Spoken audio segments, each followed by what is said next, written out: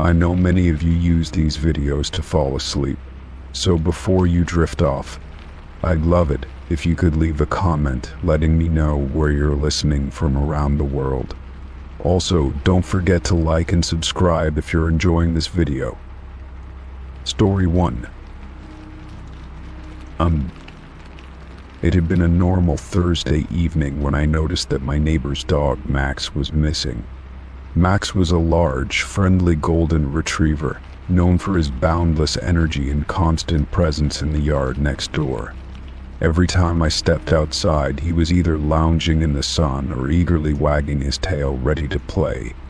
But that night, as I watered my plants, I realized that I hadn't seen him for a while. At first, I thought nothing of it. Dogs wander off sometimes, especially ones like Max who love to explore. The next morning, I was out early, enjoying the crisp morning air as I went about my usual routine of tending to my flower beds. The sun was just beginning to rise, casting a soft golden glow over everything, and for a moment, I was lost in the tranquility of the morning. But as I dug around the base of my roses to pull out some weeds, something caught my eye. A flash of metal, half buried in the soil, gleamed under the light. I knelt down to inspect it, and my stomach dropped when I realized what I was holding. It was Max's collar. I froze for a moment, unable to comprehend what I was seeing. The collar was familiar, with the worn leather strap and the small tag that had his name on it. I had seen it countless times when Max ran past my house, his fur bouncing with each step. But it was now in my hands, caked in dirt, as though it had been buried here deliberately. I looked around, but there was no sign of the dog, no sign of anyone nearby. The street was still, and my neighbor's house appeared empty. I felt a wave of unease wash over me, my thoughts racing as I turned the collar over in my hands. I didn't want to jump to conclusions, but the whole situation felt wrong. Max wasn't the type of dog to wander off and leave his collar behind. He had been wearing that collar for as long as I'd known him, and I couldn't imagine him losing it, unless something had happened to him. I stood up and walked over to the fence separating my yard from my neighbors, calling out to see if they were home, but there was no answer. I knocked on their door, hoping to find out what had happened to Max, but no one came to the door. The house was eerily quiet. I decided to wait until later that afternoon to speak to my neighbor, hoping they would return. But as the hours passed, the unease grew. I couldn't shake the feeling that something was wrong, something that I couldn't quite put my finger on. It wasn't just the collar, it was the way it had been buried in my flower bed. I had no doubt that Max had been wearing it just a day ago. So why was it in my yard now, buried in such a strange manner? I hadn't seen anything out of the ordinary, but my mind was working overtime, imagining all sorts of explanations. Finally, around noon, my neighbor returned home. I had been pacing the front yard, waiting for an opportunity to speak with them, and I quickly walked over to their house when I saw them pull into the driveway. They were surprised to see me, but seemed grateful that I had been looking out for Max. I showed them the collar, asking if they knew where he had gone. My neighbor's face went pale when they saw the collar in my hands. "That's Max's collar," they said, their voice trembling slightly. "But I haven't seen him since last night. I thought he was just sleeping in the yard." I felt my heart sink. I found it buried in my flower this morning. My neighbor's eyes widened, and they glanced nervously around, as if they were trying to make sense of what I was saying. "That's strange," they muttered. "Max never would have buried his collar. He loves that thing." We both stood there for a moment, silent and unsure of what to do next. The whole situation felt off like a bad dream that I couldn't wake up from. I could tell that my neighbor was equally unsettled by the discovery. They had lived in the house for years, and nothing like this had ever happened before. Max was a well-loved dog, and it didn't make sense for him to disappear so suddenly, especially with his collar left behind in such a peculiar way. I offered to help look for Max, and my neighbor accepted gratefully, though their face was filled with worry. We searched the area around the house, calling for him and checking the nearby woods, but there was no sign of the dog. Hours passed with no luck. The more I searched, the more unsettled I felt. I kept thinking about the collar and how it had been buried. Who would have buried it there, and why? And where was Max? That night, I couldn't sleep. I kept hearing strange noises out scratching at the windows, the rustle of leaves, and the occasional bark. But when I went outside to check, I found nothing. It was as if the world had gone completely still, as though the night itself was holding its breath. I lay in bed, staring at the ceiling, trying to calm my racing thoughts, but the feeling of dread wouldn't go away. It felt as though something dark was looming, just beyond my understanding. The next day, I was out in the yard again, hoping to find any clue that might lead to Max's whereabouts. I was carefully inspecting the flower pit where I had found his collar when something strange caught my eye. A small trail of disturbed earth led away from the spot where the collar had been buried. I knelt down, following the trail, my heart pounding in my chest. The dirt was freshly turned, as though something had recently been dragged through it. My mind raced as I traced the trail, which led to the edge of the fence between our yards. I called my neighbor again, showing them the disturbed earth in the trail. They stood there, staring at it, their face filled with confusion. "This doesn't make any sense," they said, almost to themselves. "Max wouldn't have gone this way. I've never seen anything like this before." At that moment, something deep within me felt that the situation was even darker than I had imagined. I couldn't explain why, but everything about the way Max's collar had been buried felt deliberate, like someone or something had wanted me to find it, and the trail led straight to my yard, as if to send a message. My neighbor seemed on edge too, their anxiety growing by the minute. We both stood there, staring at the ground, unsure of what to do next. As the days passed, there was still no sign of Max. My neighbor had posted flyers, talked to the local authorities, and searched the area, but it was as if he had simply vanished. No one in the neighborhood had seen or heard anything unusual, and the more time passed, the more hopeless it felt. I couldn't stop thinking about the collar and the strange way it had been buried. It felt like a message I couldn't understand, one that haunted me in my sleep and lingered in the back of my mind during the day. Max was never found, and the mystery of his disappearance remains unsolved. I still don't know who or what was responsible for the collar in my flower pit, or why it was buried there. But every time I look out into the yard, I can't shake the feeling that something or someone is still watching. The memory of that day, and the strange way the collar appeared, will stay with me forever, leaving me with a lingering unease that I can't shake. Story 2. At first, I thought it was just a coincidence. I had noticed the first note on my car window about a week ago, a simple piece of paper with neat handwriting.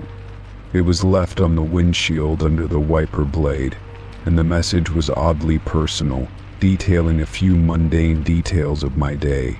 What time I left for work, what I wore, where I parked. At first, I brushed it off, thinking it might have been some kind of prank or perhaps a mistake. Maybe it was meant for someone else, or perhaps it was just an odd occurrence.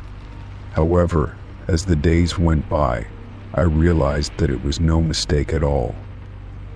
The next morning, as I approached my car, I noticed another note.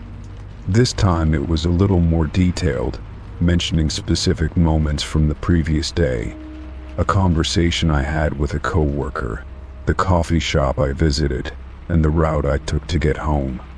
My stomach sank as I read the note, realizing that someone had been watching me, someone who was paying far too much attention to my every move. The idea that a stranger knew so much about my daily routine sent a chill down my spine. I looked around nervously, hoping to spot anyone lingering nearby, but there was no sign of anyone. The street was quiet and everything seemed ordinary, but the feeling of being watched lingered. That night, when I came home from work, I was already on edge. I kept looking over my shoulder, half expecting to see someone lurking in the shadows. I parked my car in the usual spot, trying to shake off the unease. But when I walked to my door, I saw something that made my heart skip a beat. Another note was taped to my car window. This time it was more invasive. The writer mentioned not just where I had been, but also the people I had interacted with during the day. It even included details about a brief chat I had with a stranger in the elevator. I felt sick to my stomach, realizing that this person was not only observing me from afar, but was somehow keeping track of every single thing I did. I spent the entire evening trying to figure out how they were doing it. My first thought was that someone was watching me from a distance, perhaps through a hidden camera, or spying on me from a nearby building. But the more I thought about it, the more I realized how specific the details in the notes were. Whoever was leaving them seemed to know the smallest, most insignificant parts of my life, things no casual observer could easily notice. This wasn't just a random person, it was someone who was carefully tracking my every move. My mind raced with possibilities, and each one was more unsettling than the last. The next day, I decided to take precautions. I made sure to change my routine a little, taking different routes to and from work, and parking in different spots. I even made sure to vary the times I left the house. But when I got to my car that evening, there it was again, another note, just as detailed as the others. The writer had noticed the changes I'd made. They mentioned how I had taken a different route and parked in a different spot, even commenting on the fact that I seemed to be changing things up lately. They ended the note by saying they would be watching, and they couldn't wait to see how I reacted. I was terrified. Whoever was doing this wasn't just watching from a distance, they were actively trying to get inside my head to make me feel paranoid and anxious. It felt like an invasion of privacy, but it was more than that. It felt like a violation of my very sense of security. The idea that someone could be so close to me, observing my every move, made me feel like I was living in a nightmare. I didn't know who to turn to. I thought about going to the police, but the notes, while creepy, didn't exactly constitute a crime. There was no proof that this person was causing me any harm, at least, not yet. I started to take different measures to try to shake the feeling of being watched. I checked my car for any signs of tampering, though there was nothing unusual. I made sure to park in well-lit areas, hoping that would deter anyone from getting too close.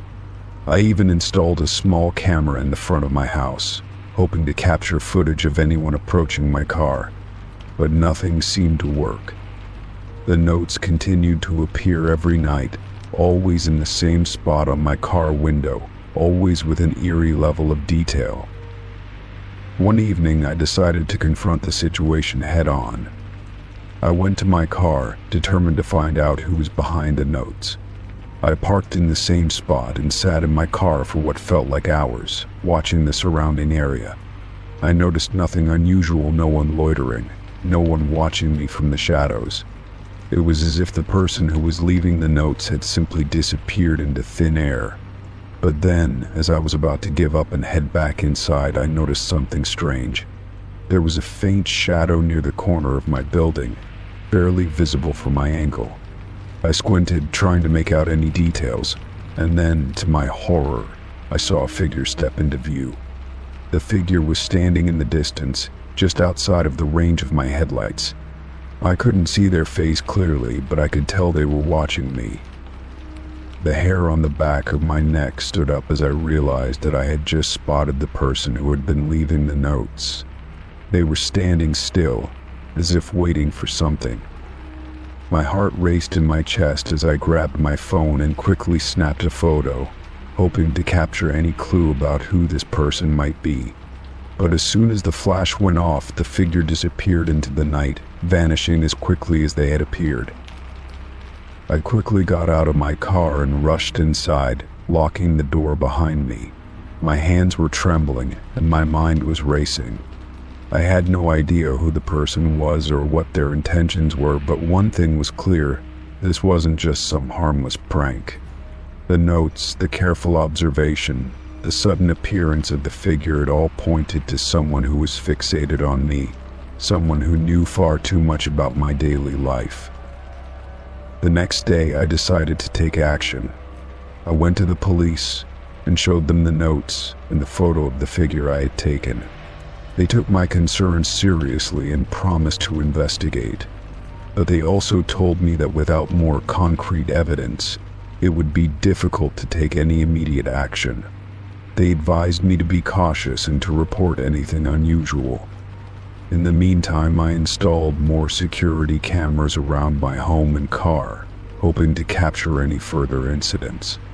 But even with all the precautions in place, the sense of dread lingered. The stranger was still out there, watching, and I couldn't shake the feeling that it was only a matter of time before things escalated further. As the days turned into weeks, the notes stopped appearing on my car window and the figure never reappeared. But the fear still gnawed at me.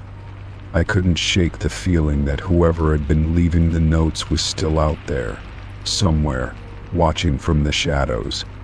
The notes had stopped, but the uncertainty remained. What did they want? Why had they been watching me so closely? And more importantly, had they truly gone, or was it just the calm before the storm? I couldn't stop looking over my shoulder, waiting for the next chapter in this unsettling encounter. Story 3. The evening had settled in quietly, the sky painted with shades of orange and pink as the sun dipped below the horizon. I had just finished dinner and was sitting by the window, enjoying the calm of the late afternoon. My house sat on a small piece of land, surrounded by dense woods on 3 sides.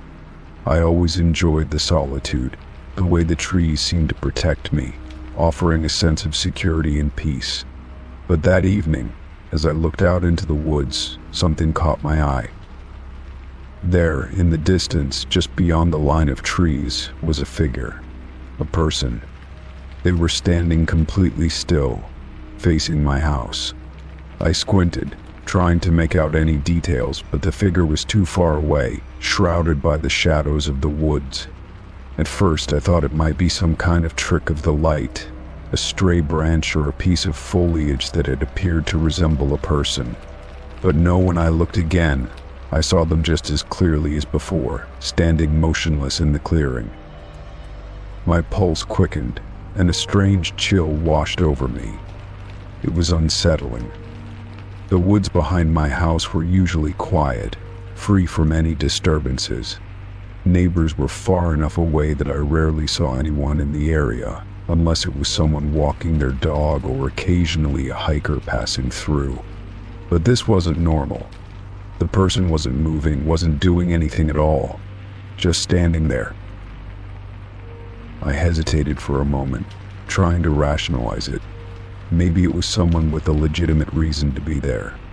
Perhaps a neighbor had wandered out into the woods for some unknown reason and had simply stopped to rest or observe something.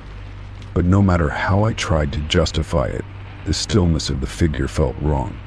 No one stood that motionless for so long, especially not in the middle of the woods at dusk. I watched them for a few minutes, trying to gather my thoughts, but the figure didn't budge. They were still standing there, unwavering. I had no idea how long they had been there before I noticed them. But now that I had, the feeling of being watched was inescapable. I couldn't tear my eyes away from them. It was like some magnetic force was keeping me fixated on the figure, the way a predator watches its prey before it strikes. The minutes stretched on, and the figure remained in the same spot, perfectly still. There was no motion, no sign of life beyond the shape of their form. I began to wonder if they were even real, if I was imagining the whole thing. But no, I could see them clearly, tall, indistinct, wearing some kind of dark clothing. I felt a growing sense of unease in my stomach, like a knot tightening with every passing second. It was then that I realized I should probably call someone, either a neighbor or even the authorities, but the idea of doing so made my chest tighten with hesitation. What would I say? How could I explain this? There was no direct threat, no indication that anything was wrong beyond the strange person standing there. And yet everything about the situation felt deeply off. I walked away from the window and moved toward the kitchen, pacing in a tight circle as I tried to think. My mind raced through every possible explanation. Could it be a lost hiker or someone who had become disoriented? Maybe someone was playing a prank on me, but if that were the case, why wouldn't they approach the house? Why stand so far away in the woods like some kind of silent sentinel? I couldn't shake the growing feeling of dread that gnawed at the edges of my mind. I had to know more. I had to see what they were doing. I crept back toward the window, cautiously peeking out to see if the figure was still there. They hadn't moved. The stillness was almost maddening. I strained my eyes, searching for any sign that they might be doing something other than standing there. But no, they were as motionless as before. I considered going outside, confronting them directly, but the thought made my skin crawl. What if they were dangerous? What if they had some sinister intent? I wasn't sure what to do, so I stayed inside, watching from behind the glass, too afraid to make a move. It felt as though the world around me had gone silent, the rustling of the trees and the chirping of birds disappearing into the background of my thoughts. Hours passed, or at least it felt that way. I kept glancing back out the window, my eyes never leaving the figure. But still they didn't move. I began to wonder if they had even noticed me watching them. The thought that they might have been aware of my every movement made me shiver. My reflection in the window looked back at me, pale and anxious, as I tried to process what was happening. Why hadn't they moved? Why were they still there? What were they waiting for? The night had fully descended now, and the only light was the soft glow from the street lamp near the edge of my driveway. The figure was barely visible in the growing darkness, but I could still make out their outline against the backdrop of the trees. They were standing in the same position, unmoving. The air outside had grown colder, and I could see my breath fogging up the window as I continued to watch. It was nearly midnight when I finally snapped. I couldn't stand it anymore. I had to know what was going on. Slowly, I grabbed my coat and headed toward the door. My hands trembled as I pulled it open, stepping out into the cool night air. I told myself I was being irrational, that I was just overthinking the whole thing. But every step I took toward the woods felt like an eternity. My heart pounded in my chest, and my footsteps sounded far too loud in the stillness of the night. As I approached the edge of the trees, I slowed down, my eyes scanning the area where the figure had been standing. But to my disbelief, they were gone. The space where they had stood was empty, the woods dark and silent once again. I felt a wave of confusion and relief wash over me, but it didn't last long. Something didn't add up. I hadn't heard the figure leave, hadn't seen them move.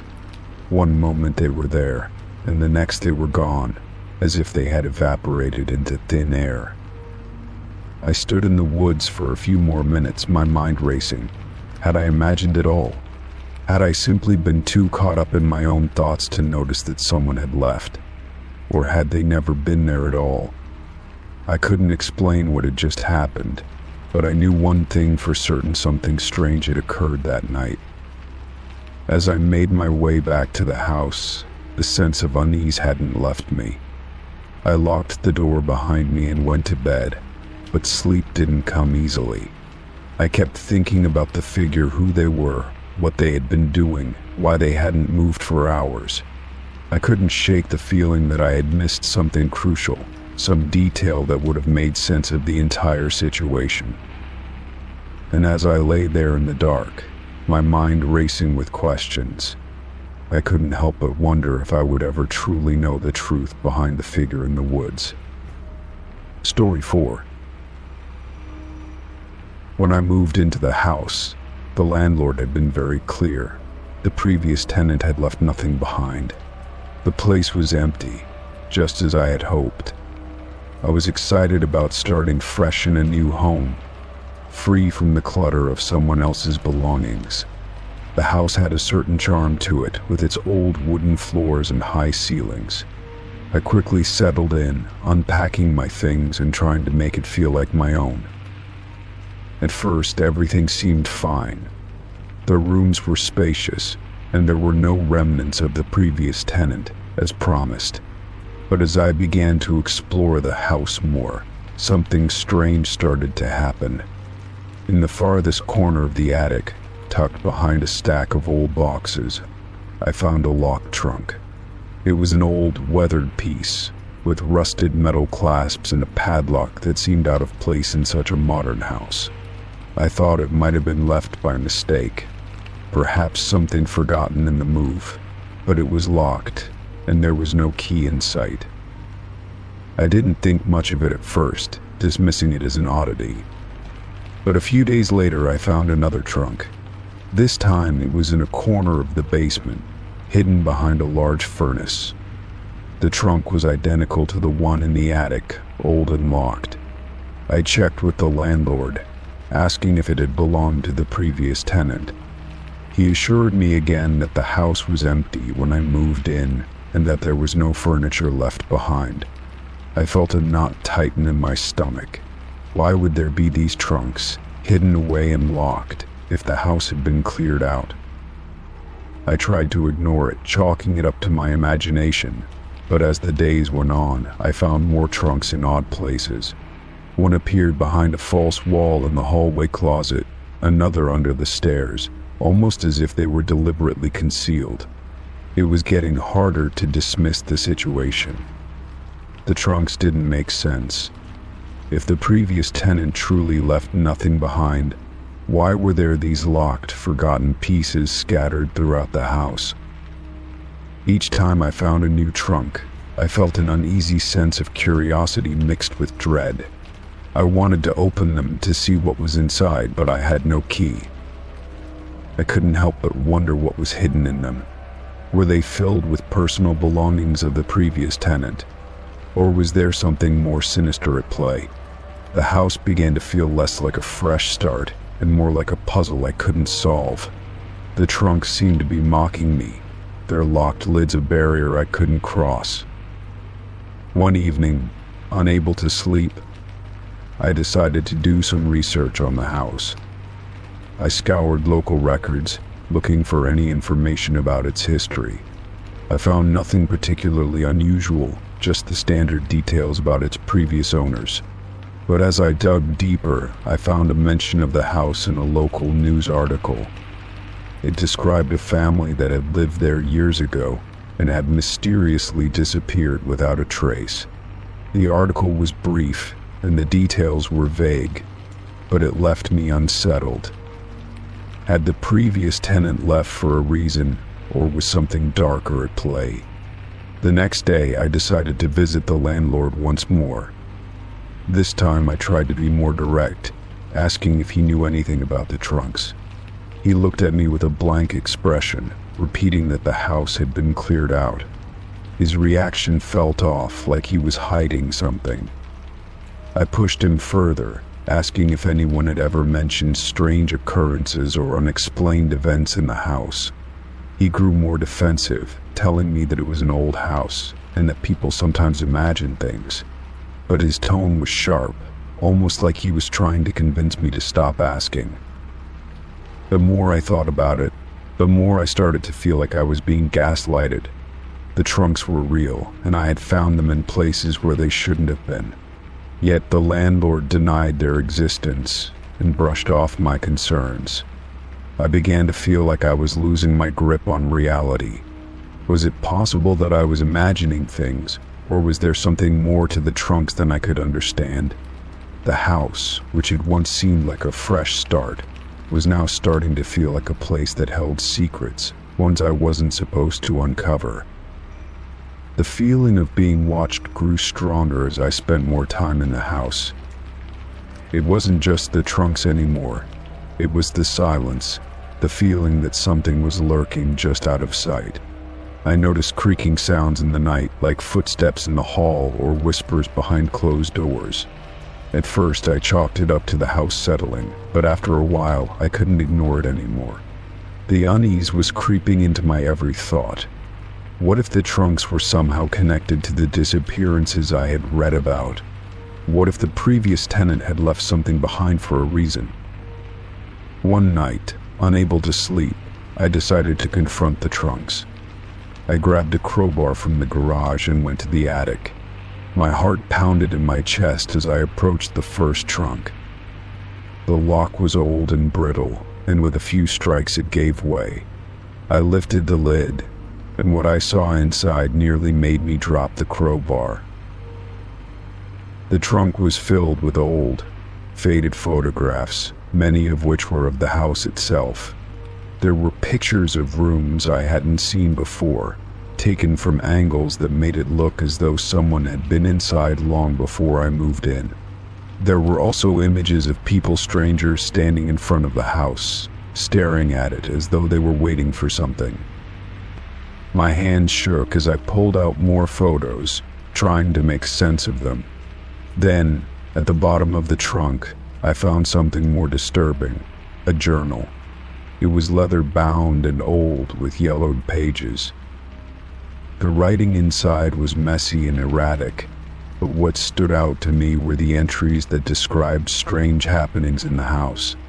The previous tenant wrote about hearing footsteps in the halls, voices whispering in the walls, and the feeling of being watched by something unseen. They described the trunks as though they were hiding something important, but they never said what. The last entry was even more chilling. I can't stay here anymore. The house is watching me. I immediately closed the trunk and bolted it shut again, my mind racing with questions. I had to know more, but the fear that gripped me was overwhelming. What had I uncovered? Was I making a mistake by staying in this house? The trunks weren't just relics of the past. They were pieces of a puzzle that I wasn't sure I wanted to solve. Yet, I couldn't ignore the growing sense of dread that told me I needed to know the truth, no matter how terrifying it might be. I spent the next few days pacing the house, unable to focus on anything but the locked trunks and the journal. The house that once felt like a new beginning now felt like a prison. I knew I couldn't leave without understanding what was really going on. But with each step I took, the sense of something lurking in the shadows grew stronger. I couldn't shake the feeling that the house was alive, watching me, waiting for me to uncover its darkest secrets. Story 5.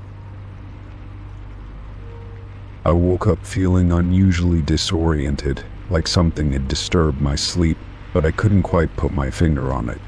The room was still dim, the early morning light creeping through the curtains, casting soft shadows across the room. I tried to shake off the lingering sense of unease, thinking maybe I had just had a weird dream or was still half asleep. But as I sat up in bed and stretched, I noticed something that made my heart skip a beat.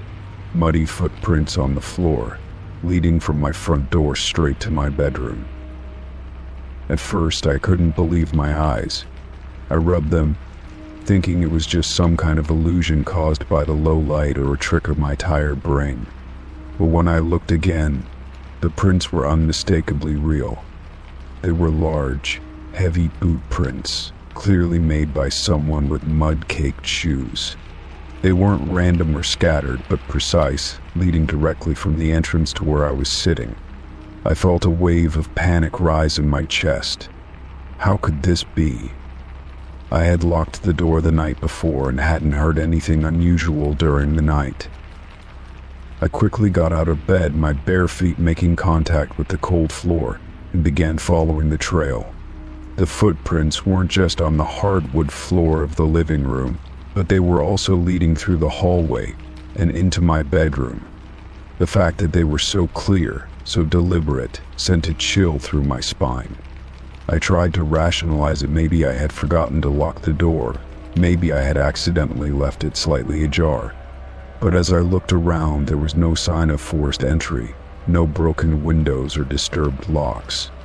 The door had been securely shut when I went to bed, so how had someone gotten inside without me hearing them? I bent down to examine the muddy prints more closely. They were distinct, as if the person had walked through wet ground before entering the house. The mud wasn't from a small spill or something I might have tracked in. It was thick and dark, like it had rained heavily overnight. But there was no rain when I had gone to bed, and the weather report hadn't mentioned any storms. As I stood there in confusion, my mind raced with possibilities. Had someone entered my home while I was asleep? Was it a burglar or someone who knew me? The more I thought about it, the more questions arose. Why had they only left muddy footprints? Why hadn't they taken anything or disturbed any of my things? The house didn't feel rummaged through, and my valuables, wallet, phone, jewelry were all still in place. It was as if the person had come in and walked around, maybe just to make their presence known before leaving without taking anything. The footprints didn't even stop at the door to the bedroom. They continued into the room, stopping just in front of my bed. I felt a knot tighten in my stomach as I looked at the muddy prints on the carpet, imagining what had happened during the night. Had someone been in my house while I slept, just inches away from me?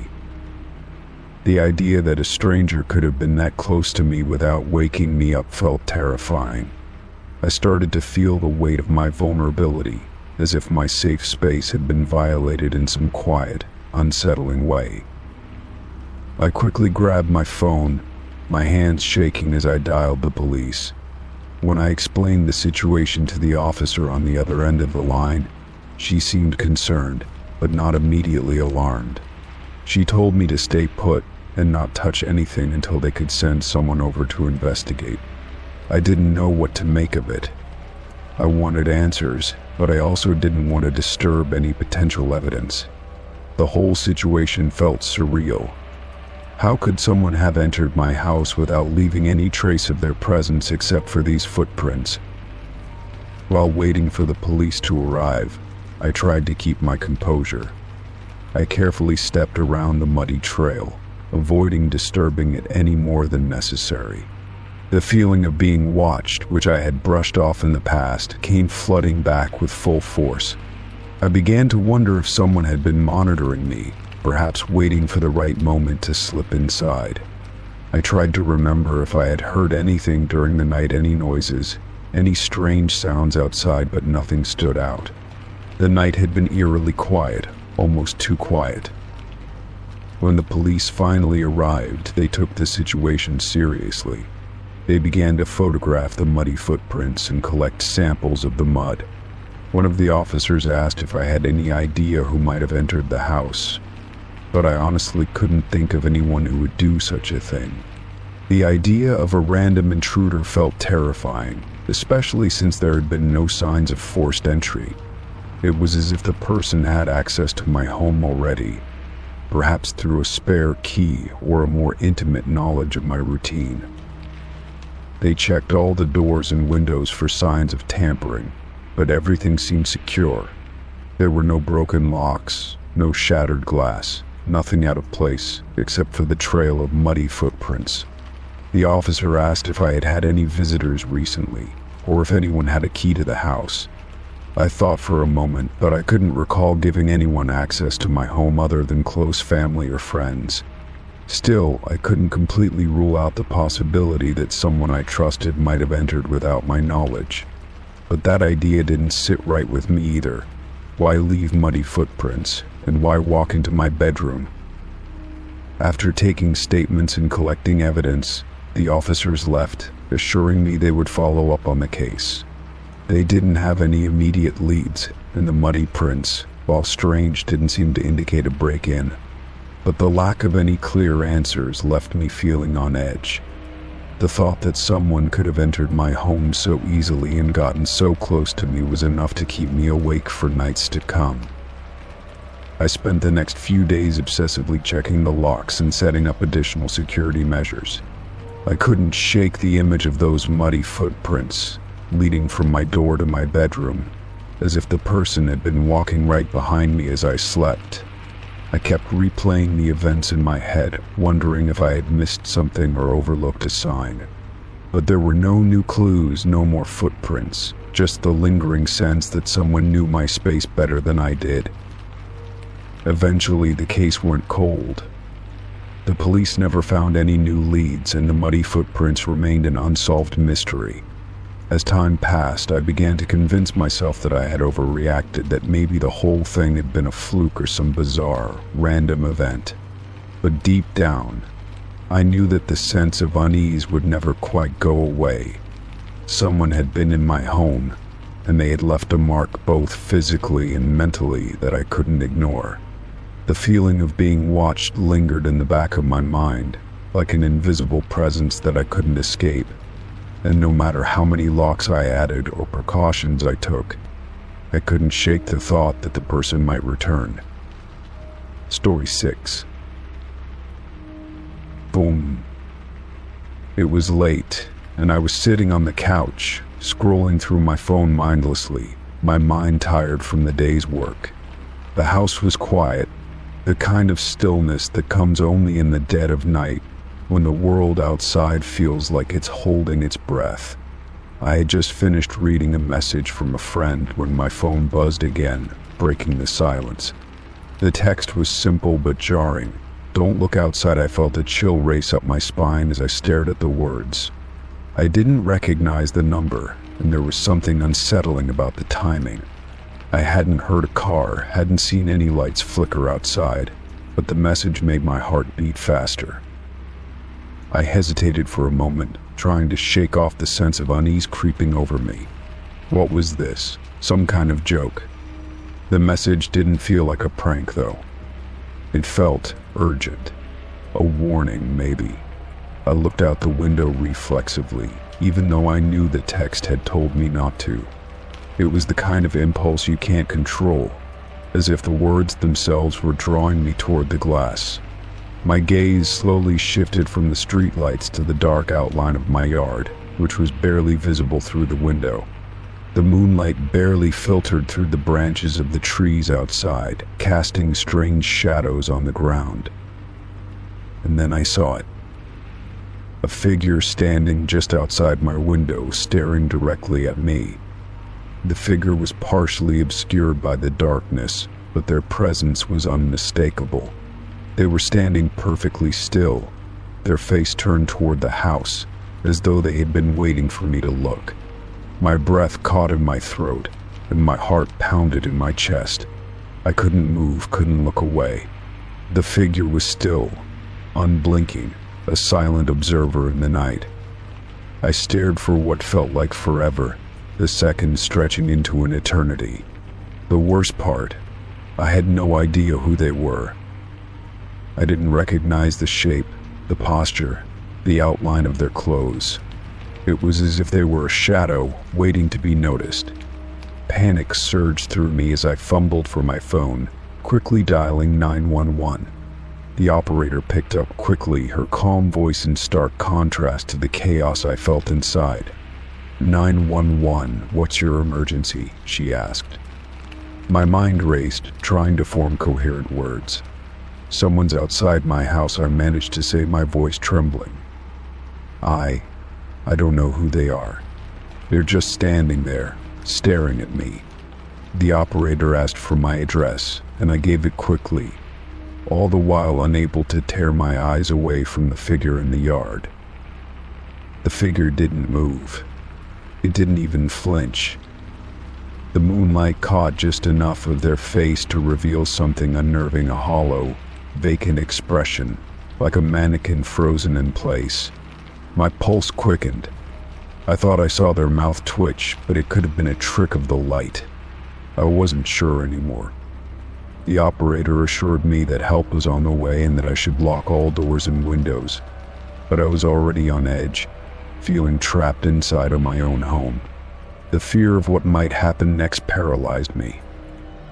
I quickly pulled the curtains shut, trying to block out the sight of the figure. But I couldn't shake the feeling that they were still out there. What if they knew I'd seen them? What if they were just waiting for me to make the next move? I moved away from the window, my hands shaking as I looked for any sign of movement from the outside. The house felt too quiet, too still, as though every sound was amplified in the emptiness. I thought I heard something like a soft tap on the glass, but when I turned, there was nothing there. Minutes felt like hours as I waited in a kind of suspended terror. My phone buzzed again, startling me. I hesitated before looking at it, my breath catching in my throat. The message was from the same unknown number. It read, "You shouldn't have looked." A cold shiver ran down my spine. My eyes darted back to the window, and for a moment I felt like I was going to collapse under the weight of the fear. What was happening? Who was doing this to me? I considered calling a friend or a family member, but I didn't want to risk drawing attention to myself. Whoever was outside had already seen me, and I wasn't sure if they would leave once they knew I'd noticed them. My mind raced with possibilities, each more terrifying than the last. Was this some kind of sick game? Or was there something more sinister at play? Suddenly there was a knock on the front door. I froze, my heart leaping in my chest. I hadn't heard anyone approach the door, and there was no way I could have missed the sound of footsteps if they had come from the street. I felt the hair on the back of my neck stand on end. Should I answer it? Could it be the police already? No, they would have called first. But what if it was the person who had been watching me, now trying to get inside?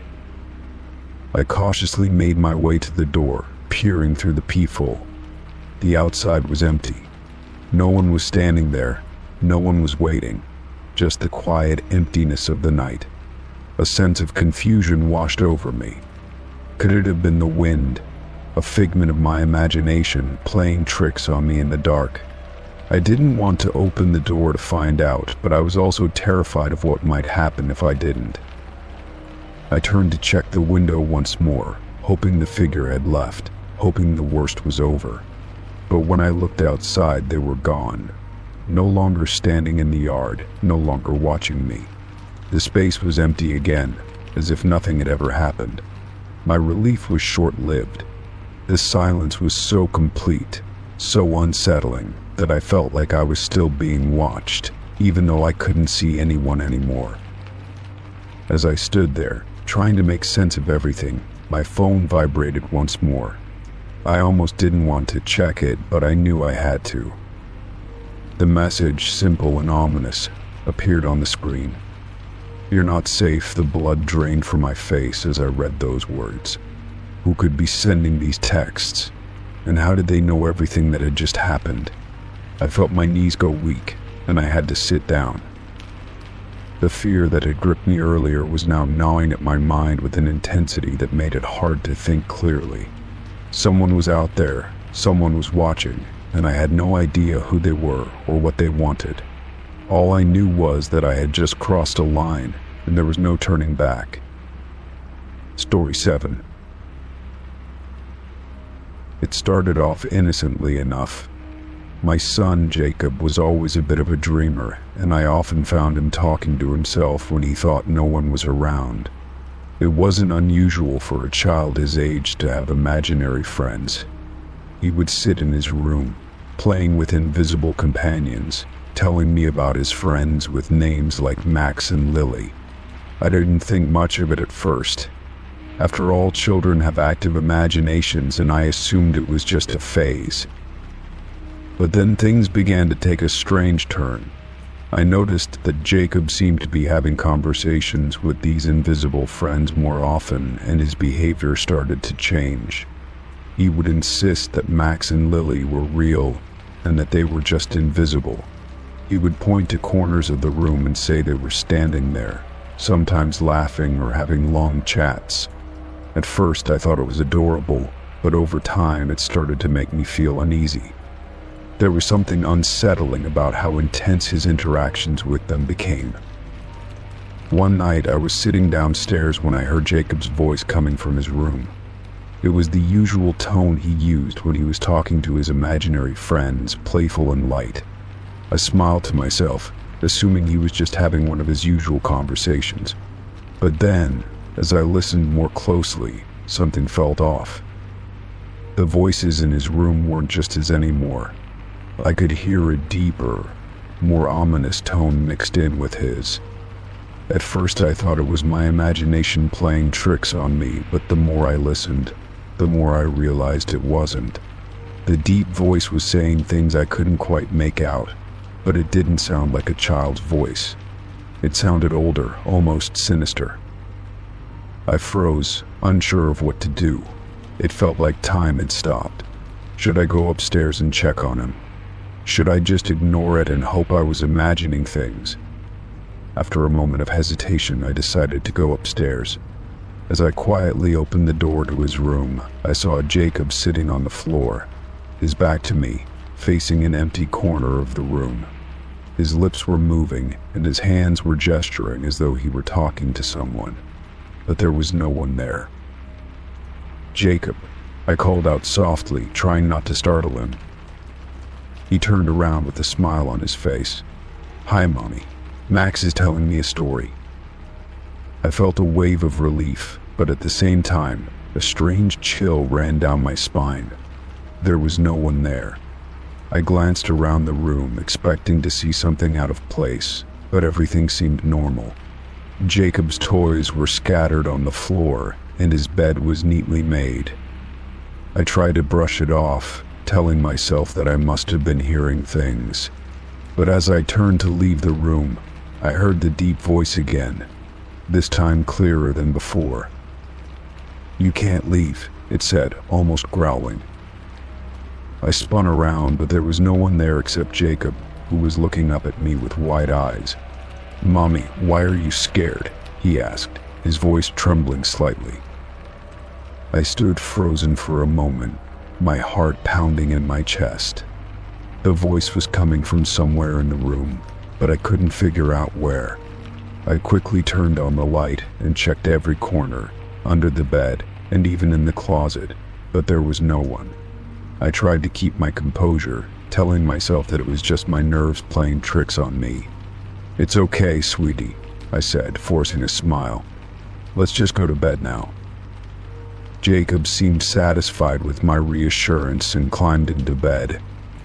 I stayed by his side, trying to calm my racing thoughts. I kissed him goodnight and sat by his bed for a while, watching him drift off to sleep. But even as he slept peacefully, I couldn't shake the feeling that something was wrong. The next few days were more of the same. Jacob continued to talk about Max and Lily, and sometimes he would mention things that didn't seem possible, like how they had been to the park with him, or how they had played hide and seek in the house. I had no idea how to respond. He wasn't a liar, but I couldn't understand what was happening. And then that night, I heard the voice again. It was louder this time, more insistent. I was sitting in the living room, reading a book, when I heard the unmistakable sound of a deep voice coming from Jacob's room. It wasn't Jacob's voice. It was something darker, almost as though it was mocking him. The voice was saying something like, "You will stay with me forever." It sent a wave of terror through my body. I ran upstairs, my heart pounding in my chest. When I reached his room, I didn't even bother knocking. I threw the door open, half expecting to find some horrifying figure standing there, but the room was empty, just like before. Jacob was asleep in his bed, his face peaceful, as though nothing was wrong. I stood there for a long moment, listening for any signs of the deep voice, but it had gone quiet. I didn't know what to make of it. I didn't want to believe that something supernatural was happening, but the more I experienced, the harder it became to dismiss.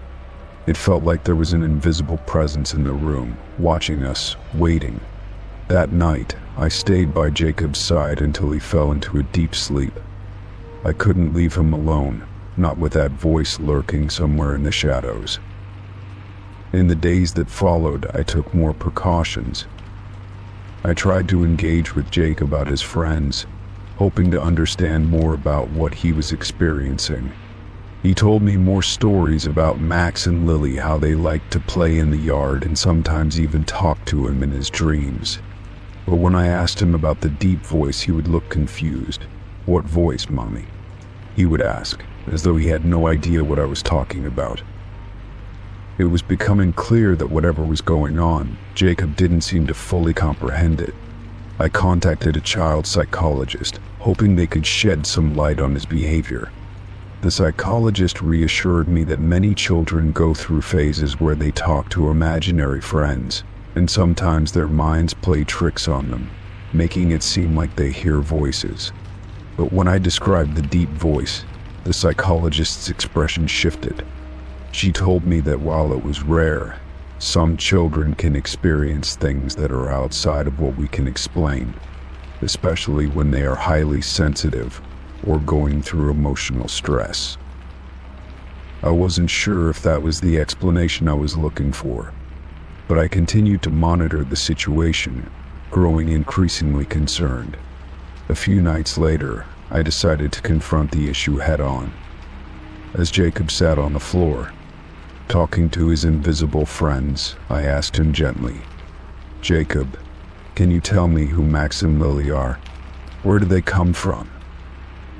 He looked up at me with those innocent eyes and said, "Max is from the forest, Mommy, and Lily comes from the stars. They don't want me to leave them. They're afraid." "Afraid of what?" I asked, my voice trembling. "They're afraid of you," he replied, his voice filled with a quiet sadness. "They don't want you to take me away." I felt a cold shiver run down my spine. Was this just an innocent child's imagination? Or was something else at work here, something far darker than I could understand? I didn't know how to protect him from something I couldn't even comprehend. All I knew was that I had to keep him safe, no matter what. And as I sat there in his room, listening to the silence, I wondered how much of this was just the mind of a child at play and how much of it was something else entirely. Story 8. It started as a simple notification. I was sitting at my desk, sipping my coffee and preparing to start the day, when I saw the email alert. The subject line caught my eye, not because it was anything unusual, but because it came from my own email address. At first I thought it was just a mistake, maybe a glitch. But when I opened it, my heart sank.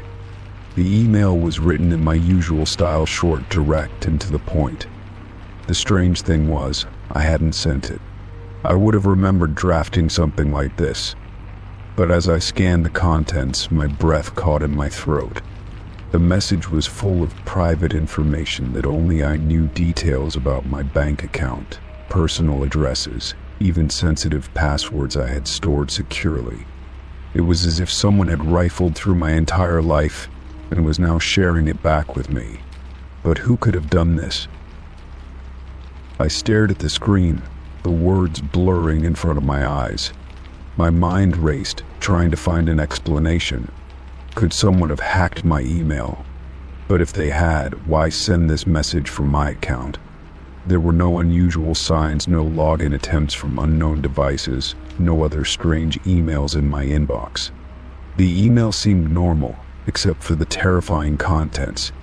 As I read further, it became clear that the message wasn't just a random string of information, it was purposeful, as if the sender was taunting me with details that shouldn't have been accessible to anyone else. I closed the email and quickly went to my account settings, changing my password immediately. But the fear didn't subside. What if they had more? What if they could still access my personal data despite the change? I checked my devices, ensuring there were no unauthorized logins or any unusual activity, but everything seemed in order. Yet the email remained haunting me with its chilling message. The more I thought about it, the more paranoid I became. What did the sender want? What was their goal in sending me this intimate, unsettling information? Were they trying to manipulate me or simply scare me into revealing more? I couldn't help but feel like I was being watched, like my every move was being tracked, even if I had no evidence to back it up. To try to calm myself, I thought it might help to talk to someone about it. I reached out to a friend, explaining the bizarre situation and showing them the email. They listened, but when I showed them the contents, their face fell. "This is bad," they said, their voice grave. "You need to report this to the authorities." I didn't want to believe it. Maybe it was just a coincidence, I told myself. Maybe someone was playing a cruel prank. But deep down, I knew that wasn't the case. The information in that email wasn't something anyone could guess. It was too specific, too intimate. And it wasn't just one or two facts, it was a carefully curated list of details that made my skin crawl. I spent the next few hours combing through my accounts, checking my emails for any signs of phishing attempts or suspicious activity. There was nothing that stood out, no sign that my accounts had been compromised, no emails that looked out of place. Yet the feeling of violation lingered. I couldn't shake the image of the email sitting there in my inbox, waiting for me to make a mistake, to fall for whatever trap had been laid out for me. I reported the incident to my email provider, hoping they could provide some insight or at least confirm if there had been any unauthorized access to my account. They assured me they would investigate, but the sense of helplessness continued to gnaw at me. How could I be sure I was safe? How could I prevent something like this from happening again? The next day I received another email. This time it was much shorter but still sent from my account. It simply said, "I know where you've been." My heart skipped a beat. How could they know that? Had they somehow been tracking me? I hadn't mentioned any of my plans or whereabouts to anyone except close friends. The implications were disturbing, and I felt the walls closing in around me. I immediately turned off location services on all my devices and began to take extra precautions. I reviewed my social media profiles to ensure nothing was inadvertently giving away too much. But the more I scrutinized my actions, the more paranoid I became. Was this just the beginning? What if they were watching me in real time? This sense of vulnerability was overwhelming, and no matter what steps I took, I couldn't seem to shake the feeling that someone was always one step ahead of me. I thought about going to the police, but I wasn't sure if I had enough evidence to warrant a report. What could I even say? I received an email from my own account, full of personal information. It seemed ridiculous, and I feared they wouldn't take it seriously. At the same time, I couldn't ignore the unease that had settled in my stomach. If someone was watching me, if they had access to my private information, I needed to take action. The emails continued for days, each one more cryptic and unsettling than the last. They taunted me with pieces of information I had never shared with anyone, like secret conversations I'd had with family members or private details I'd only ever written in my personal journals. Whoever was sending them seemed to know things no one could guess. I grew more isolated, cutting off contact with anyone who didn't need to know about the situation. I even started avoiding my own devices, afraid that my every move was being tracked.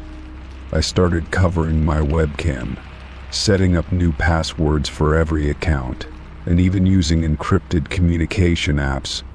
But it all felt like a futile attempt to regain control. One night, after I received yet another chilling email, I decided to confront it head-on. I replied to the message, hoping it would make them stop, or at the very least, shed some light on who they were. I asked them directly, "Who are you, and what do you want from me?" But there was no response. Instead, a new email came in an hour later, this time from a different email address, but still containing private information that wasn't just unsettling but utterly personal. This email contained the details of a private conversation I had with a therapist months ago, something I had shared only in the strictest confidence. That was when I realized the true gravity of the situation. Someone wasn't just hacking my accounts, they were somehow gaining access to parts of my life I had kept hidden from even those closest to me. The fear of invasion, of being watched, of having every piece of my life stripped away from me consumed me.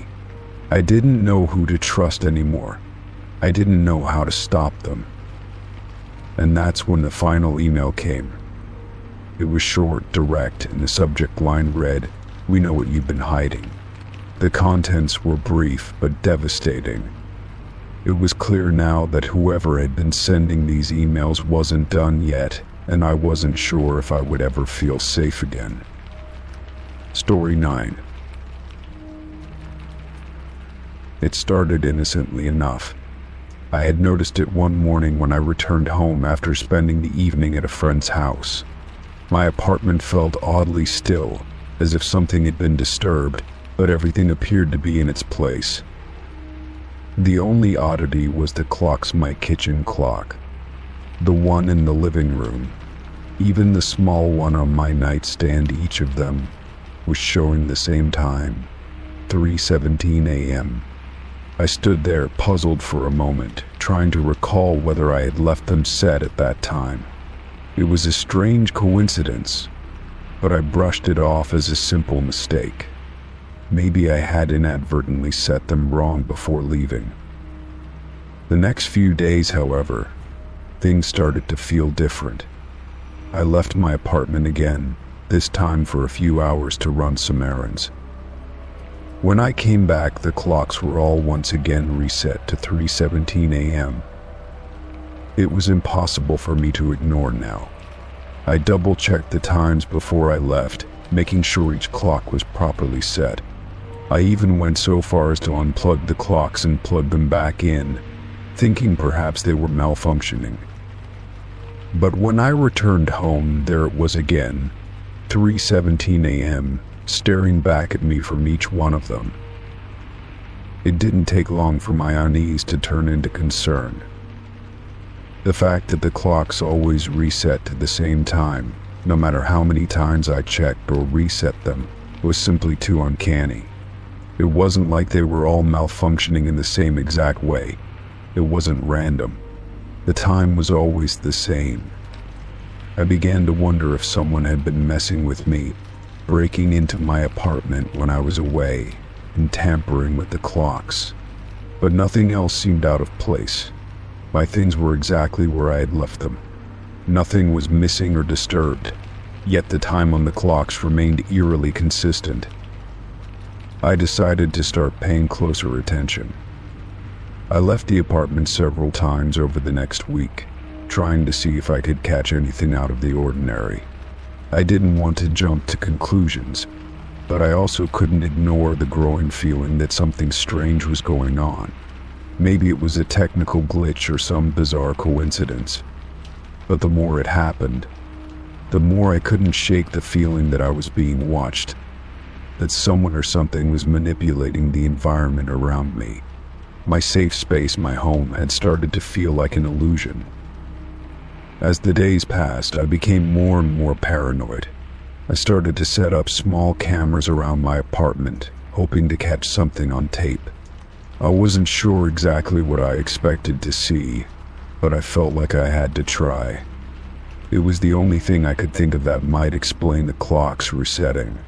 Perhaps there was someone coming into my apartment when I wasn't home. Maybe it was a neighbor, or worse, someone who had access to the building in a way I didn't know. I had to know for sure. After several days of recording, I reviewed the footage.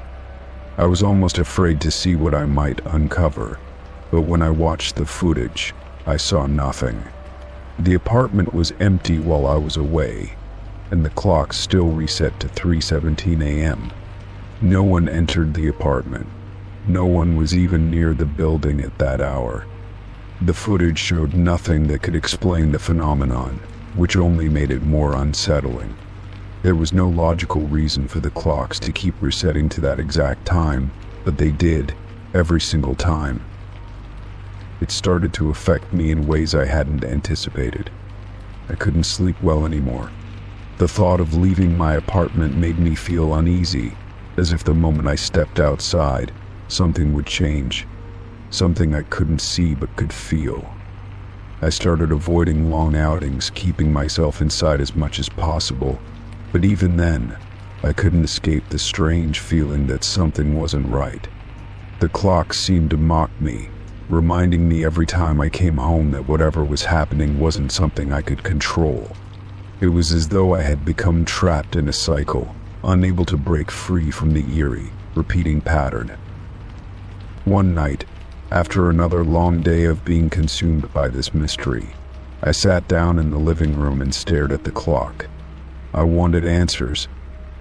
I wanted to understand what was happening, but no matter how much I racked my brain, I couldn't come up with a reasonable explanation. The clock's resetting to 3:17 a.m. didn't make any sense. I thought back to when it all started, and realized that I hadn't noticed anything unusual in the apartment before it began. What had changed? Was there something I was missing? Was missing the building? Was it something to do with the energy or wiring in the walls? Maybe I had overlooked something obvious. I went back to the building management office the next day to inquire about any potential issues with the building's wiring or electrical systems. The manager assured me that there were no known issues, no repairs being made, and no complaints about malfunctioning devices or electrical problems.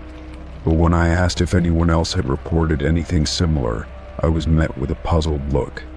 No one had. It was just me experiencing this strange anomaly in isolation. I couldn't help but feel more and more isolated as I tried to explain the situation to people around me. No one seemed to take it seriously, and I began to question my own sanity. Maybe I was imagining it all, but deep down I knew I wasn't. I began researching online, looking for anyone else who might have experienced something similar.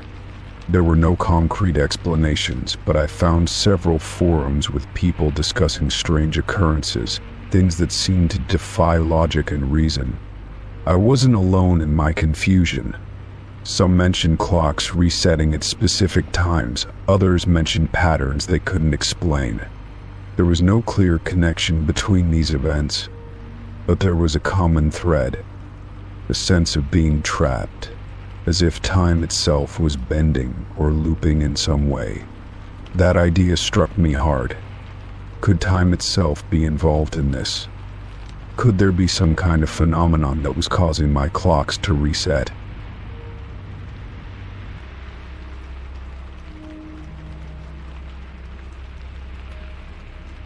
As I dug deeper into these theories, I found accounts of strange occurrences tied to specific numbers or times.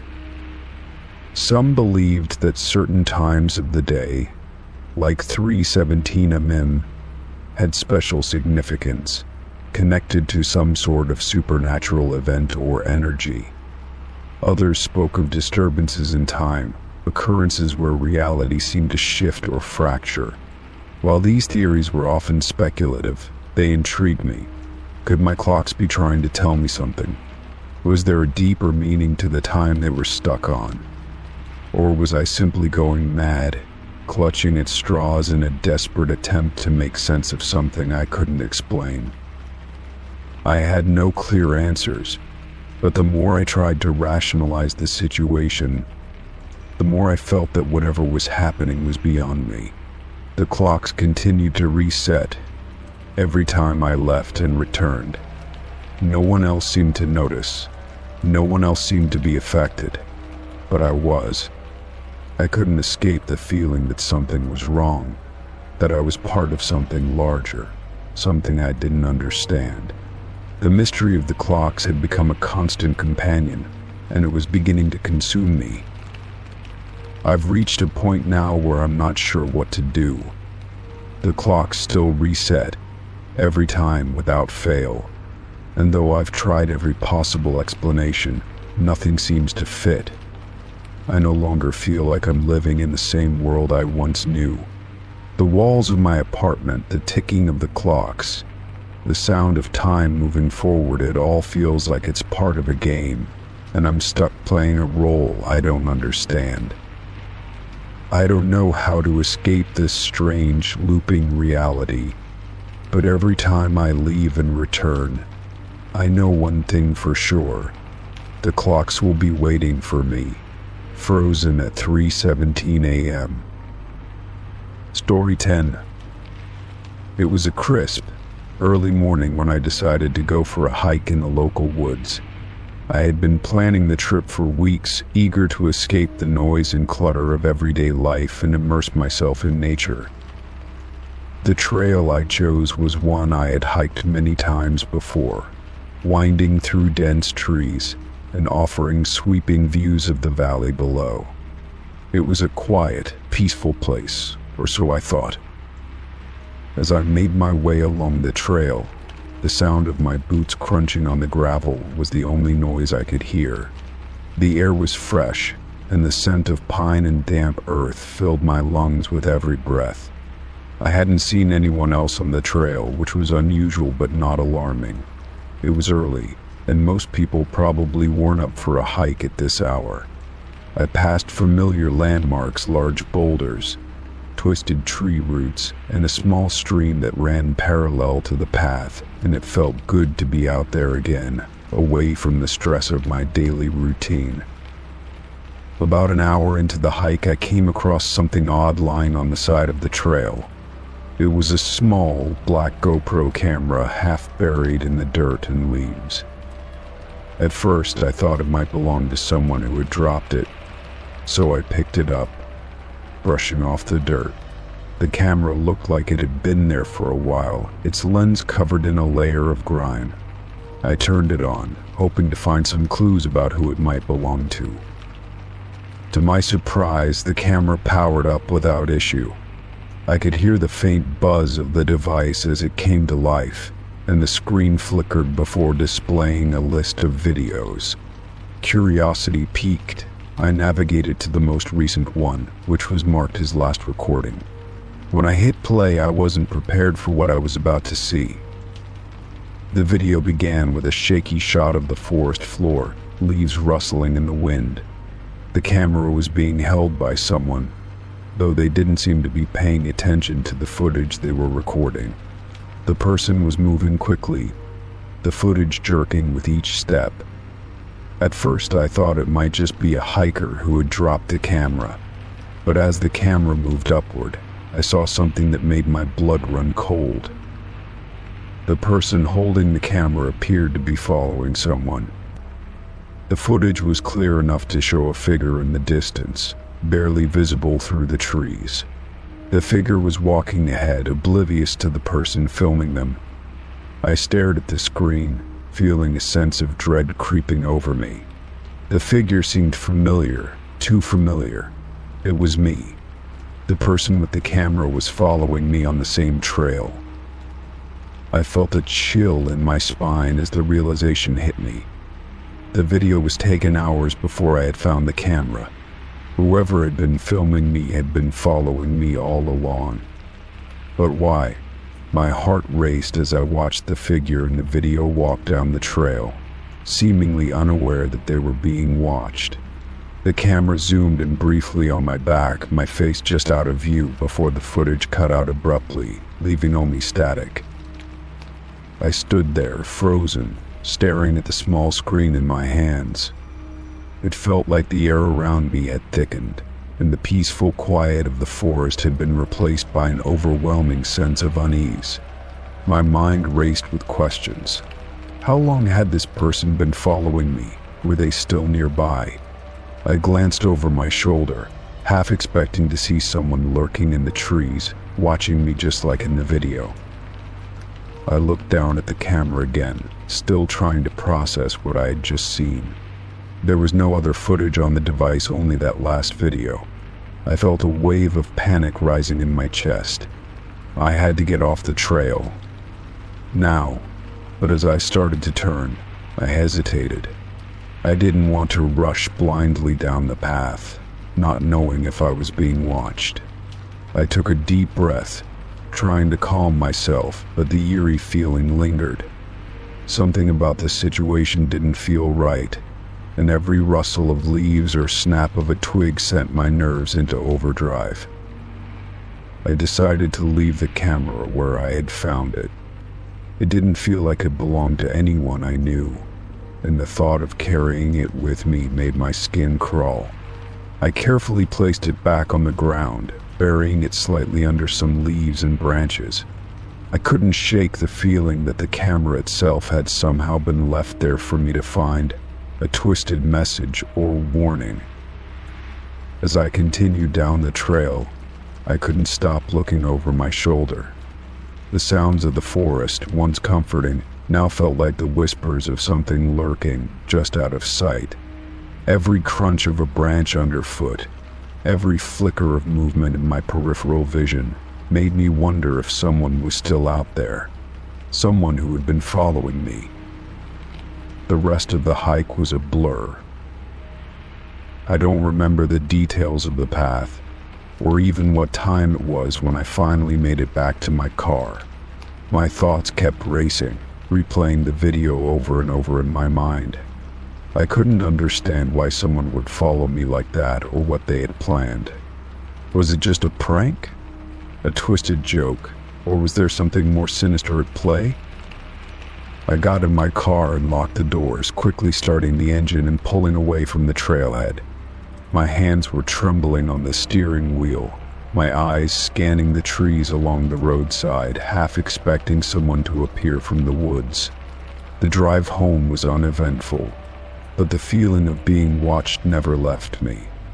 I kept checking my rearview mirror, convinced that I wasn't alone, that someone was still following me, even if I couldn't see them.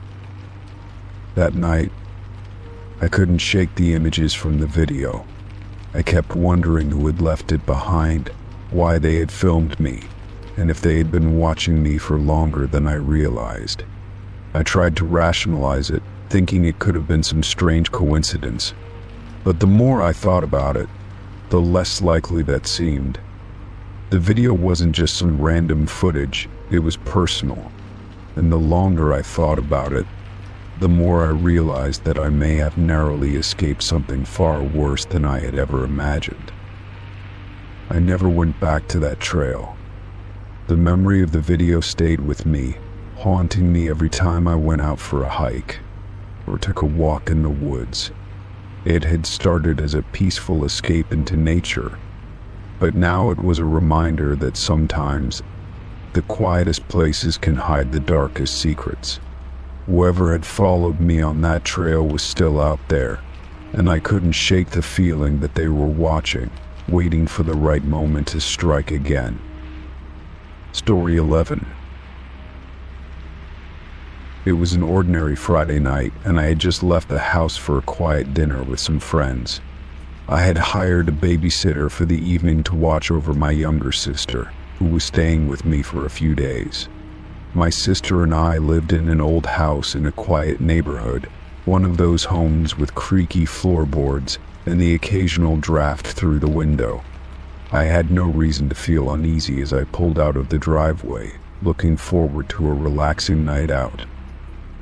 The evening went smoothly at first. I had a good time with my friends, and the conversation flowed easily. It wasn't until around 9:30 p.m. that I received an unexpected call. My phone buzzed in my pocket, and I glanced at the screen to see the babysitter's name flashing. It was strange for her to call so soon. I figured she was just checking in, maybe updating me on how things were going with my sister. But when I answered the call, her voice was trembling, panicked. "I don't know what's happening," she said in a whisper, clearly trying to stay calm. "I think someone's upstairs." I felt my stomach drop. I paused, unsure of what to say. "What do you mean?" Is everything okay?" The babysitter's voice wavered. "I'm in the living room, but I can hear footsteps, heavy ones, coming from upstairs. I thought maybe it was your sister, but she's with me right here. She's watching TV and I'm in the kitchen. I don't know what to do. I'm really scared." My heart skipped a beat. The house was old, yes, but it had always felt safe. I had lived there for years, and I had never had any reason to believe there was anything to fear. But hearing the babysitter's terrified voice made me second-guess everything. I tried to calm her down, telling her that I was on my way back, but the more I heard her voice, the more I began to feel a deep sense of dread. "Please, just stay in the living room with my sister," I told her, trying to keep my voice steady. "I'll be home in 10 minutes. Everything will be fine. Just stay put." But the babysitter wasn't reassured.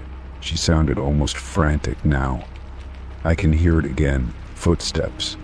They're getting closer, like someone's walking down the hall. I don't know what to do. I'm freaking out. Please hurry. I slammed the phone down, not even bothering to say goodbye. I rushed to my car and sped back to the house, my mind racing with a million thoughts. Who could possibly be in the house? The front door was locked when I left, and I had checked all the windows before heading out. Could it be an intruder? Someone who had broken in after I left? By the time I got home, I could feel my pulse pounding in my ears.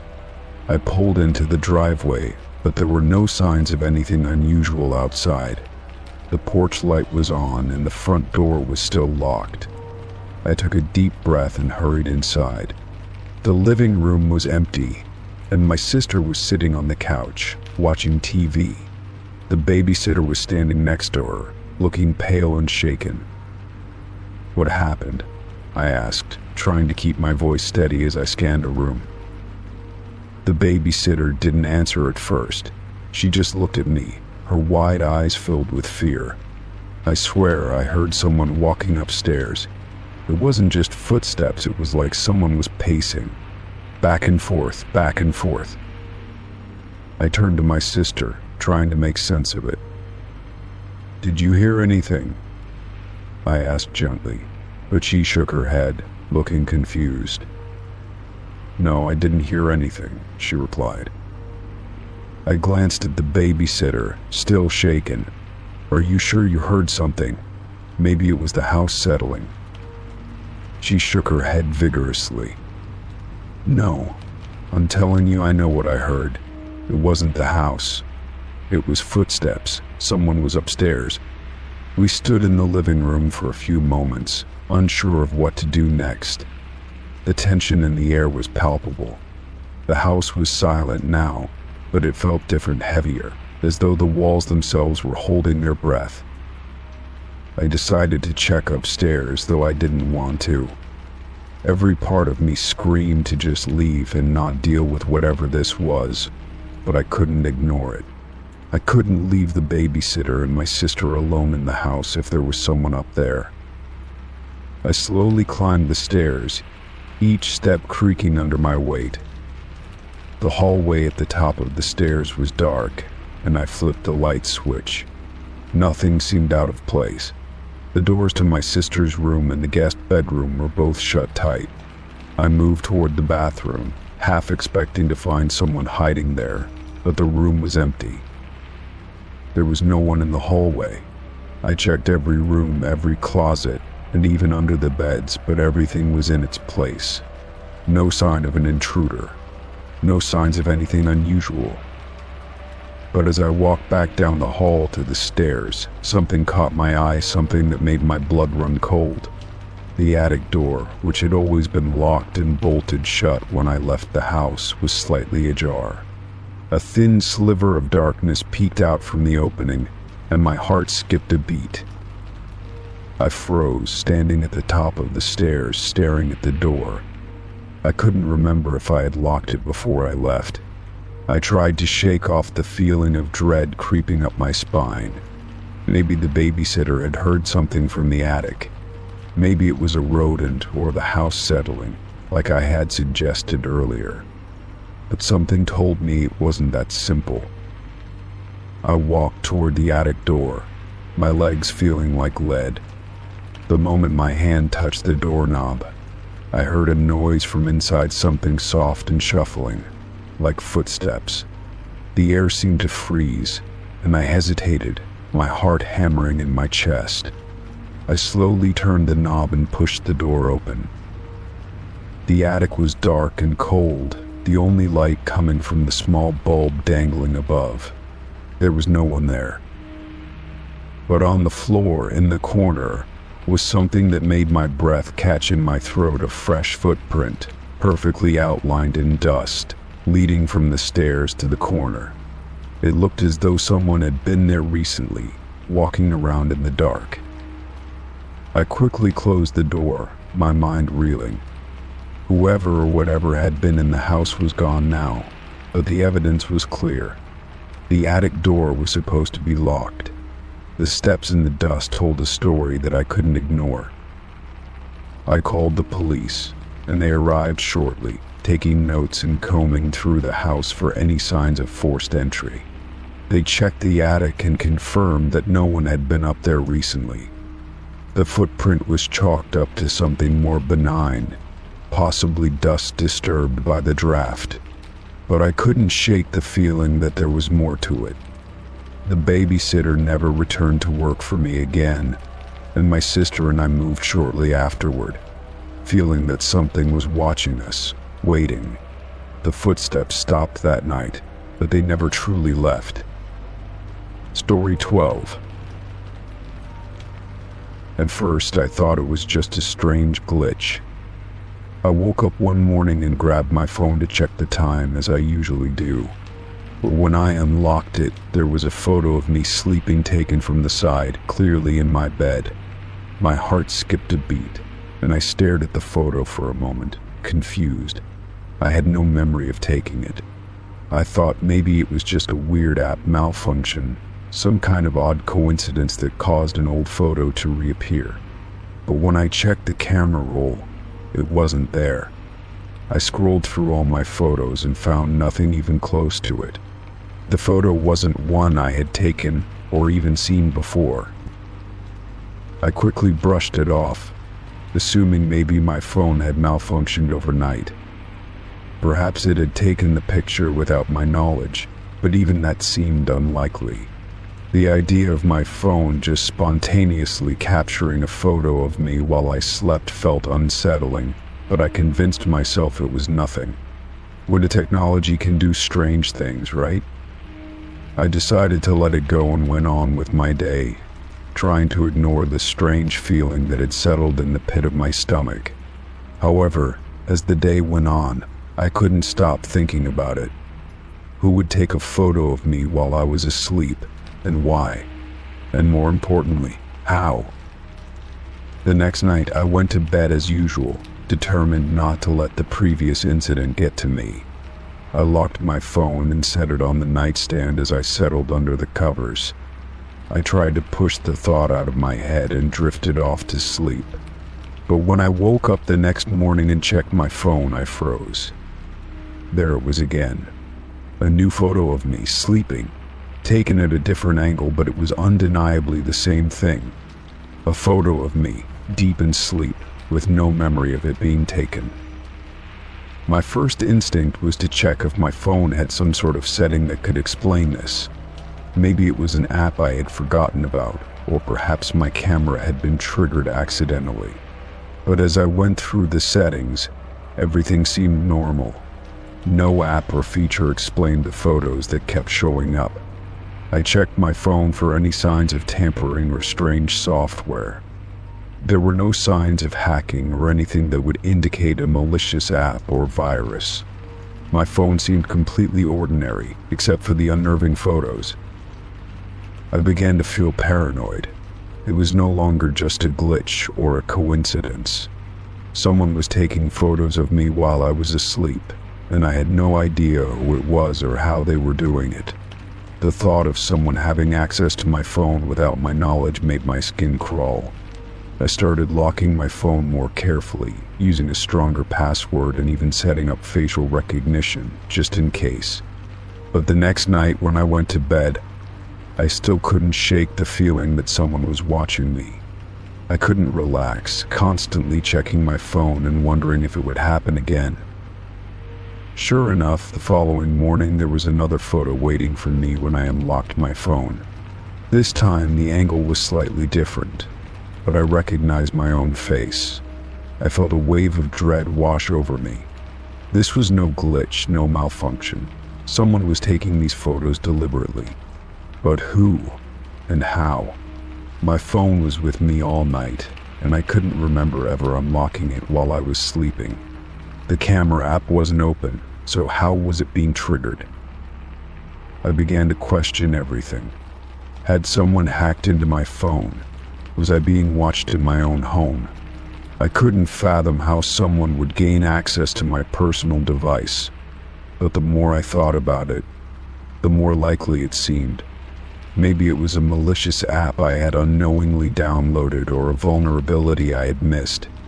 The idea that someone could have control over my phone, silently taking pictures of me in my most vulnerable moments, was terrifying. I started going through all the apps on my phone, one by one, searching for anything suspicious or unusual. I even contacted my phone carrier, asking if there were any signs of unauthorized access or activity, but they found nothing. Everything seemed normal. I couldn't stop myself from obsessing over it. I started sleeping with my phone far away from me, but when I woke up the next morning, the photo was still there. No matter where I placed my phone, the photos kept appearing. It was as though someone had a way of accessing it remotely, taking pictures while I slept. I tried everything, resetting my phone, uninstalling every app I didn't recognize, and even running several security scans. But no matter what I did, the photos continued to show up. Each morning I would open my phone to find yet another image of me sleeping, with no explanation as to how it got there. One evening, after a particularly unsettling photo appeared, I decided to take a drastic step. I installed a security camera in my bedroom, hoping to capture anything unusual while I slept. I figured that if someone was sneaking in to take these photos, I would have some visual evidence. It was a long shot, but I needed to know what was happening. I set the camera up in a corner of the room, ensuring it had a clear view of my bed. That night I made sure everything was locked and secure. I placed my phone on the nightstand facing down and went to sleep. The next morning I woke up with a sense of dread, knowing that the photo would be waiting for me. Sure enough, as I unlocked my phone, there was another picture of me sleeping. But this time I wasn't just dealing with the photo on my phone. I had the footage from the security camera to check. I was eager, yet terrified, to see what it would reveal. When I reviewed the footage, I was horrified. The camera captured nothing unusual for most of the night. But around 3 a.m. I saw something that made my blood run cold. In the footage, my phone seemed to light up on its own. I hadn't touched it, and yet it was as if it had been unlocked by an unseen hand. The camera didn't capture anyone in the room with me, but I could clearly see the screen of my phone light up and the camera app opening by itself. The phone sat on the nightstand, seemingly unaffected by my presence, until a faint clicking sound was heard like the sound of a camera shutter. It happened several times throughout the night, each time accompanied by a soft glow as the phone's screen flickered. I watched the footage over and over, trying to make sense of it, but there was no explanation for what I was seeing. No one had entered my room. No one was physically there to take the photos, but somehow it was as if the phone was being controlled remotely. The unsettling truth hit me like a punch in the gut. Someone had found a way to take control of my phone, even while I was asleep, and there was nothing I could do to stop it. I immediately deleted all my photos and videos, hoping that might help, but the next morning, when I checked my phone again, the photo was still there. The cycle continued, and I couldn't escape the feeling that I was being monitored, watched in my most private moments. I couldn't tell anyone about it. They would think I was crazy. But the photos kept appearing, and nothing I did seemed to stop it. The more I tried to fix the issue, the more hopeless it felt. I felt trapped in my own life, constantly aware that someone was watching me, and there was no way to stop it. Story 13. At first, I thought it was just a quirky habit, something that would eventually change as my new cat settled into her new home. When I adopted her, I was filled with excitement, imagining the purrs, the cuddles, and the companionship that would fill the quiet corners of my apartment. Her name was Luna, a soft gray tabby with wide, curious eyes that seemed to take in every detail of her new environment. She was shy at first, staying in the shadows and watching me from afar, but over time she grew more comfortable, or so I thought. The first night she spent here, everything seemed normal. I fed her before bed, placed the food bowl in the usual spot, and went to sleep with the comforting thought of a new pet in the house. But when I woke up the next morning, something was off. The food bowl was still full, untouched, as if Luna hadn't eaten at all. I thought maybe she was just adjusting, maybe she wasn't hungry after the move. But as the days passed, the pattern remained the same. Each morning I would wake up, make my way to the kitchen, and find the same thing, the bowl full, the food fresh, and the cat nowhere to be seen. I began to wonder if I was doing something wrong, if maybe the food wasn't to her liking or if she was sick. But Luna seemed healthy, her coat shiny and her eyes alert. She would still play with me, chase after her toys, and explore the apartment. But the food remained untouched. It wasn't just the food that was strange, it was also the doors. Every night before bed, I would check the locks, making sure they were secure, knowing I was safe in my own space. I lived alone, so there was no one else to worry about. But every morning, when I woke up, the doors were still locked from the inside, as they had been the night before. There was no sign of anyone entering or leaving the apartment. It was as if no one had come or gone, except for me and Luna. At first, I thought I might be imagining things. Maybe I wasn't locking the doors properly, or I had overlooked something. But as the days passed, it became clear that something strange was going on. I started to check everything more carefully before I went to bed, making sure the windows were shut, the locks were engaged, and there were no signs of anyone tampering with anything. And yet, every morning, the situation was the same. The doors were locked, and the food bowl was full. I decided to put it to the test. One night, I deliberately left the door slightly ajar, just enough so I could tell if someone had entered.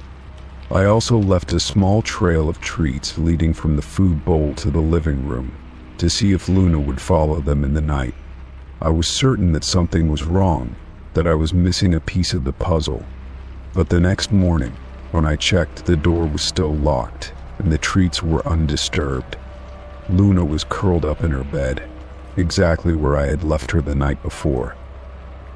It didn't make any sense. There was no logical explanation for why the food bowl remained untouched or why the doors stayed locked. I was starting to feel paranoid, as if I were living in some kind of strange loop where nothing changed and everything remained the same, no matter what I did. I started staying up later, watching the cat and trying to catch her in the act of eating or doing something unusual, but every time I fell asleep before I could witness anything. Then, one night I heard a faint sound from the kitchen, something that broke the silence of the night.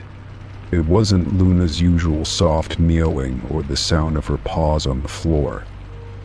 It was a quiet scraping noise, like something small was moving. My heart raced, and I stood still for a moment, listening. I got up cautiously, holding my breath, and crept toward the kitchen.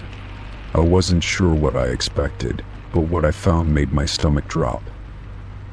Luna was standing in front of the food bowl, just staring at it, her body rigid and unmoving. She wasn't eating. She wasn't even looking at me. She was just waiting. I didn't know how long she had been there, but her eyes were wide and unblinking. I called her name softly, but she didn't respond. She remained in the same position, as if frozen in time. I reached down to pet her, but she didn't flinch. She didn't seem to notice me at all. It was as if she were in some kind of trance. I backed away slowly, feeling a sense of dread that I couldn't shake. The cat had always been skittish, but this was different. Something was off, and I couldn't figure out what. I watched her for a few more minutes, trying to make sense of the scene. Finally, after what felt like an eternity, Luna turned her head, blinked, and then walked away as if nothing had happened. She sauntered back to her bed, curling up with a contented sigh, as if she hadn't just been standing in front of the food bowl for who knows how long. I couldn't sleep that night. I sat on the couch staring at Luna, waiting for her to do anything that might explain the strange events. But she did nothing. She simply slept, her chest rising and falling with each breath. I thought about the locked doors, the untouched food, and the eerie stillness that seemed to follow her. Was she acting strange? Or was I? I wasn't sure anymore. The next morning I did what I should have done from the beginning. I called the vet. I explained the situation, how Luna wasn't eating, how she seemed to be acting odd, how the food bowl remained untouched every morning. The receptionist was sympathetic and suggested I bring Luna in for an examination just to be safe. Maybe there was something wrong with her, something that wasn't immediately obvious. I agreed, setting up an appointment for the following day. When I arrived at the vet's office, I expected them to tell me that Luna was just adjusting to her new home, that she was fine, and that I was overreacting. But as soon as the vet examined her, he looked at me with a strange expression. "Has she been acting unusually?" he asked, his tone serious. I nodded, explaining everything, the untouched food, the locked doors, and the strange way she would stand motionless by the food bowl at night. The vet seemed troubled, and after a few moments, he said, "I've never encountered anything like this before, but we'll run some tests, just to rule out anything physical." He took Luna to the back for further examination, and I sat in the waiting room, feeling a growing sense of unease. The vet called me back in after what felt like hours. "We found nothing physically wrong with her," he said, his voice calm but firm. "Luna is perfectly healthy." But he hesitated. "There is something strange about her behavior. I would suggest keeping a close eye on her for now. It might be related to stress, or maybe it's just a phase." I left the clinic feeling even more confused. Luna was healthy, but her behavior was growing more and more disturbing. The doors were still locking themselves every night, and the food was still untouched each morning. I couldn't shake the feeling that something was wrong, but I couldn't put my finger on what it was. That night, I decided to try something different. I stayed up all night, watching Luna closely.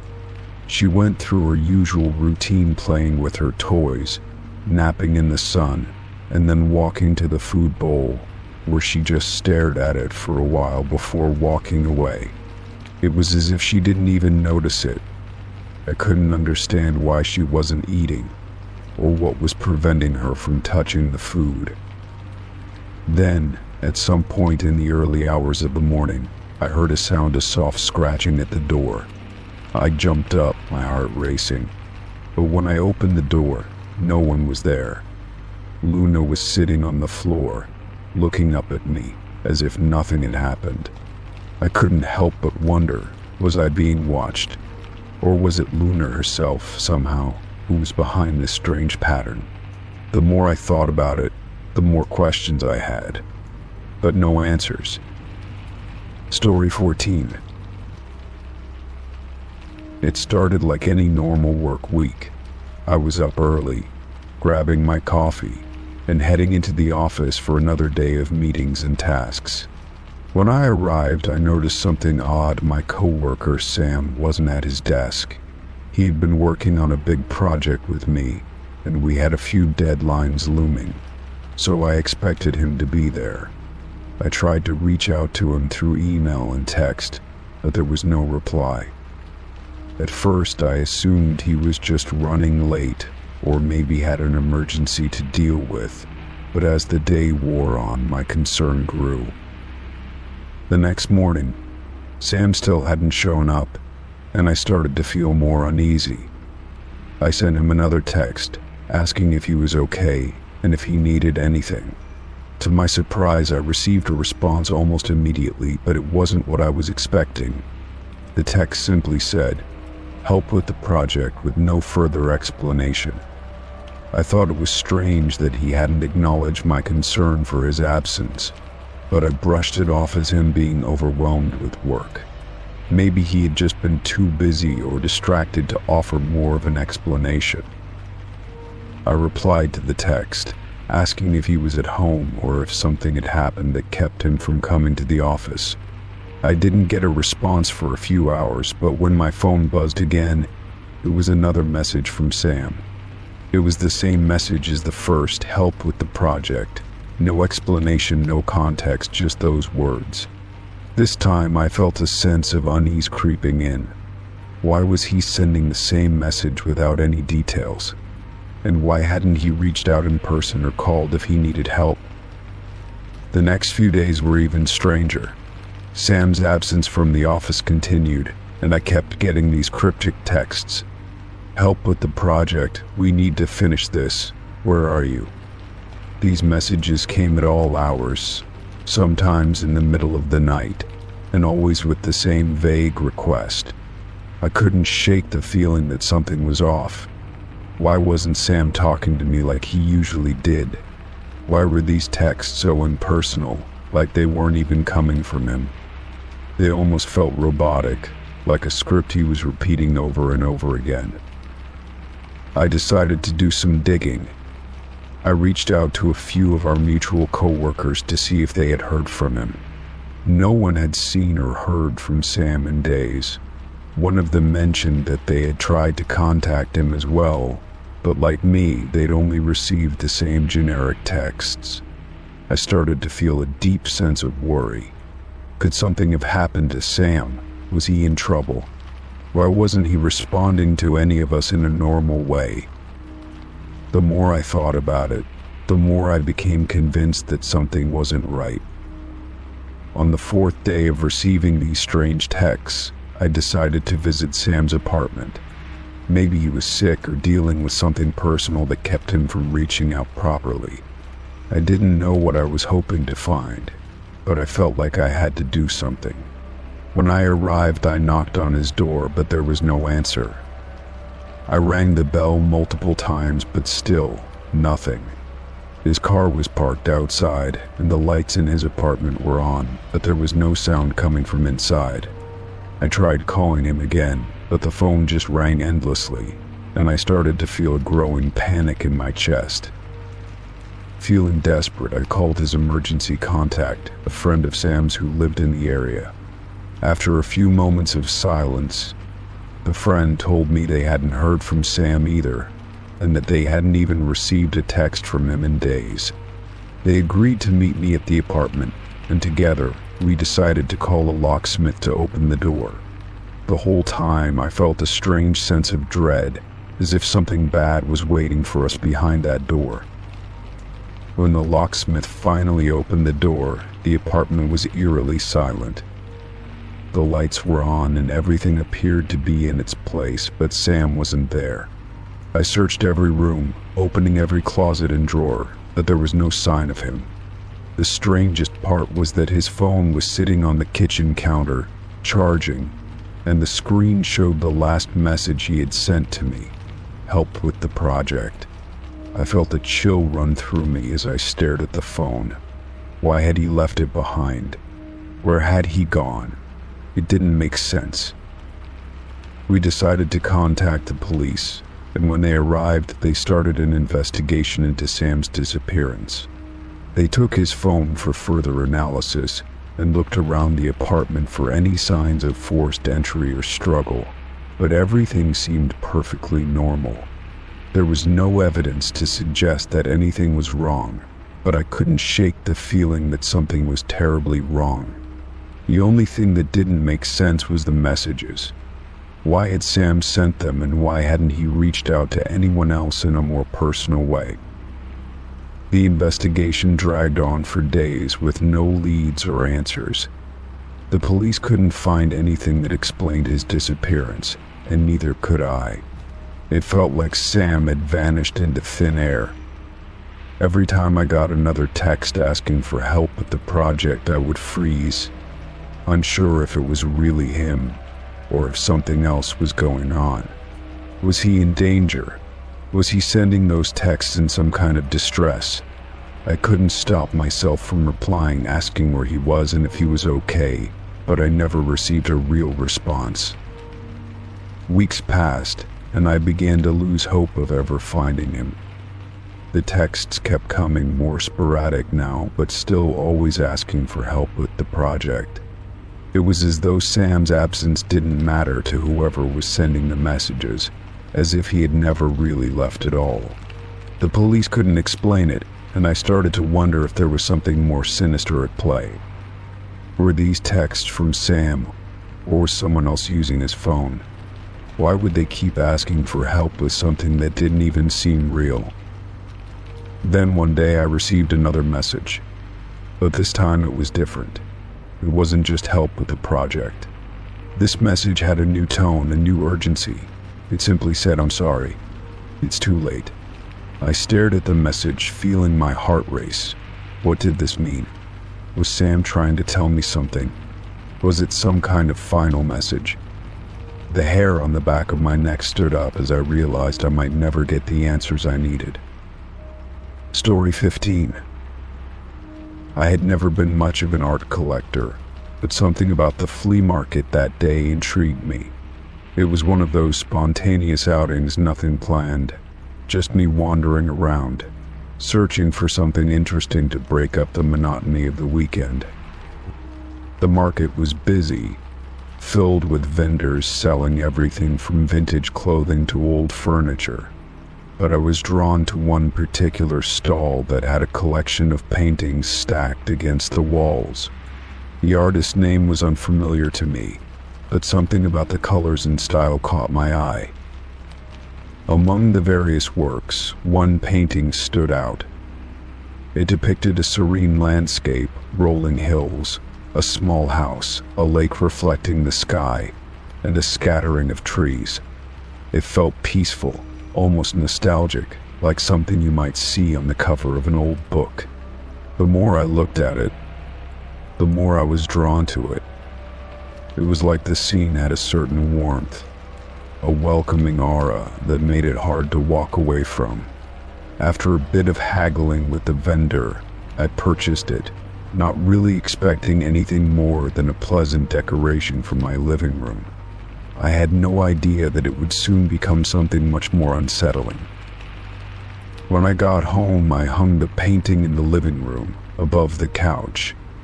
The moment I placed it on the wall, it immediately changed the whole atmosphere of the room. The soft hues of the landscape seemed to add a sense of calm and tranquility to the space. It was perfect. At first, I simply admired it from time to time, appreciating the colors and the serene scene it portrayed. I had no particular attachment to it, just a passing enjoyment of the art. But over time, something started to feel off.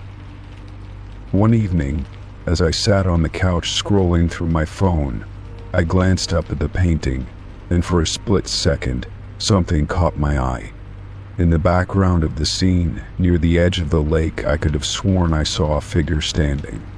It was faint, barely noticeable at first, but it seemed out of place. The figure was partially obscured by the trees, almost like a shadow in the corner of the painting. I shook it off, thinking it was just my imagination playing tricks on me. After all, it was a landscape painting, and it was easy to get lost in the details. But the next time I looked, the figure was still there. It seemed slightly clearer, almost as if it was becoming more defined with each passing day. The silhouette appeared human, standing with its back to the viewer, its shape outlined by the fading light of the setting sun. I could see the outline of what looked like a coat, the hint of hair, and a strange, almost unsettling posture. My first thought was that it could be some artistic choice, a mysterious presence in the background meant to add depth to the scene. But the more I studied it, the more uneasy I became. Over the next few days, I began to notice other small details. The figure wasn't just standing there in the background anymore, it was almost as if it was subtly moving. One evening, I thought I saw it turn its head, as if it were looking directly at me. The next time I looked at the painting, the figure had shifted slightly to the left, closer to the water. It was as though it was drawing nearer to the foreground, becoming more prominent with each passing moment. The movement was imperceptible at first, almost like a trick of the light, but now I couldn't ignore it. I decided to take a picture of the painting with my phone to get a better look at the figure, to see if maybe my mind was just overactive. When I zoomed in on the photo, the image became clearer. There in the background was a person standing just beyond the trees, a shadowy figure that I could now identify as having distinct features. The face was still blurry, but the outline of the person's body was unmistakable. I stared at the photo for a long time, trying to make sense of it. Was it possible that the artist had hidden a person in the scene without me noticing? But why would they do that? The more I studied the painting, the more I began to feel that the figure in the background was not just a random addition. It was as though it was meant to be noticed, as if the artist had intended for someone to see it, for someone to focus on it at the right moment. I couldn't shake the feeling that it was watching me, that the figure knew I was staring at it. I felt a deep, creeping discomfort every time I looked at the painting. Something about the figure's posture, the way it stood so still and so deliberately, made me feel like it was waiting for me to acknowledge it. The situation became even stranger when I realized something. The figure in the background looked eerily familiar. It wasn't just that it was a person in the painting, it was me. The more I looked at the figure, the more certain I became. The stance, the shape of the coat, the way the light fell on the figure's hair.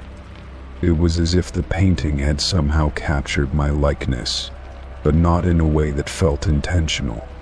It was more than just a resemblance. It felt as if the person in the painting was me, or at least someone who resembled me to an unnerving degree. I stood in front of the painting for what seemed like hours, studying the figure, trying to place it.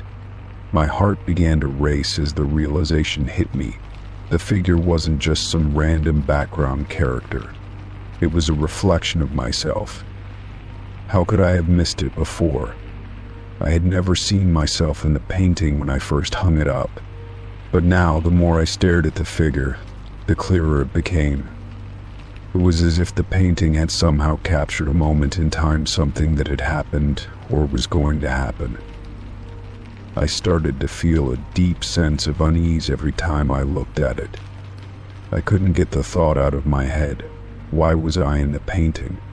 And how could I have not noticed it before? It was as though the image had been waiting for me to see it, waiting for me to make the connection. The figure seemed to be moving, slowly drawing closer with each day. It was no longer just a painting.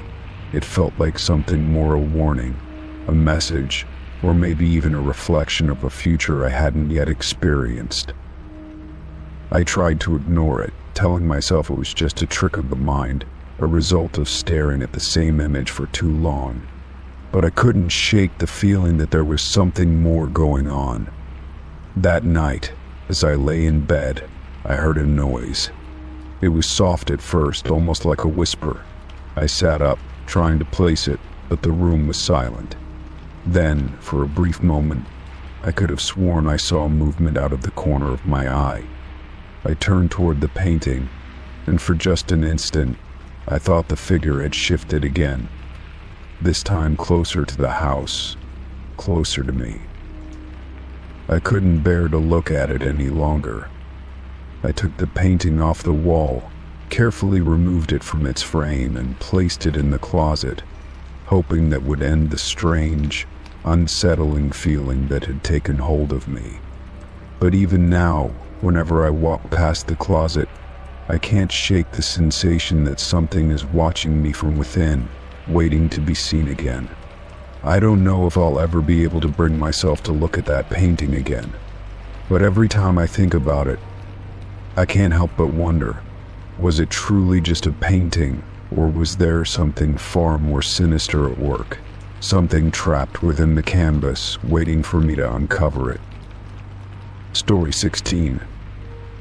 I had just finished a long day at work and was relieved to finally be heading home. The evening air was cool and crisp, the kind of weather that makes you feel like you're shaking off the weight of the day. My car was parked in the same spot I always used, right outside the building under a street lamp that cast a soft glow on the sidewalk. I wasn't expecting anything unusual, just the routine drive home. As I approached my car, I noticed something unusual on the windshield, tucked neatly under the wiper blade. At first, I thought it was a flyer or an advertisement, something left behind by a well-meaning company hoping to catch my attention. But as I got closer, I saw the headline, "Missing Person." My heart skipped a beat, and I froze for a second. I had no idea what to expect, but I certainly didn't expect this. My instincts told me something was wrong, but my mind couldn't quite process it. I reached for the poster, my fingers trembling as I lifted it from the windshield. The poster was professionally done, the kind you'd expect to see on a bulletin board at a police station.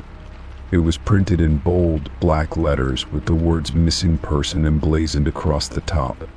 Beneath the headline in large, clear text was my name, my full name, with no mistake. My stomach twisted as I looked at the photo underneath.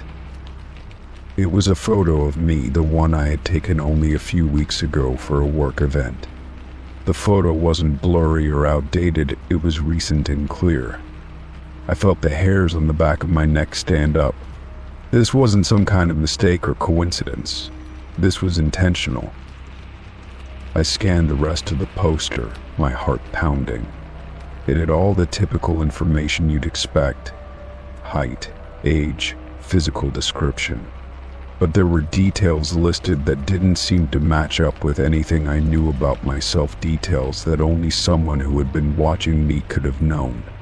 It described my clothing from that day, the shoes I was wearing, the color of my bag, and even the watch I had on. It was as though someone had been tracking my every move. The missing person poster wasn't just a random piece of paper, it was a statement that had been made with a purpose.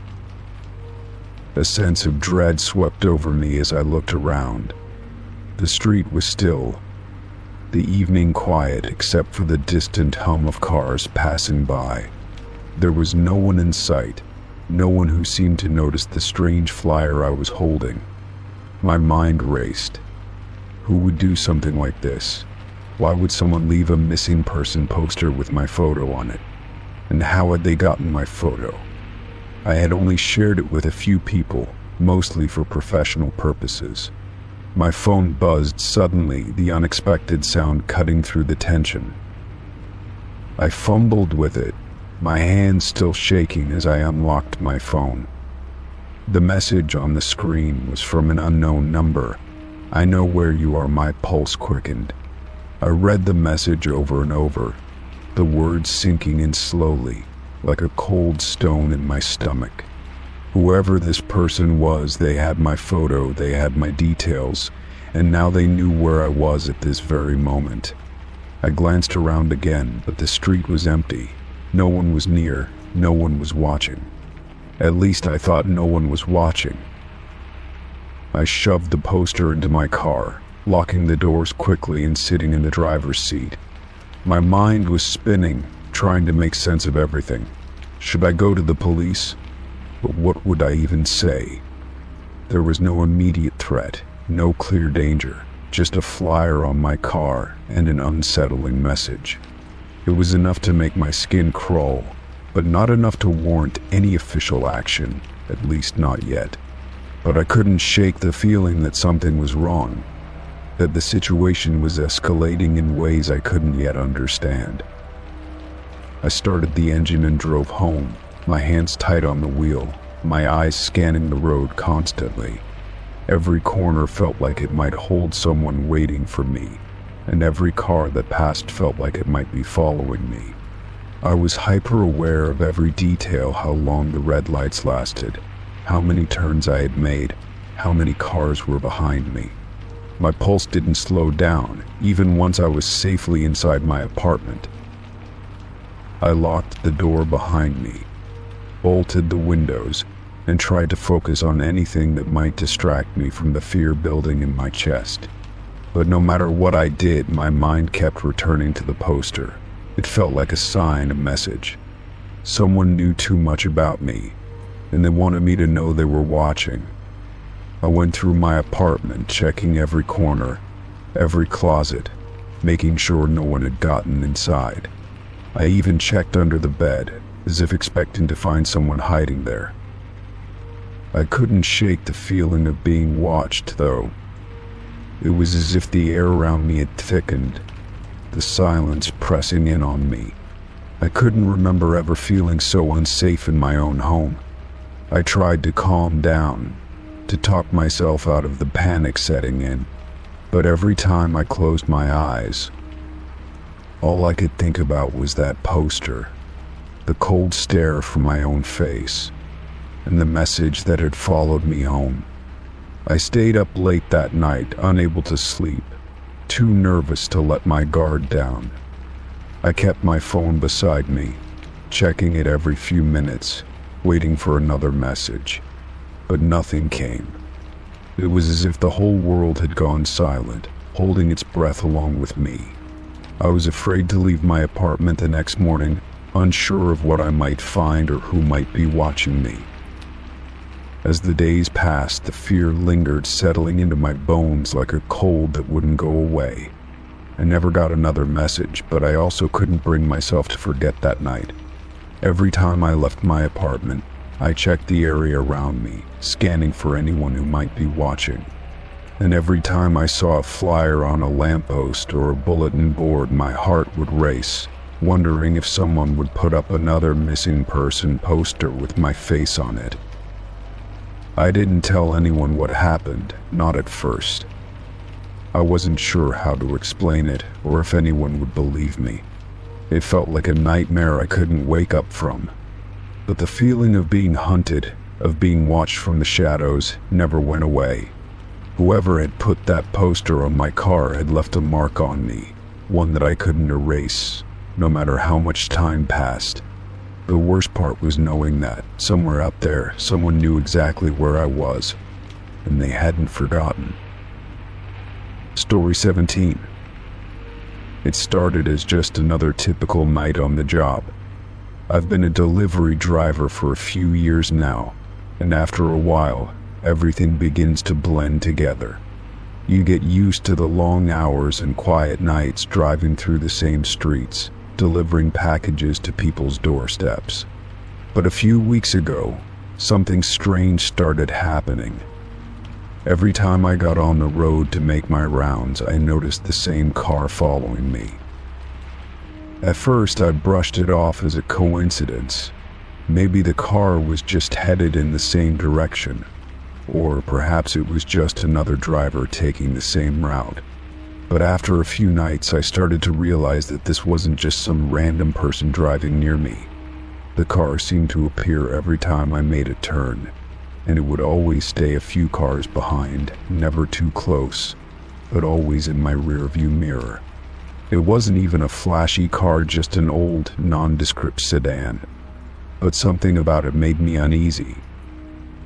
The more I thought about it, the more I became hyper-aware of it. Whenever I stopped at a red light, the car would stop behind me. When I turned onto a different street, so would it. I started driving more erratically, taking unexpected turns, trying to shake it off. But no matter what I did, the car stayed on my tail. It was as though it was following me deliberately. The feeling of being watched grew stronger with each passing mile. One night, after I had just dropped off a package near the edge of town, I noticed the car was still behind me. My heart started to race as I thought about how isolated I was at that part of town. There were no streetlights, no other cars, just dark, empty streets. I made a sharp turn into an alley, thinking I could lose it, but the car followed me, its headlights cutting through the darkness. I sped up, weaving through the narrow streets, hoping to lose it. But the car matched my pace, never speeding up or slowing down, just following at a consistent distance. I could feel the tension building in my chest as I tried to think of what to do. The road was deserted, and I had no one to turn to for help. It felt like I was being hunted, like this was no longer just a random car, but something or someone intent on following me. I finally made a sudden stop, pulling into a gas station that was still open, hoping to shake the car off. As I pulled in, the car passed by without stopping. My pulse pounded in my ears as I watched it drive away, disappearing into the night. For a brief moment, I thought it was over. But I couldn't shake the feeling that it was still out there, watching, waiting. The next night I found myself questioning whether I had imagined the whole thing. But when I started my shift, I couldn't ignore the nagging feeling in the back of my mind. I told myself I would be more aware of my surroundings, more vigilant. As the night wore on, I found myself driving through the same familiar streets, making the same deliveries. And sure enough, there it was again, the same car, appearing from nowhere, staying just far enough behind me that I couldn't easily spot its driver. I tried to get a better look at it this time, so I started taking some turns I wouldn't normally take, hoping to get a glimpse of the driver, but the car didn't seem to care. It followed me wherever I went, as though it knew exactly what I was doing. When I finally made a stop at a residential street, I decided to pull over and confront the situation. I turned off my engine and watched the rearview mirror, waiting to see if the car would pass me or stop behind me. The car slowed down as it approached, and for a moment I thought it was going to pass me. But then, without warning, it stopped a few feet behind me. The driver didn't get out, didn't make any move at all. It just sat there, idling, its headlights casting long shadows across the dark street. I couldn't see the driver clearly, just the silhouette of a figure sitting behind the wheel. A cold shiver ran down my spine as I waited, trying to keep my composure. After what felt like an eternity, the car suddenly pulled away and drove off down the street. I immediately started my engine and followed a few blocks behind, wanting to make sure it wasn't going to follow me again. But the car was nowhere to be found. I checked the side streets, the alleyways, every corner I could think of, but it had vanished. I couldn't explain it. It was as if the car had simply disappeared into the night. The next few nights I tried to convince myself it was all in my head. Maybe it was just a coincidence. Maybe the driver lived in the same neighborhood or had similar delivery routes. But deep down, I knew it wasn't. There was something off about the whole situation. The car never tried to pass me, never tried to engage. It just followed, like a shadow, without any real purpose. A few days later, I decided to take a different approach. I made sure to keep track of where the car was at all times. I kept my eyes on the road, my rearview mirror, and all the intersections I passed. I noticed something strange whenever I approached a particular street. The car would speed up, as if it were trying to catch up to me. I tried to make a turn onto another street, but the car stayed right behind me, no matter how I tried to lose it. It was like it was tracking me, knowing exactly where I was going before I even got there. One night I decided I had enough.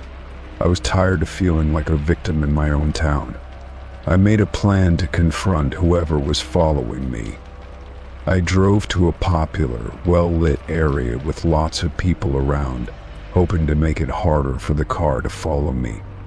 Sure enough, the car appeared again, following my every move. But this time I wasn't going to let it control me. I made a quick turn onto a busy street, hoping the car would be forced to follow me in front of a lot of people. I drove slowly, deliberately, and watched as the car tried to keep up. When I reached the end of the street, I slammed on my brakes, hoping to get a reaction. To my surprise, the car didn't hesitate. It pulled up right behind me and stopped. I had enough of this cat and mouse game. I turned off the engine and got out of the truck, ready to confront the person behind the wheel. But as soon as I stood outside, I noticed something that made my blood run cold. The car was empty. No one was inside, not a single soul. The vehicle just sat there in the street, motionless. I checked around, looking for any sign of the driver, but there was nothing. No footsteps, no sounds, not a single person in sight. I slowly backed away from the car, trying to make sense of what I had just witnessed. The car had been following me for weeks, but now it was abandoned, its engine still running as if it had never been turned off. I didn't know who or what had been following me, but one thing was clear: I wasn't going to stick around to find out. I got back in my delivery truck, started the engine, and drove as fast as I could, not looking back. To this day, I never saw that car again. But every time I'm out on the road, I can't shake the feeling that something or someone is still watching me. Story 18. When my new roommate moved in last week, I had no reason to think anything was unusual. We had exchanged a few brief messages over email before the move, and everything seemed standard enough.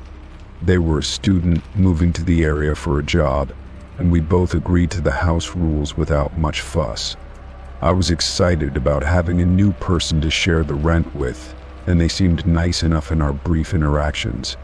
The first few days passed without incident, but something about the situation started to feel a little strange. At first, it was small things that I shrugged off. I'd hear the faint creak of their door opening late at night, or hear the sound of movement in the kitchen in the early morning hours. I assumed they were just a night owl or an early riser. Everyone has their own schedule, after all. But after a few days, I began to realize that I hadn't seen them during the day at all. The sun would be high in the sky, and I would be doing my usual routine, but there was never any sign of my roommate. They weren't in the living room, the kitchen, or their bedroom. It was like they vanished during the day, only to appear again at night.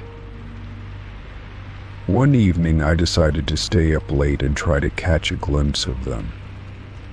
I sat on the couch, pretending to watch TV, but keeping an ear out for any sounds of movement around the house. The hours passed, and still, there was no sign of my roommate. At around midnight, I heard the unmistakable sound of their door opening, followed by soft footsteps down the hallway. The floorboards creaked as they walked, but I stayed as still as I could, hoping to get a better sense of who they were. The footsteps led into the kitchen, where I could hear the soft clink of dishes and the rustling of cabinets. It was clear they were preparing something, likely a late-night snack, but I still couldn't bring myself to go say hello. Eventually, I heard their footsteps retreat down the hall, and their bedroom door closed softly. The house was once again still, but the unease gnawed at me. I couldn't shake the feeling that something wasn't quite right. Maybe it was the odd hours they kept, or maybe it was the fact that I hadn't even caught a glimpse of them during daylight. I thought about asking them the next time I saw them about their schedule, but it felt a bit invasive. I didn't want to come off as paranoid or overly curious. The next day, I made it a point to be home in the afternoon, hoping to catch my roommate during a rare break in their schedule. The hours stretched on, but still nothing. No movement from their room, no footsteps down the hallway. I started to feel more and more unsettled. Was I being overly suspicious? I tried to tell myself that I was just being paranoid, that maybe they were just an introvert or had a weird work schedule.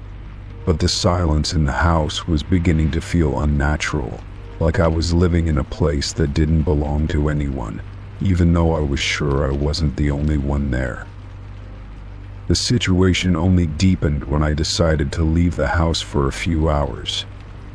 I locked the door behind me, went out for groceries, and returned an hour later. When I came back into the house, everything seemed normal except for one thing. The door to my roommate's room was slightly ajar. It was the first time I'd seen it open. The room itself was dark, but I noticed that the bed was neatly made, as though no one had slept in it for days. I stood there for a moment, trying to process what I was seeing. Why was the room so perfectly arranged if they hadn't been using it? It didn't make any sense. That evening, I decided to confront my roommate. I waited until the usual time, when I knew they would be in the kitchen again, and I made my way down the hall. As I approached the kitchen, I was greeted by the familiar sounds of dishes being moved around. But when I stepped into the room, my roommate wasn't there. Instead, the lights were dim and the kitchen was completely empty. I stood there for a moment, confused. Where had they gone? I hadn't heard any movement, no creaking of the floorboards, no sounds of footsteps. It was as if they had simply disappeared. That night, I stayed up longer than usual, waiting for some sign of my roommate. But again, the house remained eerily quiet. The hours passed, and I felt like I was slowly losing my grip on the reality of the situation. My mind raced with possibilities. Maybe they had a job that required them to be gone during the day. Perhaps they were hiding something about their schedule or their life that they didn't want me to know. Maybe they were just a very private person who didn't feel the need to interact with anyone. But that didn't explain the strange feeling I had, the creeping suspicion that something more was going on. The next day, I decided to investigate. I had to know what was happening. I quietly stepped into the hallway and gently pushed open my roommate's bedroom door. The room was the same as I had seen it before, tidy, almost unnervingly so. But as I looked around, I noticed something odd. The closet door was slightly open. I hadn't noticed it before, but now I could see inside. The shelves were empty, save for a few clothes hanging on the rod. It looked like a typical closet, except for one thing: the smell. It was faint, but it had a distinct musty, stale odor, as if no one had really used it in quite some time. I backed away from the door, my pulse quickening. I wasn't sure what I was looking for, or what I was hoping to find, but I couldn't ignore the strange feeling that had been growing inside me. There was something off about the entire situation, something that didn't sit right. I tried to tell myself I was overthinking things, that I should just be patient, but the longer I stayed in the house, the more I began to wonder if I was really living alone. or if my roommate was just hiding in plain sight, waiting for the right moment to reveal themselves. That night, I heard them again, footsteps down the hall, the sound of the kitchen door opening. I watched from my bedroom, waiting for the moment when they would pass by. But when they did, I was struck by an unsettling realization. I still hadn't seen their face. I couldn't place it. I had never actually looked them in the eye. It was as though they had been deliberately avoiding me, or at least the light of day. The next day, I made sure to leave the house early, hoping to give myself some time to clear my head and figure out my next move. As I locked the door behind me, I felt a shiver run down my spine. Something was wrong, and I didn't know what it was. It wasn't just the odd hours or the silence, it was everything. The secrecy, the absence during the day, and the strange, almost deliberate way my roommates seemed to remain hidden. I knew I couldn't ignore it anymore. But when I returned to the apartment later that evening, the door was open. My roommate's door was ajar once again, and this time I heard a faint sound, soft breathing, just barely audible. I couldn't explain it, but I knew deep down that I wasn't the only one living in the house. Story 19. It started on a quiet night when I was sitting in my living room, trying to finish up some work on my laptop. I was focused, my eyes glued to the screen as I typed out a report for an upcoming deadline. The apartment was eerily silent, save for the hum of the refrigerator in the kitchen and the soft tap of my own fingers on the keyboard. It was just another evening, or so I thought, until I heard it. A faint, rhythmic sound coming from my laptop. It was subtle at first, almost indistinguishable from the noise of my own typing, but then it became clearer someone else was typing. I stopped immediately, my fingers frozen above the keys. The sound continued for a moment, rapid and consistent, like someone was sitting beside me and typing on my keyboard. I looked around, half expecting to see someone standing there, but the room was empty. I glanced over my shoulder, then back at the screen, but there was no one. I quickly checked the open windows on my laptop, convinced that I had somehow accidentally activated a voice-to-text feature or a script, but everything was normal. The sound continued for a few more seconds before abruptly stopping, leaving me feeling unsettled and confused. I tried to shake it off, dismissing it as a trick of my mind or a small technical glitch. After all, I lived alone. There was no one else in the apartment who could have been typing. Maybe it was the sound of the keys sticking or some issue with my laptop. I went back to work, but the thought of someone else typing on my keyboard lingered in the back of my mind. I tried to focus, but the rhythmic tapping returned. It was faint at first, barely perceptible, but then it grew louder, matching the speed and rhythm of my own typing. Again, I stopped, my heart racing this time. There was no way anyone could be in here, but the noise was unmistakable. This wasn't the first time something strange had happened in the apartment, but it was by far the most disturbing. I had occasionally felt a sense of being watched or thought I heard someone moving in the other room when I was alone, but nothing ever seemed to happen when I looked. I had chalked those experiences up to stress, or perhaps just my overactive imagination, but this was different. The typing noise was so real, so specific that I couldn't deny it. It was happening. Someone was typing on my keyboard. The next night, I tried to stay up later, hoping to catch whoever or whatever was causing the noise. I sat at my desk, my eyes trained on the laptop, willing myself to stay calm. As the hours passed, I grew more and more restless, but nothing happened. I kept waiting, straining to hear any sign of typing. When nothing came, I finally decided to get up and take a break. But as soon as I stepped away from my desk and walked to the kitchen, I heard it again. The tapping sound, unmistakable, was coming from the keyboard. I froze in place, the hairs on the back of my neck standing up. I quickly turned back to my desk, my mind racing. The room was still empty, the only sounds coming from my own breathing and the distant hum of the apartment building. There was no one here. I was alone. I slowly walked back to my desk and sat down, staring at the keyboard. The noise had stopped, but the air felt thick, charged with an unease I couldn't shake. I sat there for a while, just listening, trying to make sense of what was happening. The next few nights, I set up my phone to record sound, hoping to capture any noises that occurred while I wasn't paying attention. I wasn't sure what I expected to hear, but I had to know if I was truly hearing things, or if something strange was happening. When I played back the recordings the next morning, I was shocked.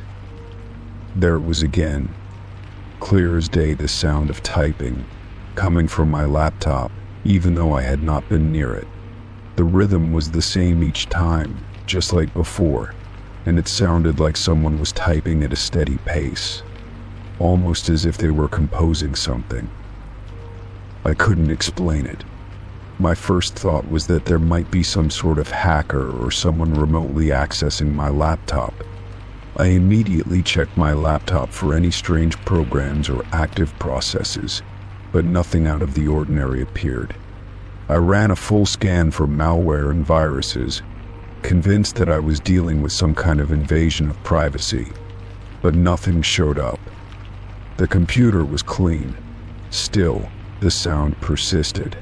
I tried disconnecting the laptop from the internet, but that didn't stop the tapping. It continued just the same. At this point, I had begun to feel like I was losing my grip on reality.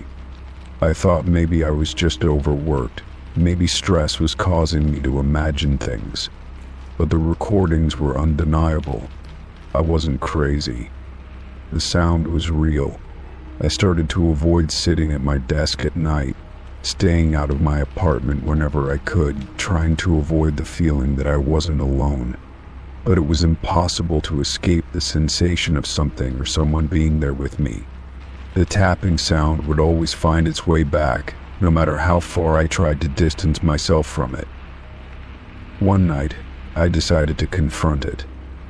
I was tired of waiting in fear, tired of running from something I couldn't understand. I made a plan to stay in the apartment and try to get to the bottom of what was happening. I sat at my desk, staring at the keyboard, waiting for the inevitable sound to start. It took a while, but eventually, just as I had feared, I heard the rapid, rhythmic tapping. My heart raced as I watched the keys, convinced that someone somehow was typing right in front of me. But nothing happened. No one appeared. There was no sign of anyone near the keyboard. It was as if the sound had materialized out of thin air. I was alone, and yet I wasn't. The air in the room felt heavier, and I could almost feel the presence of someone beside me, though I could see no one. I stood up, my mind spinning, and for the first time I dared to look behind me, searching every corner of the room. There was no one there, but the noise had stopped. It was as though the typing had ceased the moment I made the decision to confront it. I don't know what to make of it anymore. I still hear the typing at night, and sometimes I feel like I'm being watched when I'm sitting at my desk. I've considered moving, but something about leaving feels wrong, like I'd be running from something that follows me, no matter where I go. It's as if whatever is happening in my apartment is tied to me, to this place. I've tried everything I can think of to make it stop, but the noise persists. I'm still not sure who or what is typing on my keyboard, but I can't shake the feeling that whatever it is, it's not done with me yet. The sound is always there, waiting for me when I'm alone. Story 20. I had always thought of the couple next door as ordinary, quiet people. They were in their early 30s, friendly enough when we crossed paths, but they kept to themselves for the most part. I never saw them with children. and there was never any mention of a child when we made small talk at the mailbox or when they invited us over for drinks. They seemed happy and content in their cozy little home, and from my perspective, everything appeared normal. But that was before I started hearing things through the walls. It started softly at first, faint giggling. At first I thought it was just my imagination. Perhaps it was the wind, or maybe I had misheard something. I didn't think much of it until the laughter became more frequent and unmistakable. It wasn't the sort of giggle you would expect from adults. There was something childlike about it, innocent and carefree. It echoed through the walls late at night, sometimes in the early hours of the morning, and it always seemed to come from the room shared by the couple. I was certain I hadn't heard any child's voice outside their house, so where was it coming from? I tried to dismiss it. Perhaps it was a neighbor's child playing somewhere nearby, or maybe the couple had a relative visiting with a young one. But the more I heard the giggles, the more I became curious. The sounds were so consistent, so persistent, as if they were coming from just the other side of the wall. I started to wonder if I was going crazy. The house next door was small. Maybe it was possible that the sound was carrying from somewhere else. But every time I tried to ignore it, the giggling returned, sometimes accompanied by the sound of footsteps or a toy bouncing against the floor. It didn't take long before I decided to confront the couple. I casually brought it up to them one afternoon when we were both out in the yard. I mentioned hearing children's laughter coming from their house and jokingly asked if they had a little one that they hadn't told me about. The woman, Sarah, smiled at me with a slight chuckle, but her response was swift and almost too practiced. "Oh no, we don't have any children, just the two of us. Must be kids playing outside or something." Her husband, Mark, nodded in agreement, adding, "We've never had children. It's just us here." I didn't press the issue further, not wanting to seem intrusive, but something didn't sit right with me. I wasn't imagining the giggling, I was certain of that. Over the next few days, I paid closer attention to the sounds coming from their house. It was the same, the unmistakable giggling, the rustling of what sounded like small feet scurrying across the floor. It was enough to make my skin crawl. I began to question everything. Was there some sort of secret they were hiding? Were they hiding a child from the outside world? Or was it something more sinister?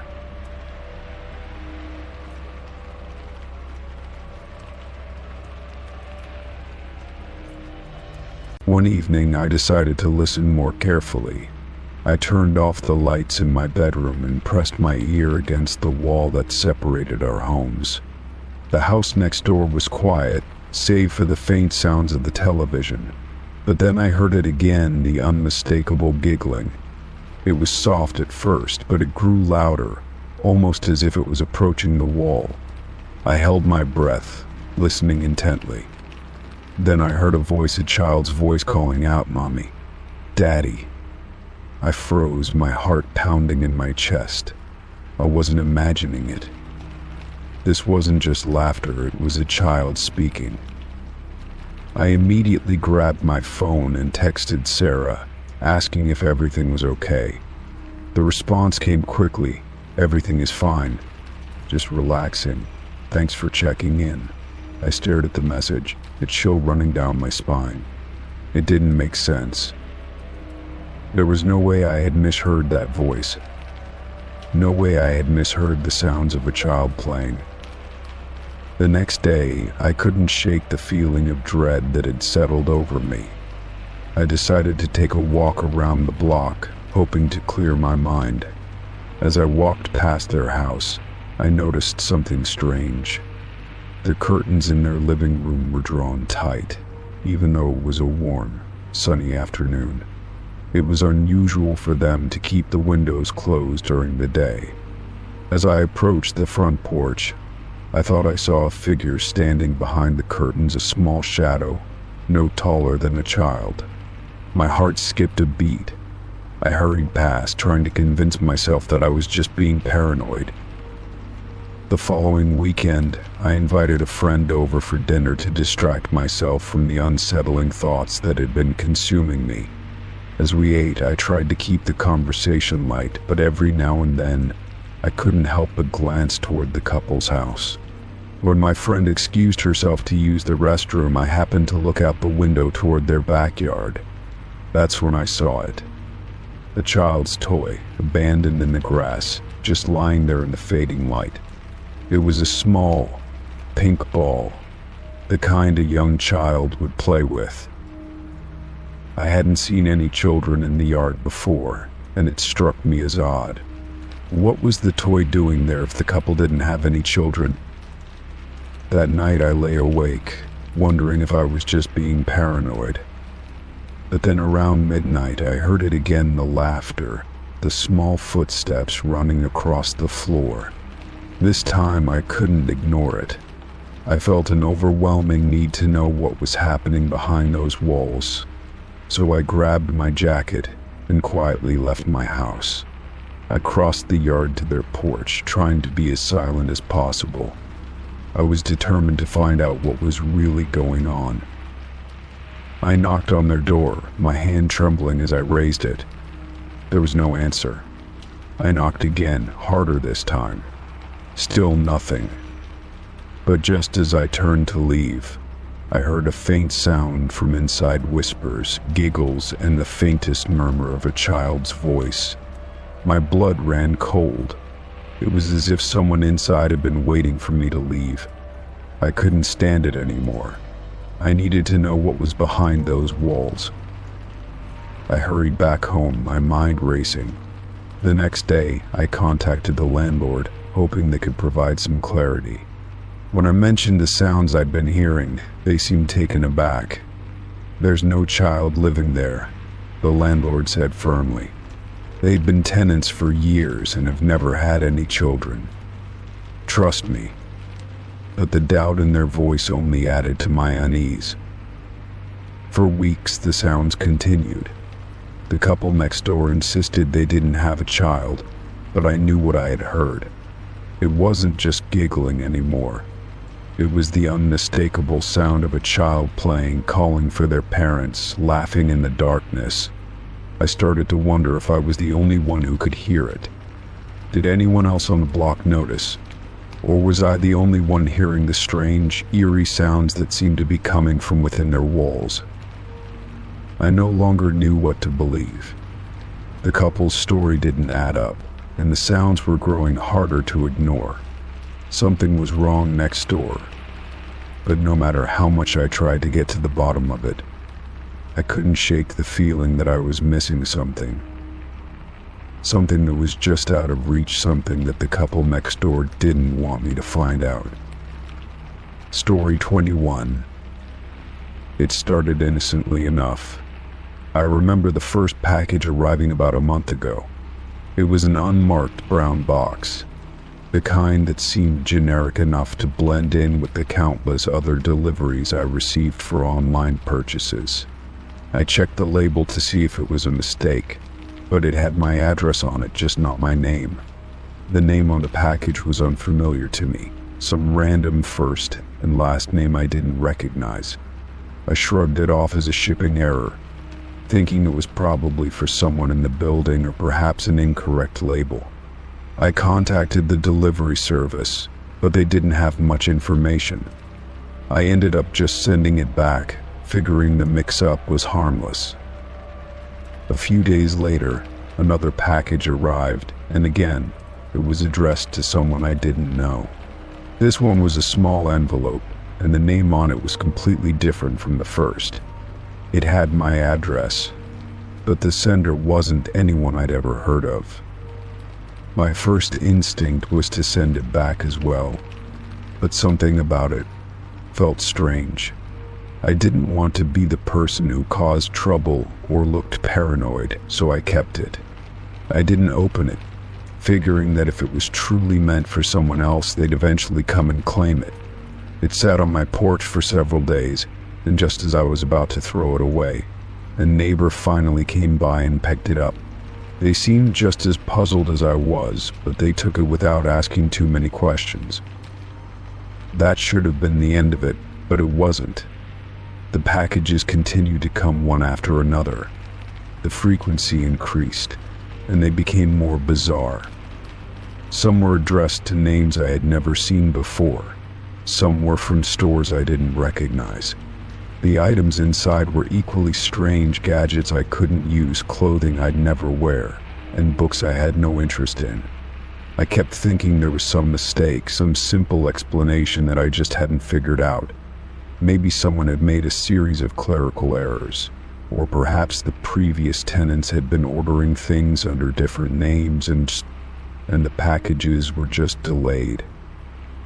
But then the contents started to get even stranger. One morning I opened a package that contained a small, antique-looking mirror.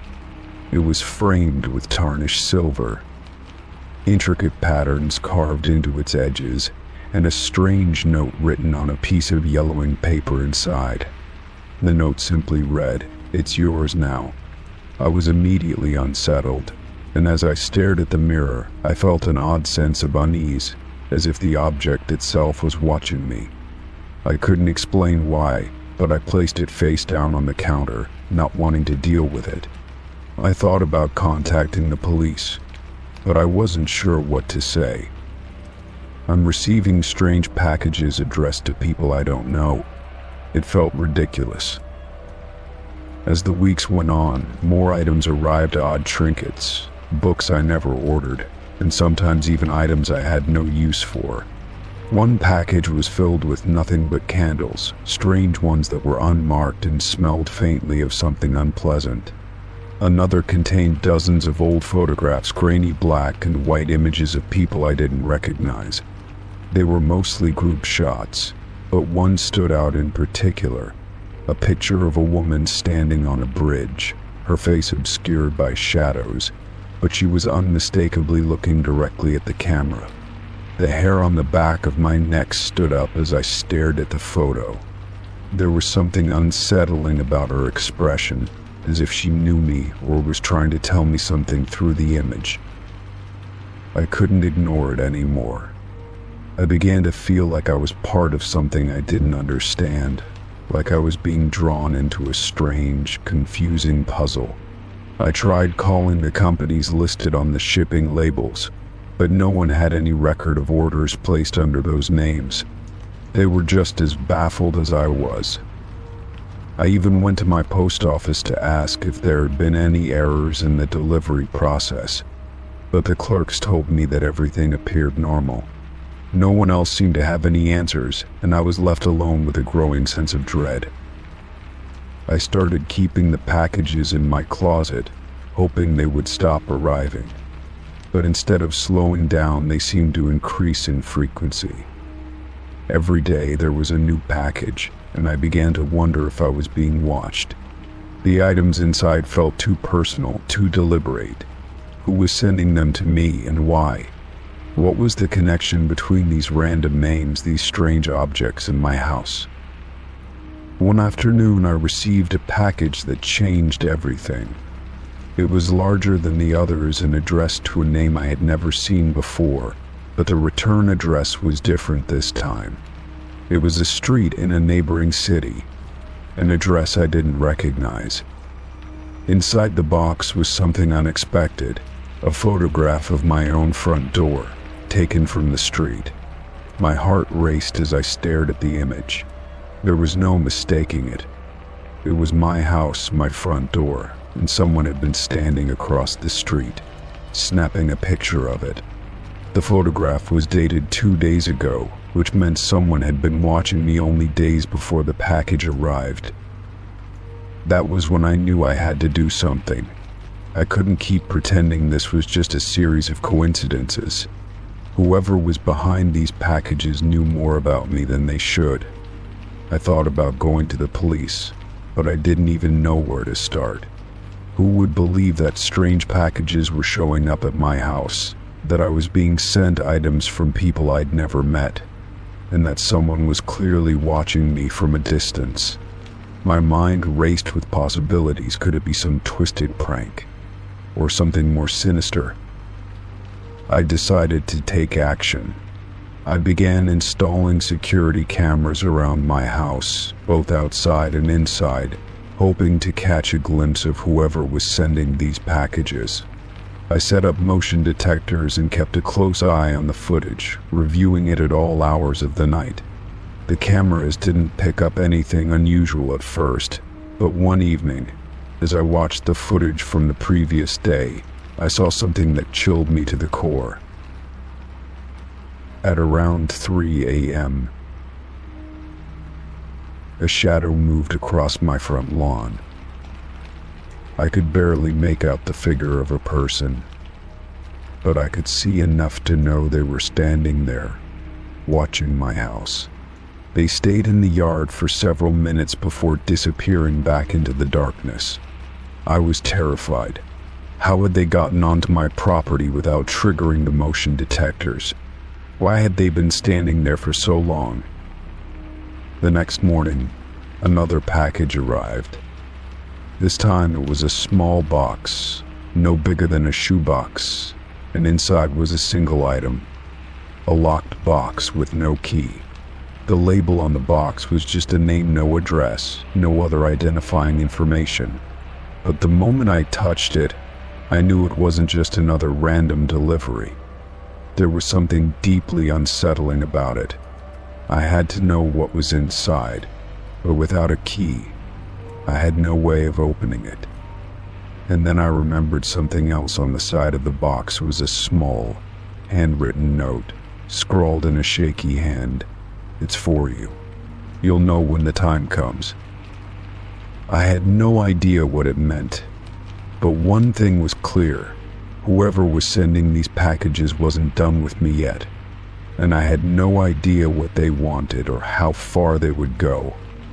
The fear that had been building in me over the weeks suddenly felt more real, more tangible. I was being drawn into something I couldn't escape, and the more I tried to understand it, the more confusing and dangerous it became. I didn't know what the future held, but I had to find out who was behind these packages before it was too late. Story 22. At first, I thought it was just my eyes playing tricks on me. I had just woken up, groggy and still half-dazed, and walked to the bathroom to start my morning routine. As I looked into the mirror, I noticed something strange. My reflection seemed to be a split second behind my movements. When I raised my hand to rub my eyes, the reflection lifted its hand a moment later, almost as if it were a step behind me. I paused, staring at the mirror, convinced that I must be imagining things.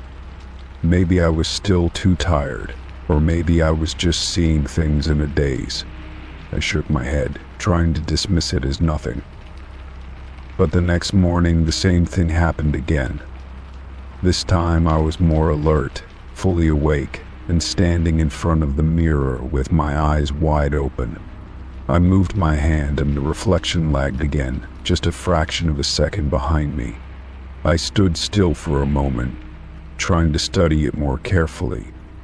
I moved my arm slowly to the left and then to the right, watching the reflection do the same, but just a moment after I had moved.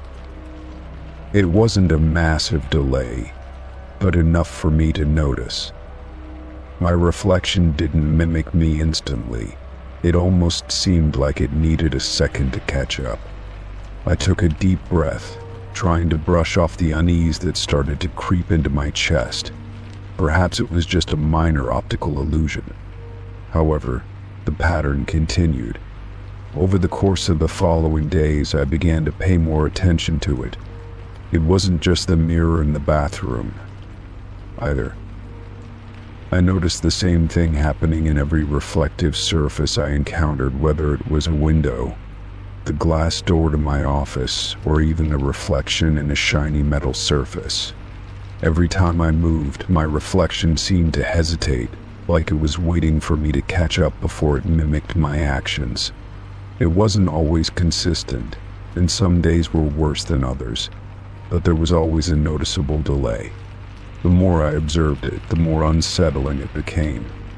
It wasn't just a minor lag, it felt as though the reflection was learning my movements, slowly adjusting and improving its mimicry over time. I started to test it. One morning I stood in front of the bathroom mirror and deliberately tried to make my reflection falter.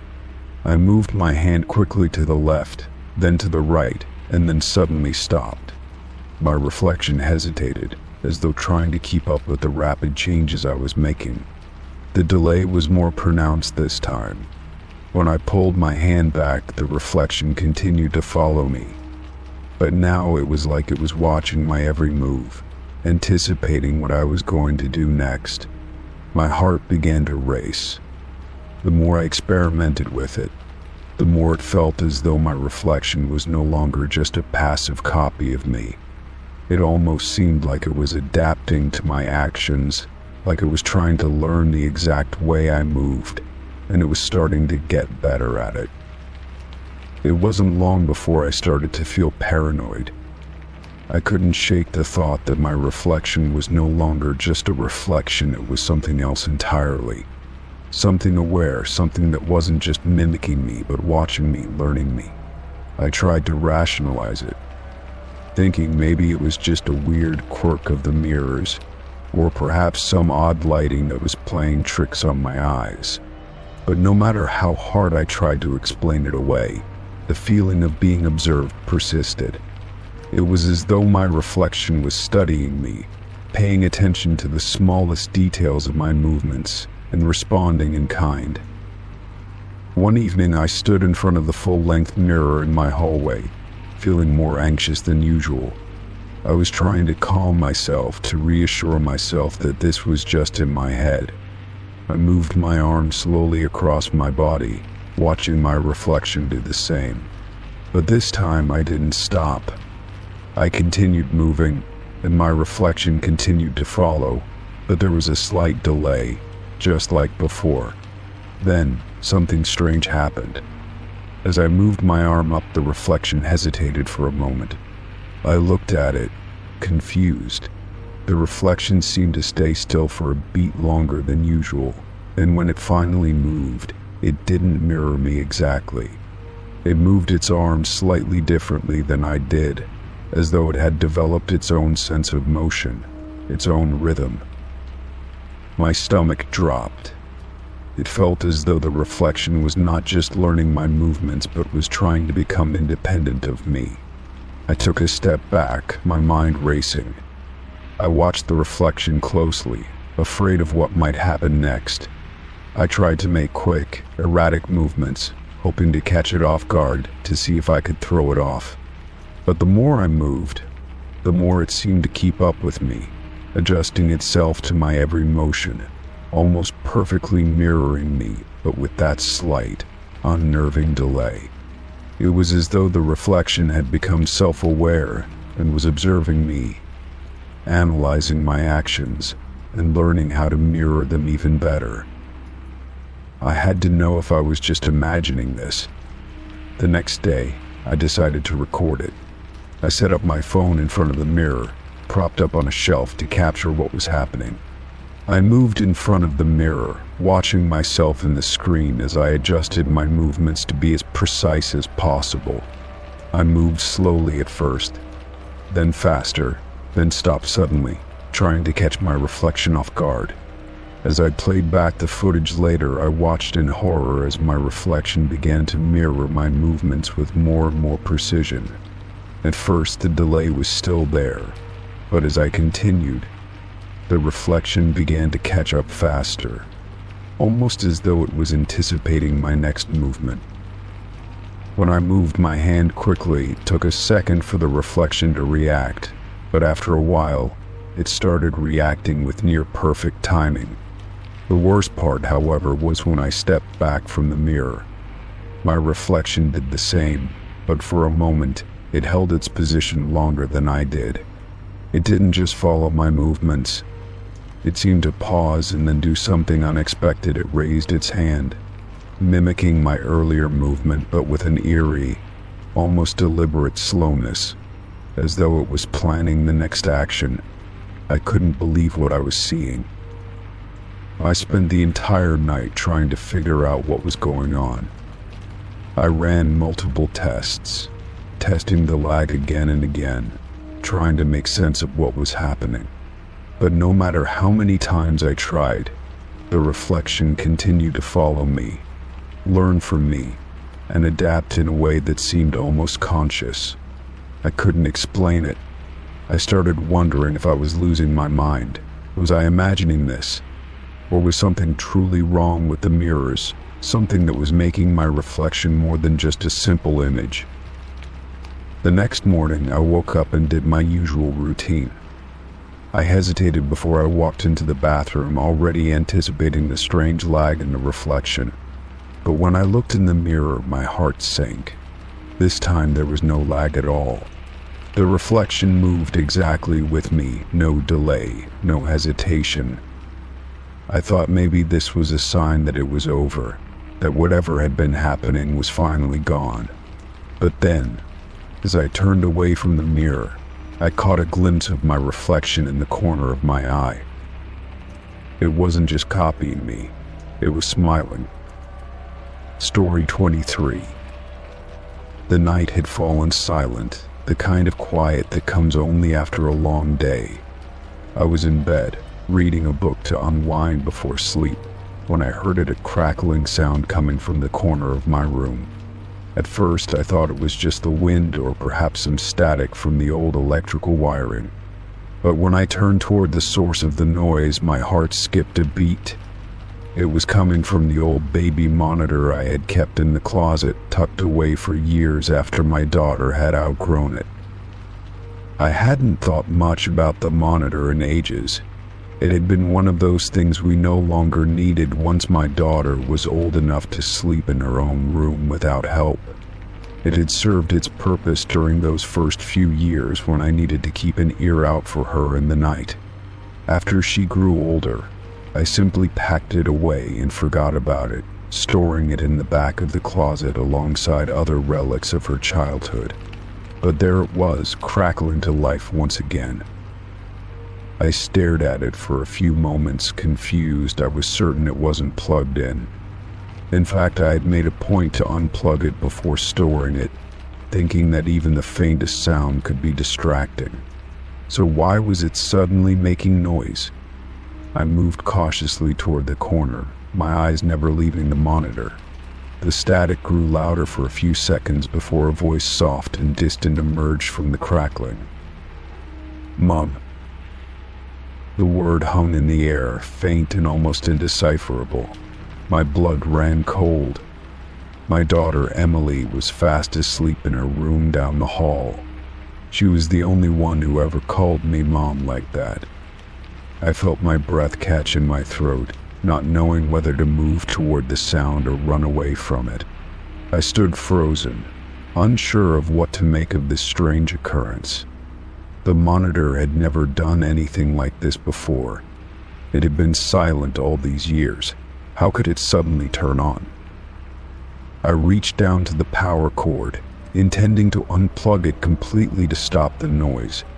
But as my fingers brushed against the plug, the crackling intensified, now accompanied by a low hum, as if something or someone was trying to make contact. The voice came again, this time clearer, but with a slight distortion. "Mom, help." I froze. My mind raced with 1,000 thoughts, trying to make sense of what was happening. Had I imagined it? Was I just overtired? Maybe the old electronics were malfunctioning, but this felt different. The urgency in the voice sounded so real, so familiar.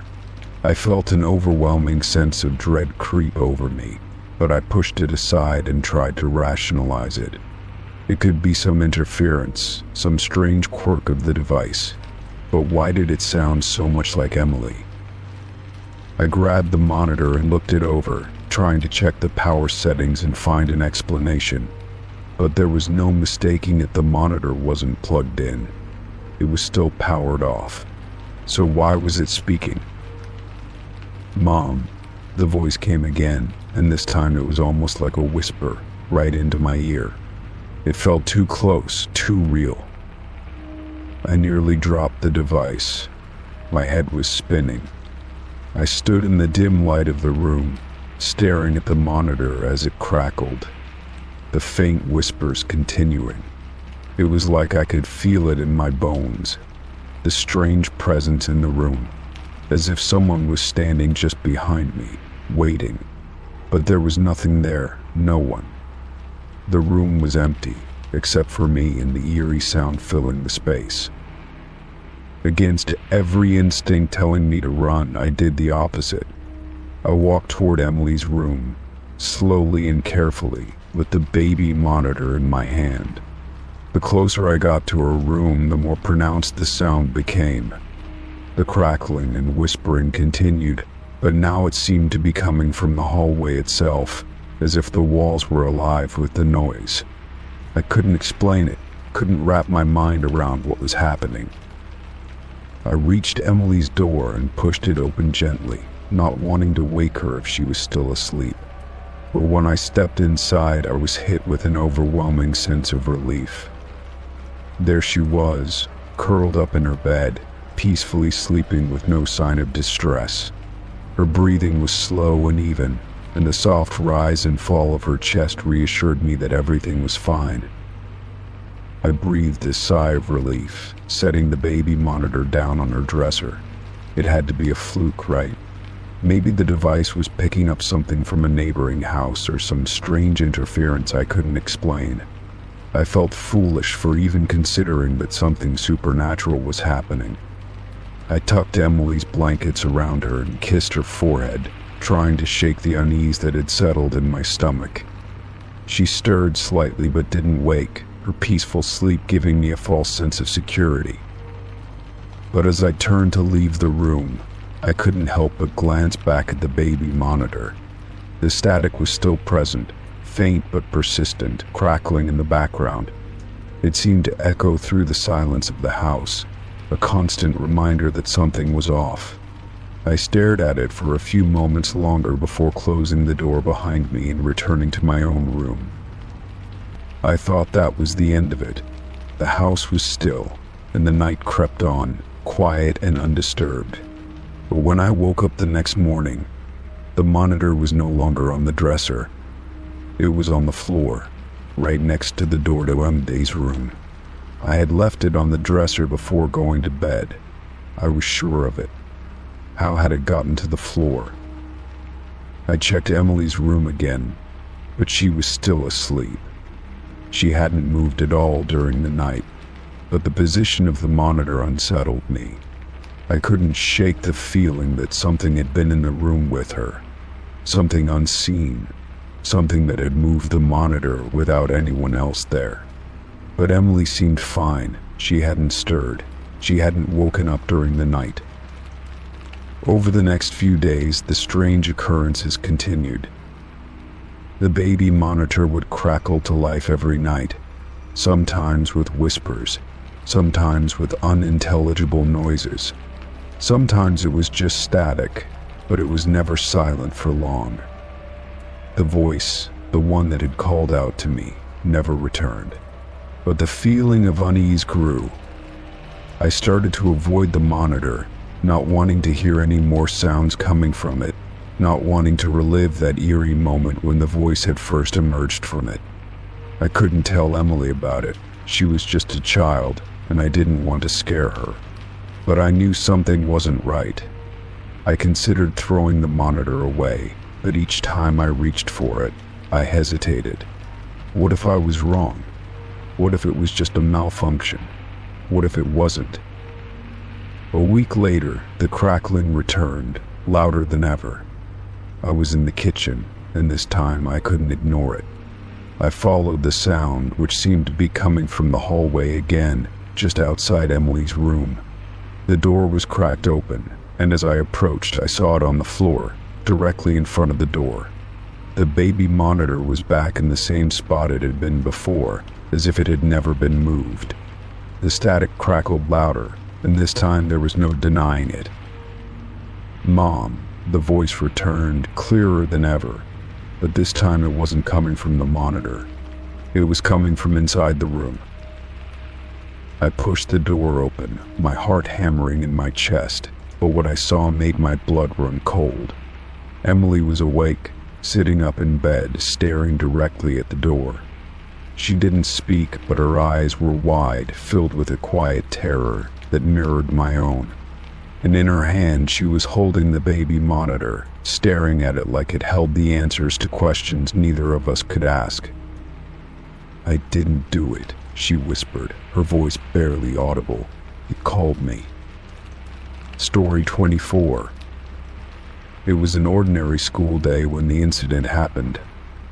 I had just finished a lesson and was cleaning up my desk when I noticed a notebook left on one of the student desks. The class had already filed out for lunch, and the halls were empty, so I assumed the notebook had been forgotten in the rush. At first, I didn't think much of it.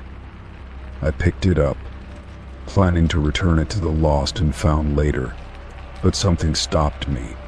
As I flipped it open, I was struck by the first page I saw. It wasn't the typical notes or doodles you'd expect in a student's notebook. It was a sketch, a detailed drawing of my house. I paused, confused. The drawing was eerily accurate, from the layout of the front yard to the color of the door. But the most unsettling thing was the way the house was depicted. It wasn't a simple sketch. The image was shadowed, dark, almost as though it was under some kind of surveillance. The trees in the yard were bare, and the windows seemed to glow with an unsettling light. It was like the house in the drawing wasn't just my house. It felt wrong and distorted in a way I couldn't describe. I felt a shiver run down my spine. I turned the page, my curiosity growing despite the unease in my chest. There were more sketches. One showed my car in the driveway, but it was drawn from an angle that made it appear as if the artist had been watching from the bushes. Another drawing depicted my front door, with what looked like the silhouette of a figure standing just outside it, watching. My breath caught in my throat. Who had drawn these? And why were they so focused on my home? The more I looked at the sketches, the more I felt a growing sense of dread. The detail in each drawing was too specific. Whoever had made them had been paying far too much attention. The next few pages showed more disturbing scenes. One was a sketch of my living room, drawn from the window across the street. Another was of the street outside my house, where my neighbors' cars were parked. It felt like the artist had been studying my every move, observing me from different angles. How could a student have so much detail about my private life? The worst part was the last page. It was a sketch of my family gathered in the living room, but there was something wrong with it. The figures were off-hunched, distorted, almost as if they were out of place. It was like a scene out of a nightmare, and I couldn't stop staring at it. I immediately felt a wave of panic. My mind raced as I tried to figure out what to do next. I couldn't ignore the feeling that something was terribly wrong. The fact that the drawing seemed so personal, so intimate, made me question everything I knew about this student. Had they been watching me? How long had they been observing my house? I knew I needed to address the situation, but I didn't know where to start. My instinct told me to go to the school administration, but I hesitated. What would I even say? How could I explain the overwhelming sense of fear these sketches had instilled in me? I decided to take the notebook to the principal. When I showed it to her, her expression changed immediately. She was concerned, but also seemed troubled by the nature of the drawings. After looking through the notebook herself, she told me that she would need to investigate. She asked if I recognized the student who had left it behind, but I couldn't place the name.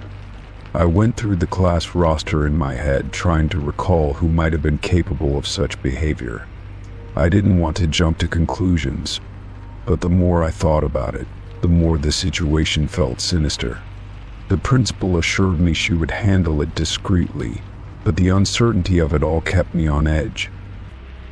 The investigation lasted for days, and during that time I couldn't shake the feeling that I was being watched.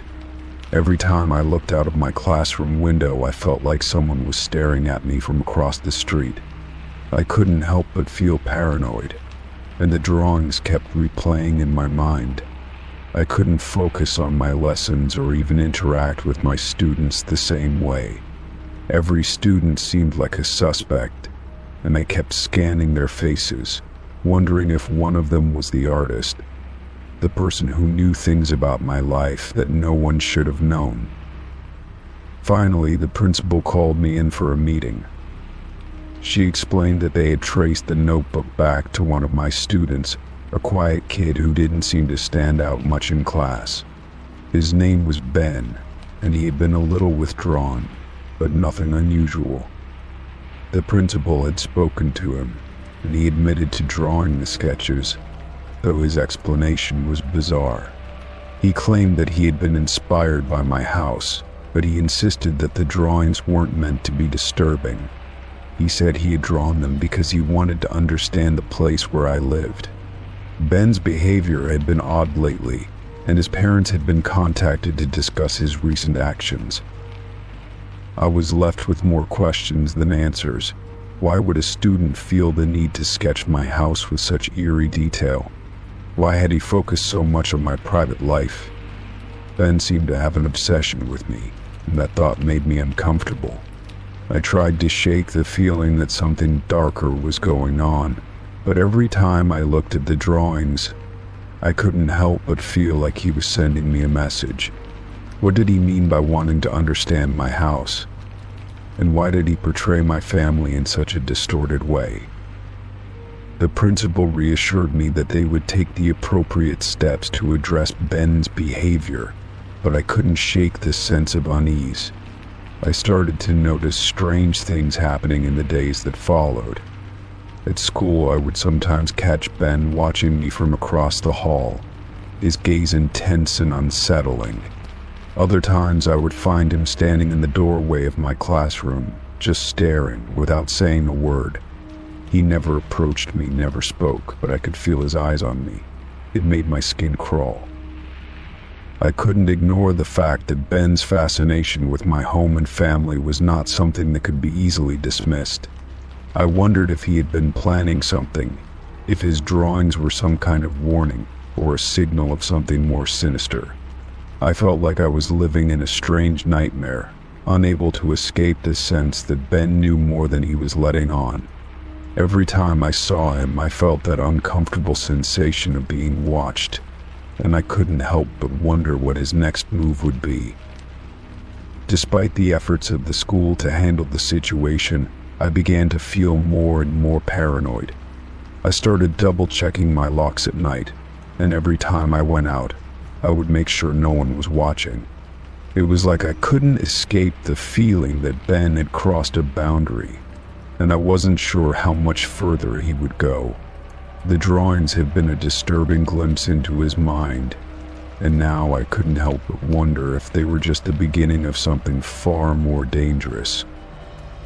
Story 25. It was one of those typical Saturday mornings when I decided to step outside and do some yard work. The sun was shining, the air was crisp, and everything seemed peaceful just the way a weekend should feel. I had been putting off the gardening for a while, so I thought it would be a good time to finally tidy up the backyard. As I dug around the flower bed, I noticed something unusual partially buried near the edge of the fence. It looked like a small object, wrapped in dirt and leaves. I reached down and pulled it out, and as soon as I wiped away the grime, I realized it was a disposable camera.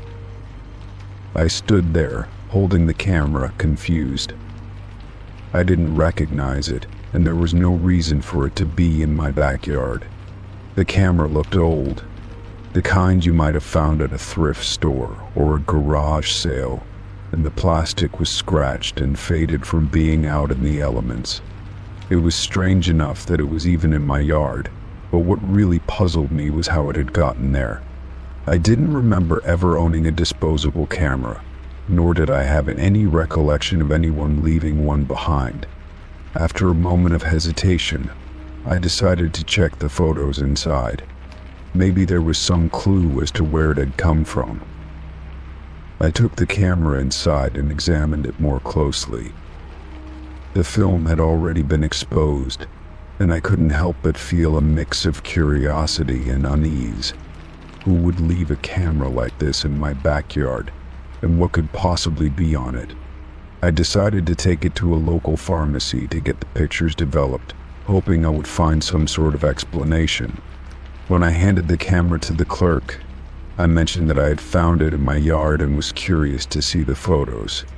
She gave me a strange look but took the camera, assuring me that the prints would be ready in about an hour. While I waited, I couldn't shake the feeling that something wasn't quite right. The more I thought about it, the more I realized that the camera seemed out of place. It wasn't just a forgotten item. It felt like it was meant for me to find. The idea that someone had been in my yard taking photos of my family sent a shiver down my spine. I tried to brush off the thought, but the unease lingered. When the prints were ready, I almost hesitated to look at them, unsure of what I might find. When I finally got the envelope with the photos inside, my hands were trembling. I opened it slowly, dreading what I might see. The first few photos were of my family in our living room, taken from an angle that suggested the person who had taken them was standing in the doorway. My heart skipped a beat. The images were so clear and detailed: my wife sitting on the couch, my children playing on the floor, and me standing in the kitchen, unaware that someone was watching us. The photos had been taken from the front yard, where there was a direct line of sight into our windows. The realization that someone had been observing us from outside our home made my stomach churn. As I flipped through the pictures, my mind raced. The next set of photos were taken later that evening. They showed us gathered around the dinner table, laughing and talking, our faces illuminated by the soft light of the chandelier. The photos seemed so ordinary, so intimate, yet there was something deeply unsettling about them. They were taken through the window, from the same vantage point as the previous pictures, as though the person had been standing in the yard, watching us. The thought that someone had been hiding just outside, silently taking these images, made my skin crawl. How had they been so close without us ever noticing? The photos continued to reveal moments I hadn't thought twice about: my children playing in the backyard, my wife watering the plants, even a shot of me sitting in my favorite armchair, reading a book. These were all moments I had experienced, but now they felt completely different. The idea that someone had been lurking around, capturing these private, everyday scenes, turned them into something much more sinister. I couldn't understand how or why someone would do this, but the images were undeniable. Someone had been inside our personal space, watching us like we were their subjects.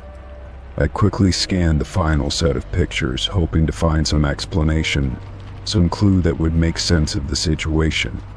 The last photo was the most disturbing one of all. It was taken at night, in the same angle as the others, but this time the camera had captured a reflection in the window. I stared at the image in shock. The reflection in the window was of a man, his face obscured by shadows, but his figure was clear. It was as if he had been standing right behind the camera, just out of sight. The photo made my blood run cold. Who was this man, and why was he in our yard taking photos of us without our knowledge? I felt a wave of panic rise in my chest. The idea that someone had been this close to our family, watching us without us even realizing it, was terrifying. How long had this been going on? Were there more photos, ones I hadn't seen yet? I didn't want to think about it, but the questions kept piling up. Had someone been in our house? Had they been watching us while we slept, while we went about our daily lives? The thought of being observed without our consent, without even knowing it, made me feel vulnerable and exposed. I didn't know what to do with the photos. Should I take them to the police? Was this just some sick prank, or was there a more serious threat at play? I decided to call my wife, hoping to get her perspective on what was happening. When I told her about the photos, she was just as shocked and confused as I was. We both agreed that something needed to be done, but we weren't sure where to begin. We didn't recognize the man in the photo, and we didn't have any idea who would have done something like this. That evening, we installed additional security cameras around our home, making sure to cover every angle of the yard. I couldn't shake the feeling that someone was still watching, waiting for the right moment to return. The photos haunted me, each one a reminder that our private moments had been invaded by someone we didn't know. I couldn't stop thinking about how close they had gotten, how intimate the images were. Every time I glanced out the window, I felt like someone was out there, lurking in the shadows, waiting to be discovered again. The discovery of the camera in my backyard had left me with more questions than answers. I had no idea who was behind it, but I knew that I had to be vigilant. The sense of safety I once had in my own home had been shattered, and I couldn't shake the feeling that someone was still out there, watching us. Whoever had taken those photos was still out there, somewhere, and I couldn't help but wonder, would they ever stop watching us, or had this just been the beginning? Story 26. At first, it was easy to dismiss as a coincidence. I had just moved into a new apartment in a quiet neighborhood, and the first few nights were peaceful, uneventful. But then, on the third night, I was awoken by a faint knocking at my door. I rubbed my eyes, confused, and glanced at the clock. It was exactly 3:04 a.m. I tried it, telling myself it was just some late-night wanderer or a neighbor who needed something. Maybe I had just been imagining things, but the knocking didn't stop. It was steady and deliberate, the kind of sound that cuts through the stillness of the night like a blade. I sat up in bed, my heart pounding in my chest. Who could it be at this hour? I had no visitors scheduled, and I didn't know anyone in the area well enough to expect a visit. I hesitated, wondering if I should answer the door, but something told me not to. The knock came again, this time louder, more insistent. I crept out of bed and slowly approached the door, my feet silent on the hardwood floor. My hand hovered over the handle, my breath catching in my throat as I peered through the peephole. Nothing. No one was there. I exhaled a shaky breath, the anxiety in my chest slowly ebbing away. Maybe it was just a prank, I thought, or some strange coincidence. I locked the door, double-checking the deadbolt, and returned to bed, hoping the night would pass without further incident. But every night since then it had been the same. At exactly 3:04 a.m. the knocking would start. It was always the same pattern, 3 knocks followed by a pause, and then 2 more. Nothing else. No voice, no words, just the rhythmic knocking that echoed through the hallways. I started to dread the sound of the clock ticking as midnight approached, knowing what would come after. Each night I would lie awake, staring at the ceiling, wondering if it was finally going to stop. But no matter how hard I tried to sleep through it, the knocking always came. And it always came at exactly 3:04 a.m. I couldn't explain it, couldn't make sense of it. It wasn't like anything I had ever experienced before. The consistency of it, the precision, made me feel like it was deliberate, like it was meant for me. After a few days of sleepless nights, I decided to take matters into my own hands. I couldn't keep living in fear, couldn't keep hearing that incessant knocking every night and wondering what it meant. So I stayed awake that night, determined to catch whoever it was. I set up my phone camera on the kitchen counter, pointing it toward the door, hoping to capture the stranger's identity. I waited, wide-eyed and tense, watching the seconds tick by on the clock. Then, just like clockwork, at 3:04 a.m., the knocking started.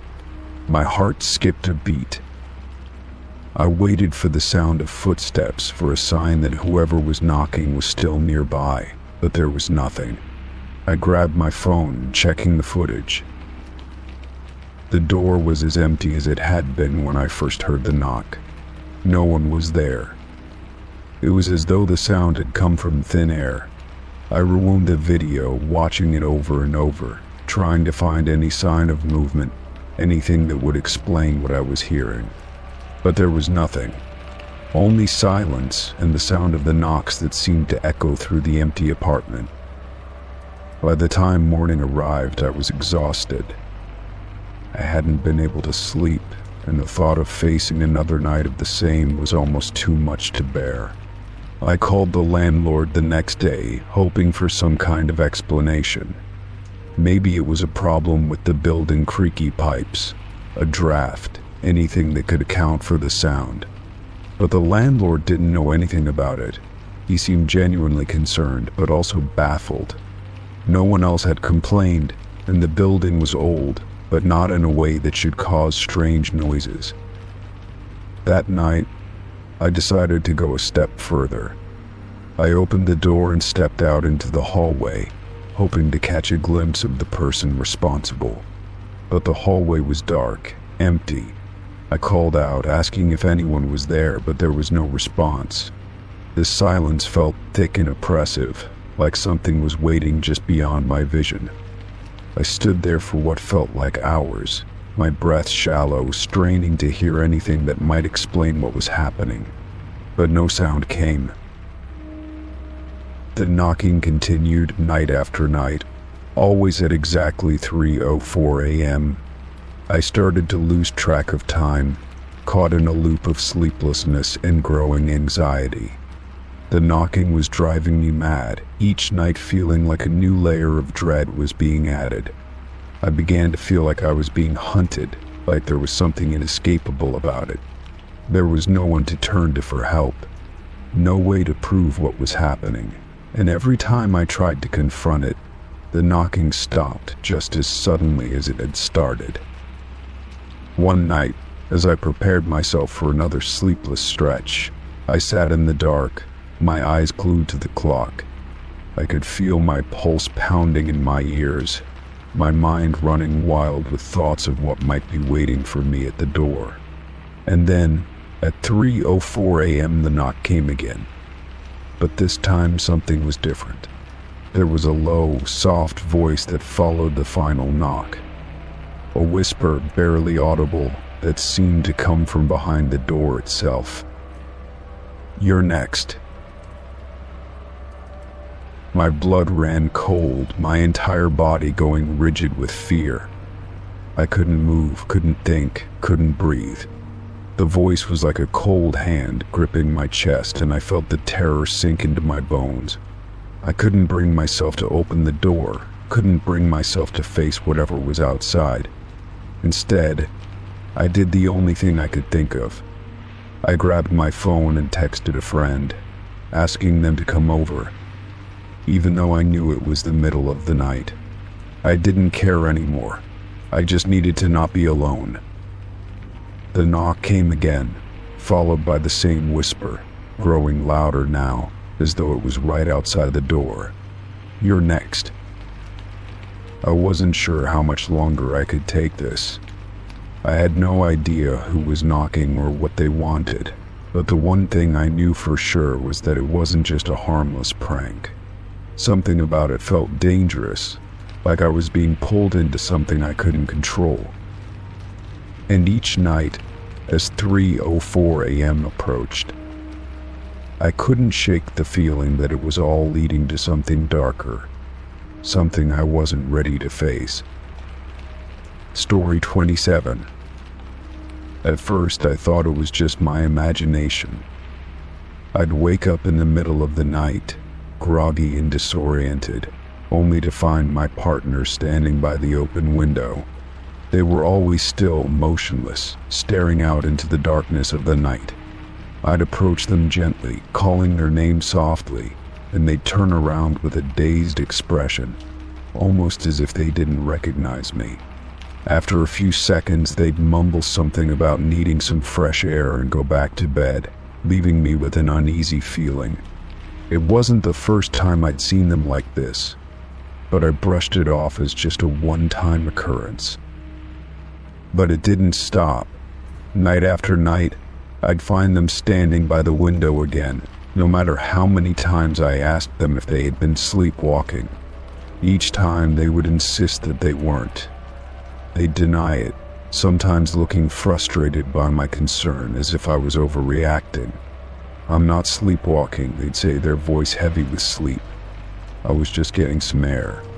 It didn't make sense to me. Why would they be standing by the window in the dead of night, staring out into nothing, without ever recalling it? Something felt off, but I didn't want to push it too much. Maybe they were just having strange dreams or restless nights. Then, one night, I decided to stay up a little longer than usual. I wasn't sure why, but something told me to keep an eye out.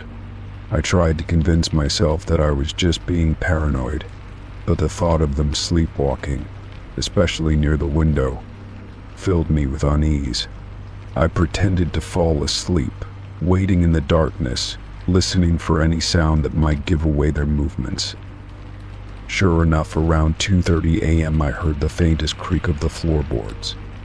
I opened my eyes just enough to see their silhouette moving across the room. My heart skipped a beat as I watched them approach the window.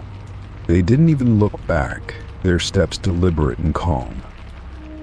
I wanted to say something, to ask if they were okay, but something stopped me. It was as if I was frozen, unsure of how to react. There they were, standing again by the open window, staring out into the night with a distant expression on their face. They didn't move, didn't even blink. It felt like time stood still. My instinct was to get up and pull them away from the window, but I hesitated. What if they woke up fully, confused and angry at me for interrupting them? What if it wasn't sleepwalking at all, but something else? Finally, after what felt like an eternity, my partner turned around and walked back to bed. The moment they lay down, they immediately seemed to fall into a deep sleep, as if nothing had happened. I stayed awake for a while longer, my mind racing, wondering what was going on. Was this some sort of sleepwalking episode? Was there something they weren't telling me? And most of all, why was it always by the window? The next morning, I brought it up again. "You were standing by the window again last night," I said, trying to keep my voice calm. My partner gave me a confused look, as though they had no memory of it. "I told you I don't sleepwalk," they replied, their tone defensive. I was probably just getting up to go to the bathroom or something. I wanted to believe them, but the look in their eyes didn't seem genuine. I didn't push it further that day, but deep down I knew something was wrong. As the days passed, the occurrences continued. Every few nights I'd wake up to find them standing at the window, staring out into the void. Sometimes they'd be completely still for what seemed like hours, and other times they'd start muttering things under their breath. The strangest part was how, whenever I woke them up, they seemed disoriented but completely unaware of what they were doing. They would always shrug it off, as if it was no big deal. But I couldn't shake the feeling that something was off. I wasn't sure if they were sleepwalking, or if there was something darker going on. One night, I decided to take matters into my own hands. I set up a camera in the bedroom, hoping to capture what was really happening. I wasn't sure what I was expecting to see, but I knew I couldn't keep living in this uncertainty. I didn't tell my partner about the camera, thinking it would only make things worse. When I reviewed the footage the next morning, my stomach dropped. Sure enough, there they were standing by the open window, just as I had seen them countless times before. But this time there was something different. As they stood there, staring out, they began to whisper something. I couldn't make out the words, but it sounded strange, almost like a chant. I played the footage over and over, trying to understand what was happening. It didn't look like a typical sleepwalking episode. My partner didn't look confused or disoriented as most sleepwalkers do. They were calm, purposeful, as if they were awake. But they had no memory of any of it. When I showed them the footage, they were stunned. "I don't remember doing that," they said, their voice filled with disbelief. It's not me." But that didn't make sense either. If it wasn't them, who was it? I started doing research into sleepwalking, sleep disorders, and anything else that could explain the situation. The more I read, the more I realized that there were cases of people sleepwalking with a strange, almost hypnotic behavior, something that could be triggered by stress, trauma, or even something more psychological. But what was happening to my partner didn't fit neatly into any of those categories. There were no clear explanations, no answers that made sense. And the more I watched the footage, the more I realized there was something deeply unsettling about the way they stood by the window. It wasn't just about sleepwalking anymore. I began to notice other strange details.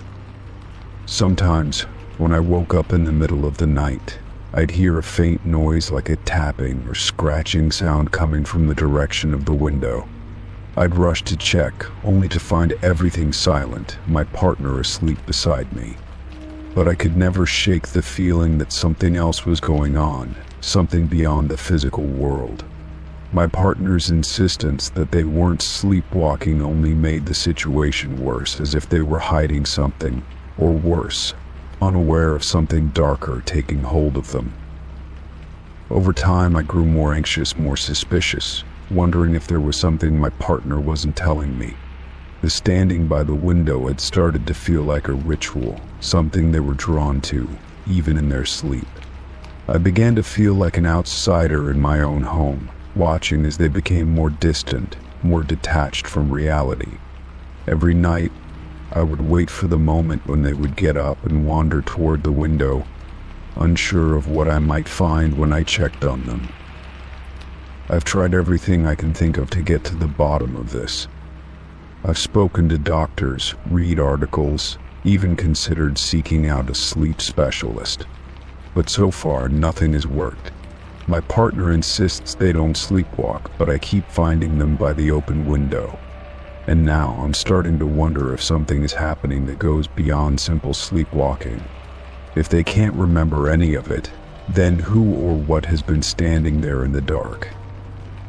Story 28. It was a quiet evening, and I was sitting on the porch of my house, enjoying the cool air as the sun began to set. The woods behind my house stretched out for miles, a thick expanse of trees and underbrush that I had always found peaceful. I had lived here for years, accustomed to the sounds of nature, birds chirping, leaves rustling, the occasional scamper of a squirrel, but that evening, something was different. It started with a faint sound, barely audible at first, carried on the breeze. I strained my ears, unsure if I was imagining it. At first, I thought it might be an animal, maybe a fox or some other woodland creature. But as the sound grew louder, I realized it wasn't an animal at all. It was the unmistakable cry of a baby. The sharp, desperate wail echoed through the trees, rising and falling in a way that made my stomach twist. I froze, the hairs on the back of my neck standing up. I stood up slowly, my heart racing. I had lived here long enough to know that there were no neighbors for miles, no families with children living in the vicinity. The nearest town was a good 10 miles away, and the woods were deep and remote. I had never heard anything like this before. It wasn't just one cry, it was continuous, like a child who had been crying for a long time, with no one to comfort them. I glanced toward the woods, but it was getting dark quickly, and the trees seemed to close in as the shadows lengthened. I took a few cautious steps toward the edge of my property, listening intently. The cry grew louder, but still, there was no sign of anyone. I called out, half expecting someone to answer, but all I heard in response was the wind stirring the leaves. The sound of the baby crying continued, echoing through the woods, but no one was there. My mind raced with possibilities. Was someone lost out there? Maybe a young couple had ventured into the woods with their child, and something had gone terribly wrong. But the thought of a baby being so far out in these woods, with no shelter or protection, made my blood run cold. I debated whether I should call for help. But who would I even call? The nearest emergency services were miles away, and even if they came, would they be able to find anyone out there in the thick woods before it was too late? The cry persisted, relentless and heart-wrenching. It sounded so real, so urgent, and yet there was something unsettling about it. Something unnatural. I stood there, frozen in place, trying to figure out what to do. My mind raced with all the things I had seen in movies, strange occurrences in the woods, eerie sounds that led people to disappear without a trace. But this wasn't a movie, and I wasn't prepared for whatever this was. After what felt like an eternity, I decided I had to check it out. Maybe there was a lost child, or perhaps someone in need of help. I grabbed a flashlight and made my way toward the woods, my steps hesitant at first. The closer I got to the tree line, the louder the crying became. It was clear that it was coming from deeper in the forest, but still, I saw no one. No figures, no movement, just the sound of the baby's cries cutting through the stillness of the woods. I entered the forest, the light from my flashlight barely cutting through the thick darkness. The trees seemed to close in around me, their twisted branches casting strange shadows on the ground. I could feel my heart pounding in my chest, each step more uncertain than the last. The cries were still coming, louder now, as though the baby was just beyond the next hill or in the clearing ahead. But when I reached the clearing, there was no one there. The crying stopped abruptly, leaving me standing in the silence, my breath heavy in my chest. I turned in a slow circle, scanning the area, but all I could see were trees in the growing darkness. The baby's cries had stopped, and the woods felt unnaturally quiet now. I waited for a few minutes, hoping the crying would start again, but nothing happened. The silence stretched on, oppressive and heavy. It was as if the woods had swallowed the sound, as if it had never been there at all. I couldn't shake the feeling that I had been tricked somehow. Maybe it was an animal, some creature mimicking the sound of a baby crying, or maybe it was some kind of prank, a cruel joke. But the more I thought about it, the more I felt like something wasn't right. The woods behind my house had always been quiet, peaceful, and familiar. Nothing like this had ever happened before. I turned to head back to the house, my mind reeling with questions. Was it just my imagination? Had I heard what I thought I heard? I wasn't sure anymore. I hurried back toward the edge of the woods, feeling the weight of the dark trees pressing in around me. As I reached the edge of the property and stepped back onto solid ground, I glanced back toward the woods. Everything was still. There was no sign of movement, no sound, no indication that anything had happened at all. For the rest of the evening, I couldn't shake the feeling that something had been wrong. The baby's cries had seemed so real, so desperate, and yet there was no sign of a child or anyone else in the woods. It didn't make sense. The woods were silent again, as they always were at night, but the eerie feeling lingered. I spent the rest of the evening with the lights on, trying to push the unsettling thoughts from my mind. But when I went to bed that night, I couldn't sleep.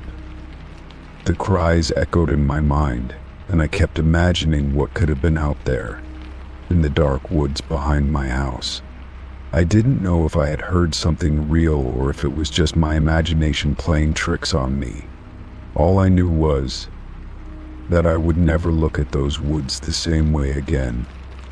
Something about the silence that followed the cries felt wrong, and the memory of it stayed with me long after the night ended. The next morning, I told a friend about the strange experience, but they brushed it off as a wild imagination. Maybe I had been hearing things they suggested, or maybe it was just an animal that sounded like a baby. But deep down, I knew what I had heard. And the thought that something or someone was still out there, hidden in those woods, sent a shiver down my spine. I didn't know what the woods were hiding, but I wasn't sure I wanted to find out. Story 29. At first, it didn't seem like a big deal. I'd wake up every morning and find small, faint scratches on my arms. Nothing deep or alarming, just thin lines that looked as though they had been lightly scratched with something sharp. I didn't think much of it at first. Maybe I had scratched myself in my sleep, or it was just some kind of skin irritation. I brushed it off, not giving it a second thought. But the scratches kept appearing. Every morning without fail, they were there. And I don't own a pet, so there was no reason for them. It wasn't until I noticed the pattern that I began to feel uneasy. The scratches weren't random. They were always in the same spots on both arms, as if something or someone had deliberately scratched me while I slept. The lines were usually small and faint, not bleeding or causing significant pain, but they were definitely there. I even started to inspect my bed to see if there was something in it that could be causing the marks. But everything appeared normal. My sheets were clean, my blankets neatly folded, and there were no signs of anything that could be the source of the scratches. The sensation of being touched was unsettling, but I couldn't figure out why it was happening. I decided to take a closer look at my skin. Perhaps there was something about my sleeping position that was causing the scratches. Maybe I was rubbing against something in my sleep. But as the days passed and the marks persisted, I couldn't ignore the fact that they weren't random. They appeared in the same places on both arms, as if someone were deliberately reaching out to scratch me. The more I thought about it, the more I realized that it wasn't just the marks that were strange, it was the feeling that accompanied them. I started to wonder if I was being watched while I slept, or if something unseen was causing the scratches. That thought alone made my skin crawl. I began to sleep with my bedroom door closed and my windows locked, hoping to feel a sense of safety. But the scratches continued. It was almost as though they were appearing with increasing frequency and intensity. I couldn't explain it. Each morning the scratches were slightly more pronounced, as if someone or something was getting closer. It was disorienting, especially since I lived alone. I started to keep track of the scratches in a notebook, noting the day, the severity of the marks, and whether I had any memory of the night before. But no matter what I wrote, the outcome was the same. Every morning the scratches were there. I didn't have any physical memory of how they happened, but I knew they weren't a result of my own actions. One morning I woke up to find the scratches had changed. They were deeper now, more noticeable, and a strange red residue seemed to be clinging to the edges. I was horrified. It didn't feel like something I could have done in my sleep. The marks were too precise, too deliberate. I felt a wave of panic wash over me as I stared at my arms. What could be doing this?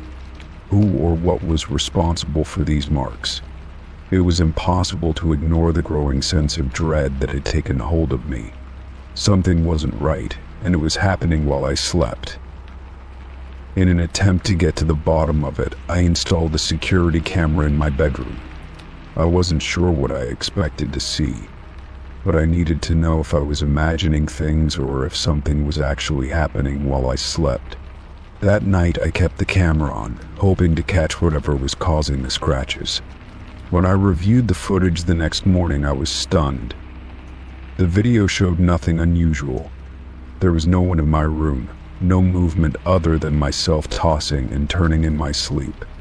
But the marks on my arms were undeniably real. How could I have scratches if there was no one there? The camera had shown nothing, but the evidence on my skin was irrefutable. I couldn't explain what was happening, but I knew I couldn't just ignore it anymore. The next step was to consult with a doctor. I needed to rule out any medical conditions that could explain the scratches. After a thorough examination, the doctor could find no physical reason for the marks. There was no explanation for how I could be waking up with fresh scratches on my arms every morning. I left the office feeling more frustrated and confused than ever. No one could tell me what was happening, and it felt like I was getting nowhere. In the weeks that followed, the scratches grew more intense. They weren't just appearing on my arms anymore, they were showing up on my legs and chest as well. Each mark seemed to be deeper, as if something was trying harder to get through my skin. I was terrified, but I didn't know who to turn to. The idea of being haunted, or having some unseen force interacting with me, seemed absurd, but the more I lived with the scratches, the harder it was to dismiss the possibility. I tried to rationalize it, but no explanation seemed to fit. The mystery was growing, and I felt more and more powerless in the face of it. One night, after a particularly bad set of scratches had appeared on my back, I decided to take matters into my own hands. I stayed awake all night, keeping my eyes open, watching the room around me for any sign of movement or disturbance. I listened intently for any noise that could explain the scratches. The hours dragged on and I found myself growing drowsy, but I refused to sleep. It was only when the first light of dawn began to creep through the curtains that I finally allowed myself to close my eyes, convinced that nothing would happen that night. When I woke up, I was still in one piece, but my arms were covered in scratches once again, as though they had appeared while I slept. That morning, as I examined the fresh marks, I noticed something different. The scratches were no longer faint, they were deeper, longer, and more pronounced. I began to wonder if they were somehow connected to my emotions or my mental state. Had my stress and anxiety caused me to somehow scratch myself in my sleep, or was something more sinister at play? I couldn't dismiss the possibility that I was experiencing something supernatural. But what and why? Desperation led me to reach out to a friend who had some experience with paranormal phenomena. I was hesitant at first, not wanting to sound paranoid or delusional, but when I described the scratches and the growing sense of fear I was feeling, they suggested that it could be the work of something invisible. Perhaps a spirit or entity was interacting with me in some way. They suggested that I cleanse the apartment, performing a ritual to rid the space of any negative energy. I was skeptical, but I felt I had nothing left to lose. I followed their advice, using sage and other cleansing herbs to purify the apartment, but when the ritual was over, nothing changed. The scratches kept coming, and the feeling of being watched never disappeared. At this point, I've resigned myself to the fact that I may never have an answer. The scratches still appear every morning, and each day they seem to grow worse. I don't know what's causing them, but I know I can't keep living in this state of constant fear and confusion. I've tried everything I can think of, but it feels as though something beyond my understanding is controlling this situation. I no longer feel safe in my own home, and I've started considering moving out, but something tells me that no matter where I go, the scratches will follow. I can't escape what's happening, and every morning when I wake up, I find those faint, yet unmistakable scratches on my arms, proof that whatever is happening, it's real. Story 30. E. It was late, the sun just dipping below the horizon, leaving the road bathed in the fading light of dusk. I had been driving for hours on a long stretch of highway through unfamiliar terrain when I spotted him on the side of the road.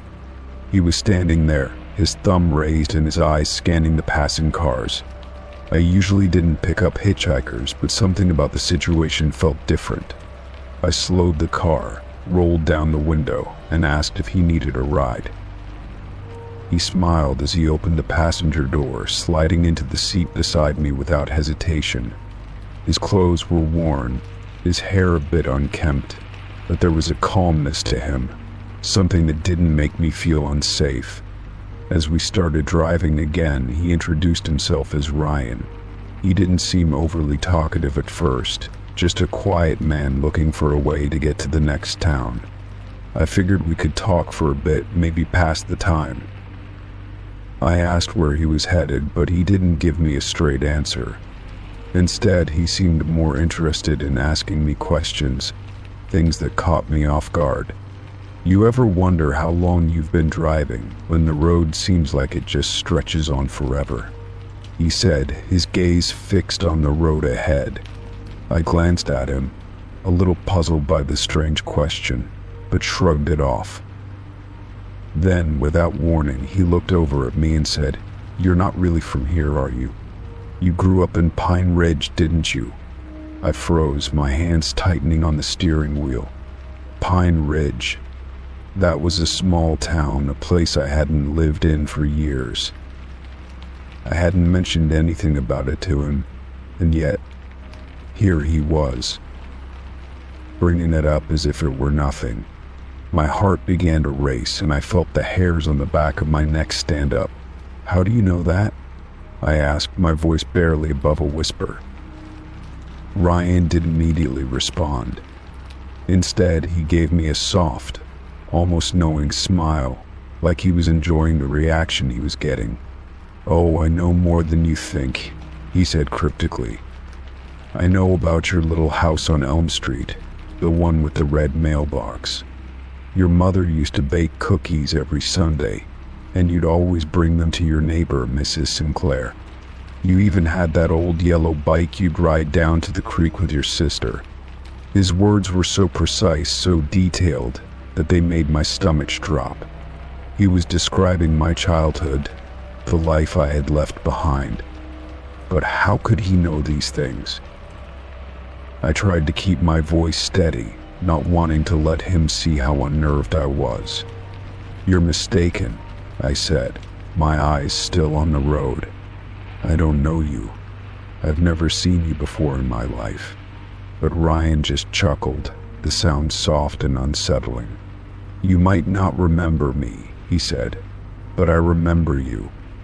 You don't forget someone who used to live next door to you, even if it was a long time ago." The more he spoke, the more uncomfortable I felt.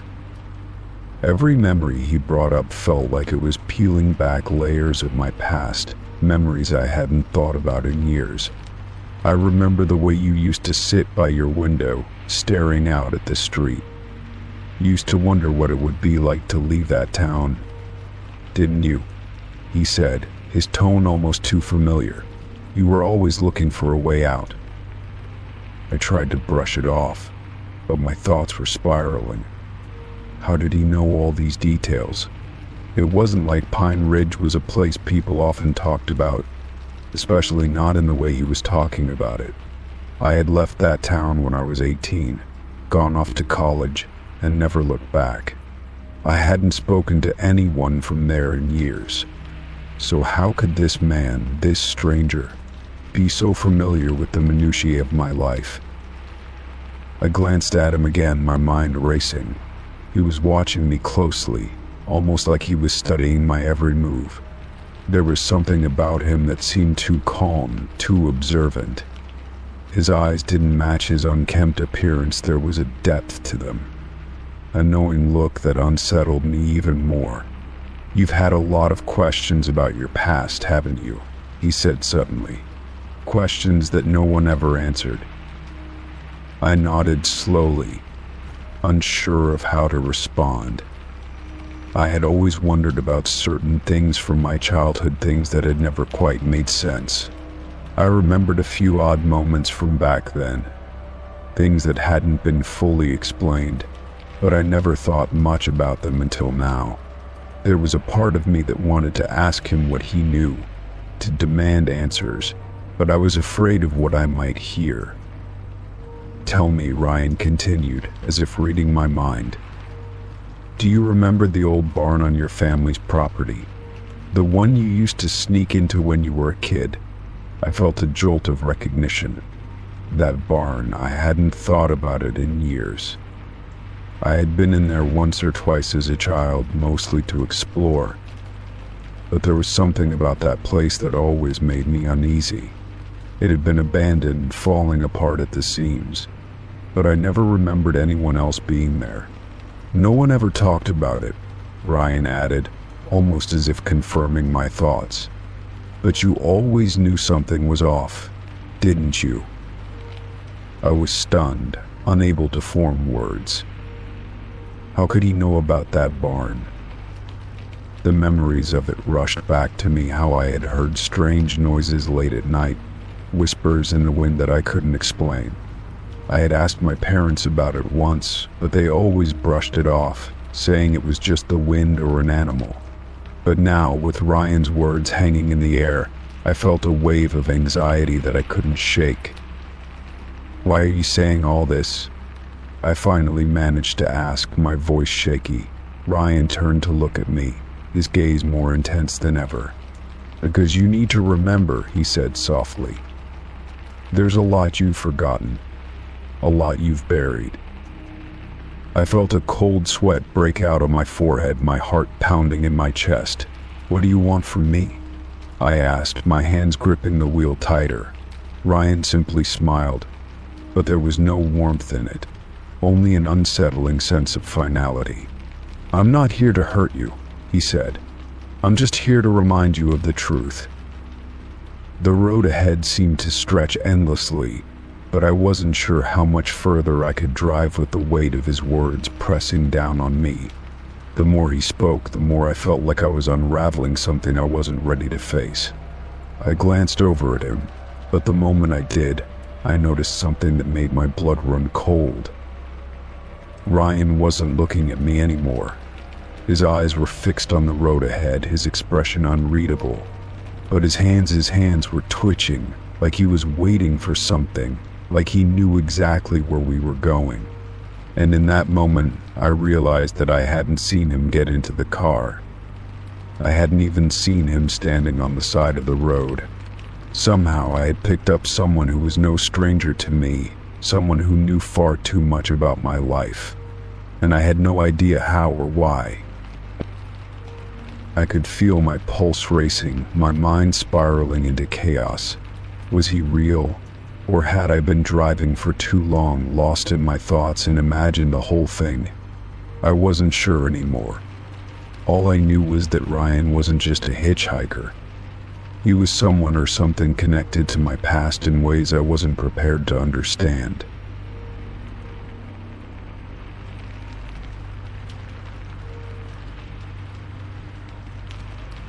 Story 31. It was a normal Wednesday evening when I first noticed the backpack sitting on my porch. I was returning home after a long day at work, exhausted, with no expectation of anything unusual. The backpack was just there, sitting in the center of the porch, as if it had been carefully placed. At first I thought it might be a mistaken delivery for a neighbor, perhaps, or something left behind by someone. But as I walked closer, I felt a strange unease in my chest. There was no note, no indication of who it belonged to. It wasn't until I got within a few feet of it that I saw the tag, a simple handwritten label in black ink with the word tools written across it.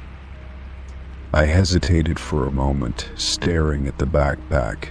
It seemed out of place.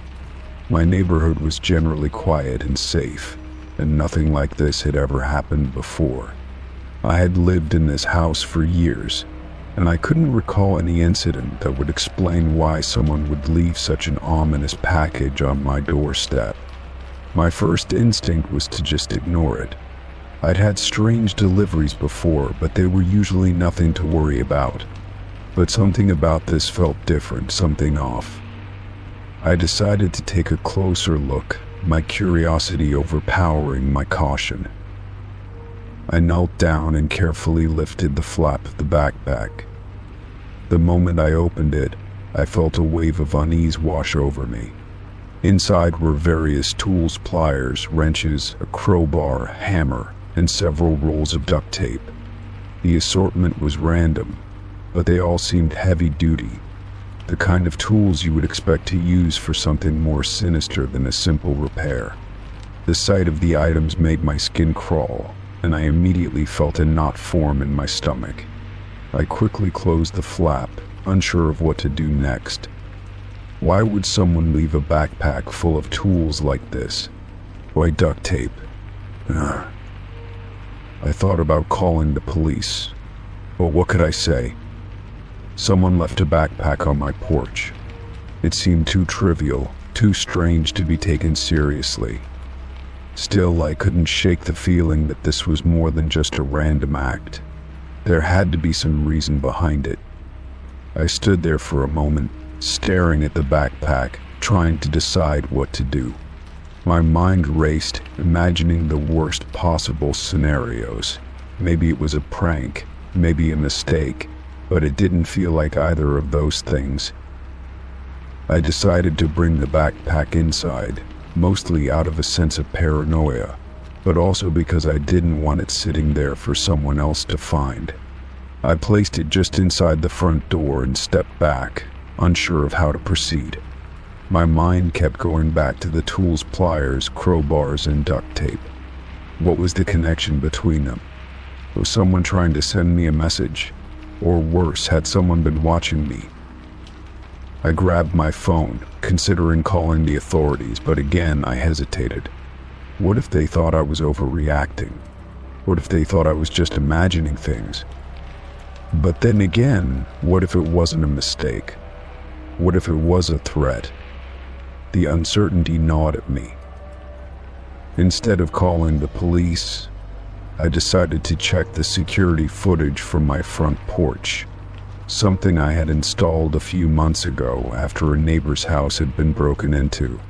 The footage wasn't much, just a few blurry figures moving in and out of view, but it could tell me something.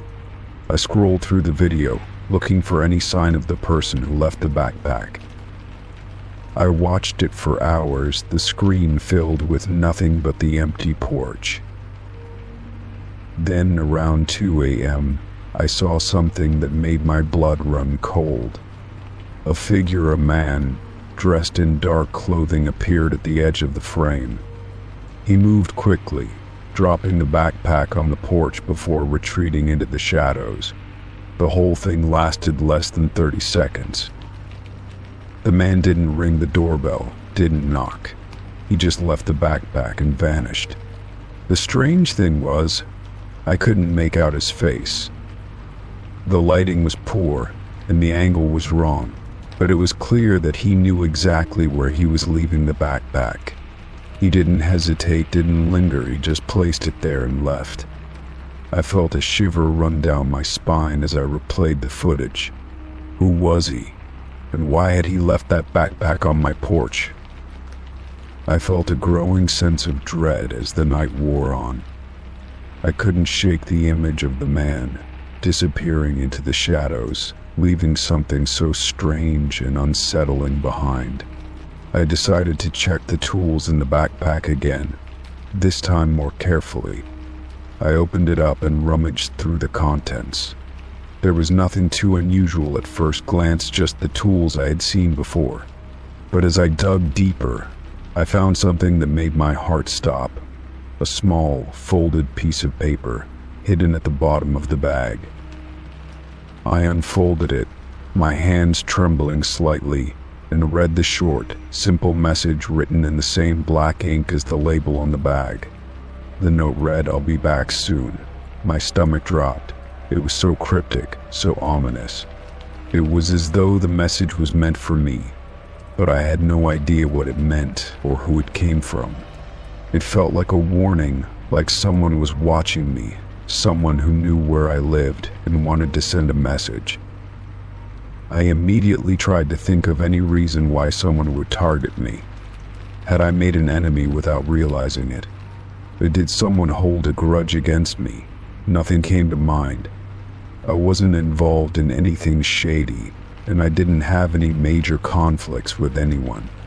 The only explanation that made sense was that this was some kind of random act, a twisted prank or threat from someone who wanted to instill fear in me. The night passed in a blur of anxiety and uncertainty. I couldn't shake the feeling that someone was out there, waiting for the right moment to return. I couldn't sleep, couldn't stop thinking about the backpack and the cryptic note. I felt like I was being watched, like I was no longer alone in my own home. I spent the rest of the night keeping the lights on, double-checking the locks, and watching the security footage over and over again. But there were no new clues, nothing that explained the man's actions or his intentions. The next morning I went to the police. I showed them the backpack, the tools, and the note. They took everything seriously and promised to look into it, but they couldn't offer much advice beyond being vigilant. They advised me to avoid confronting anyone if I saw them near my house and to report any suspicious activity. It wasn't much comfort, but it was all they could do for now. Days passed, and the strange feeling of being watched didn't go away. Every time I left the house, I looked over my shoulder, wondering if the man would return. Every knock on the door made my heart race, and every strange sound outside my house sent me into a panic. I installed more security cameras, started locking the doors even when I was home, and kept the blinds drawn at all times. But no matter what I did, the feeling lingered, gnawing at me. Then, a week later, another backpack appeared on my porch. This time it was different, no tools, no note. Just a simple black backpack with a small, unmarked envelope taped to it. I stood there for a long time, staring at it, unsure if I should open it. But I knew one thing for sure, whoever was behind this wasn't done yet. The mystery was far from over, and now I was more certain than ever that I had become part of something far darker than I could ever have imagined. Story 32. I had been searching for a dresser for weeks, something with character to add to my bedroom. I found one at a second-hand store that seemed perfect, old, a little worn but solid.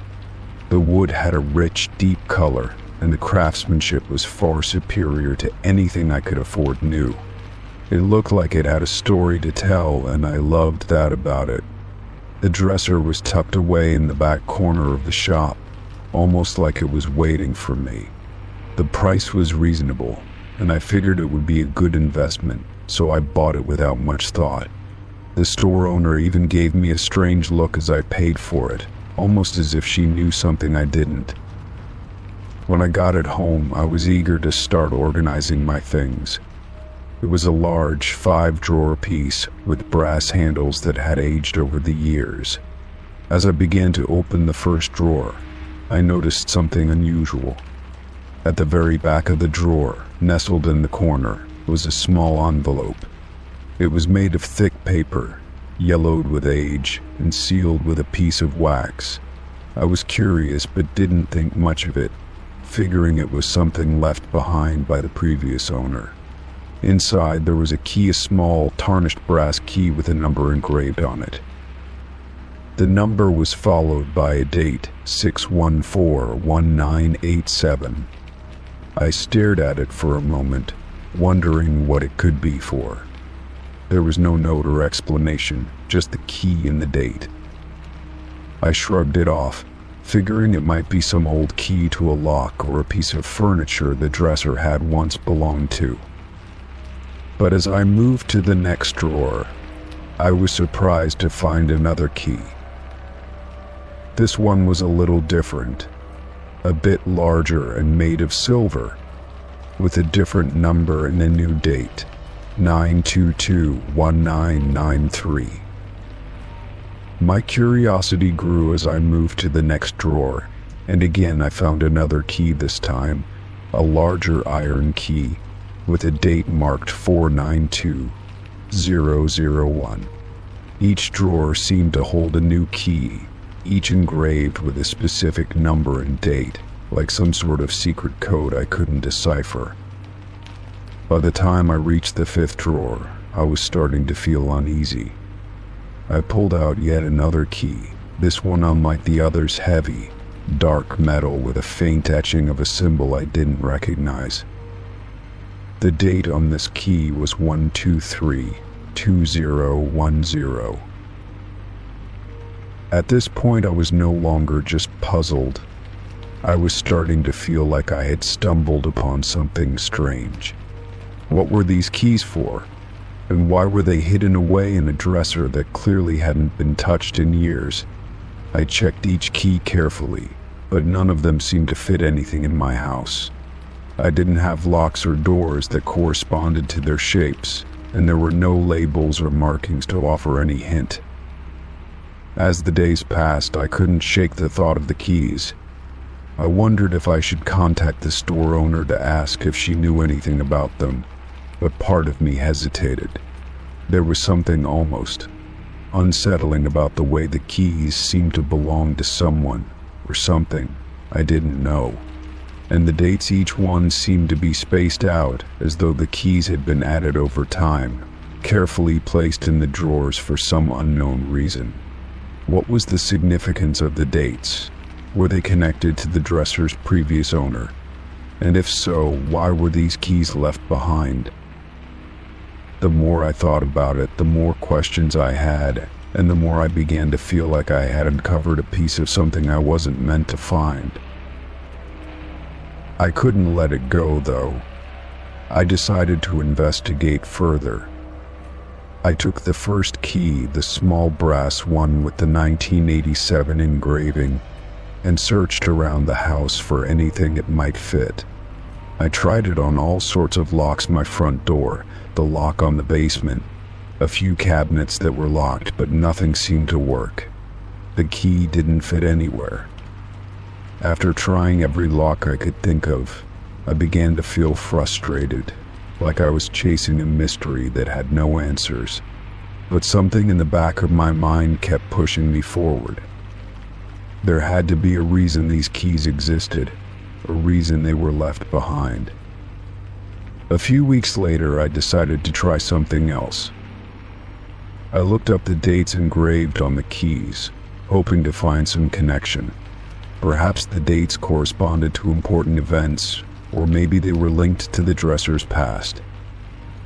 After a few hours of searching online, I found something strange.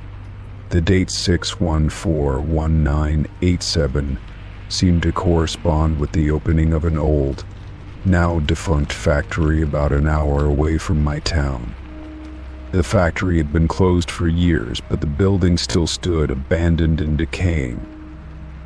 9/22/1993 was the date of a local art exhibition at a gallery that had since shut down, and 492001 marked the opening of a long-closed antique shop.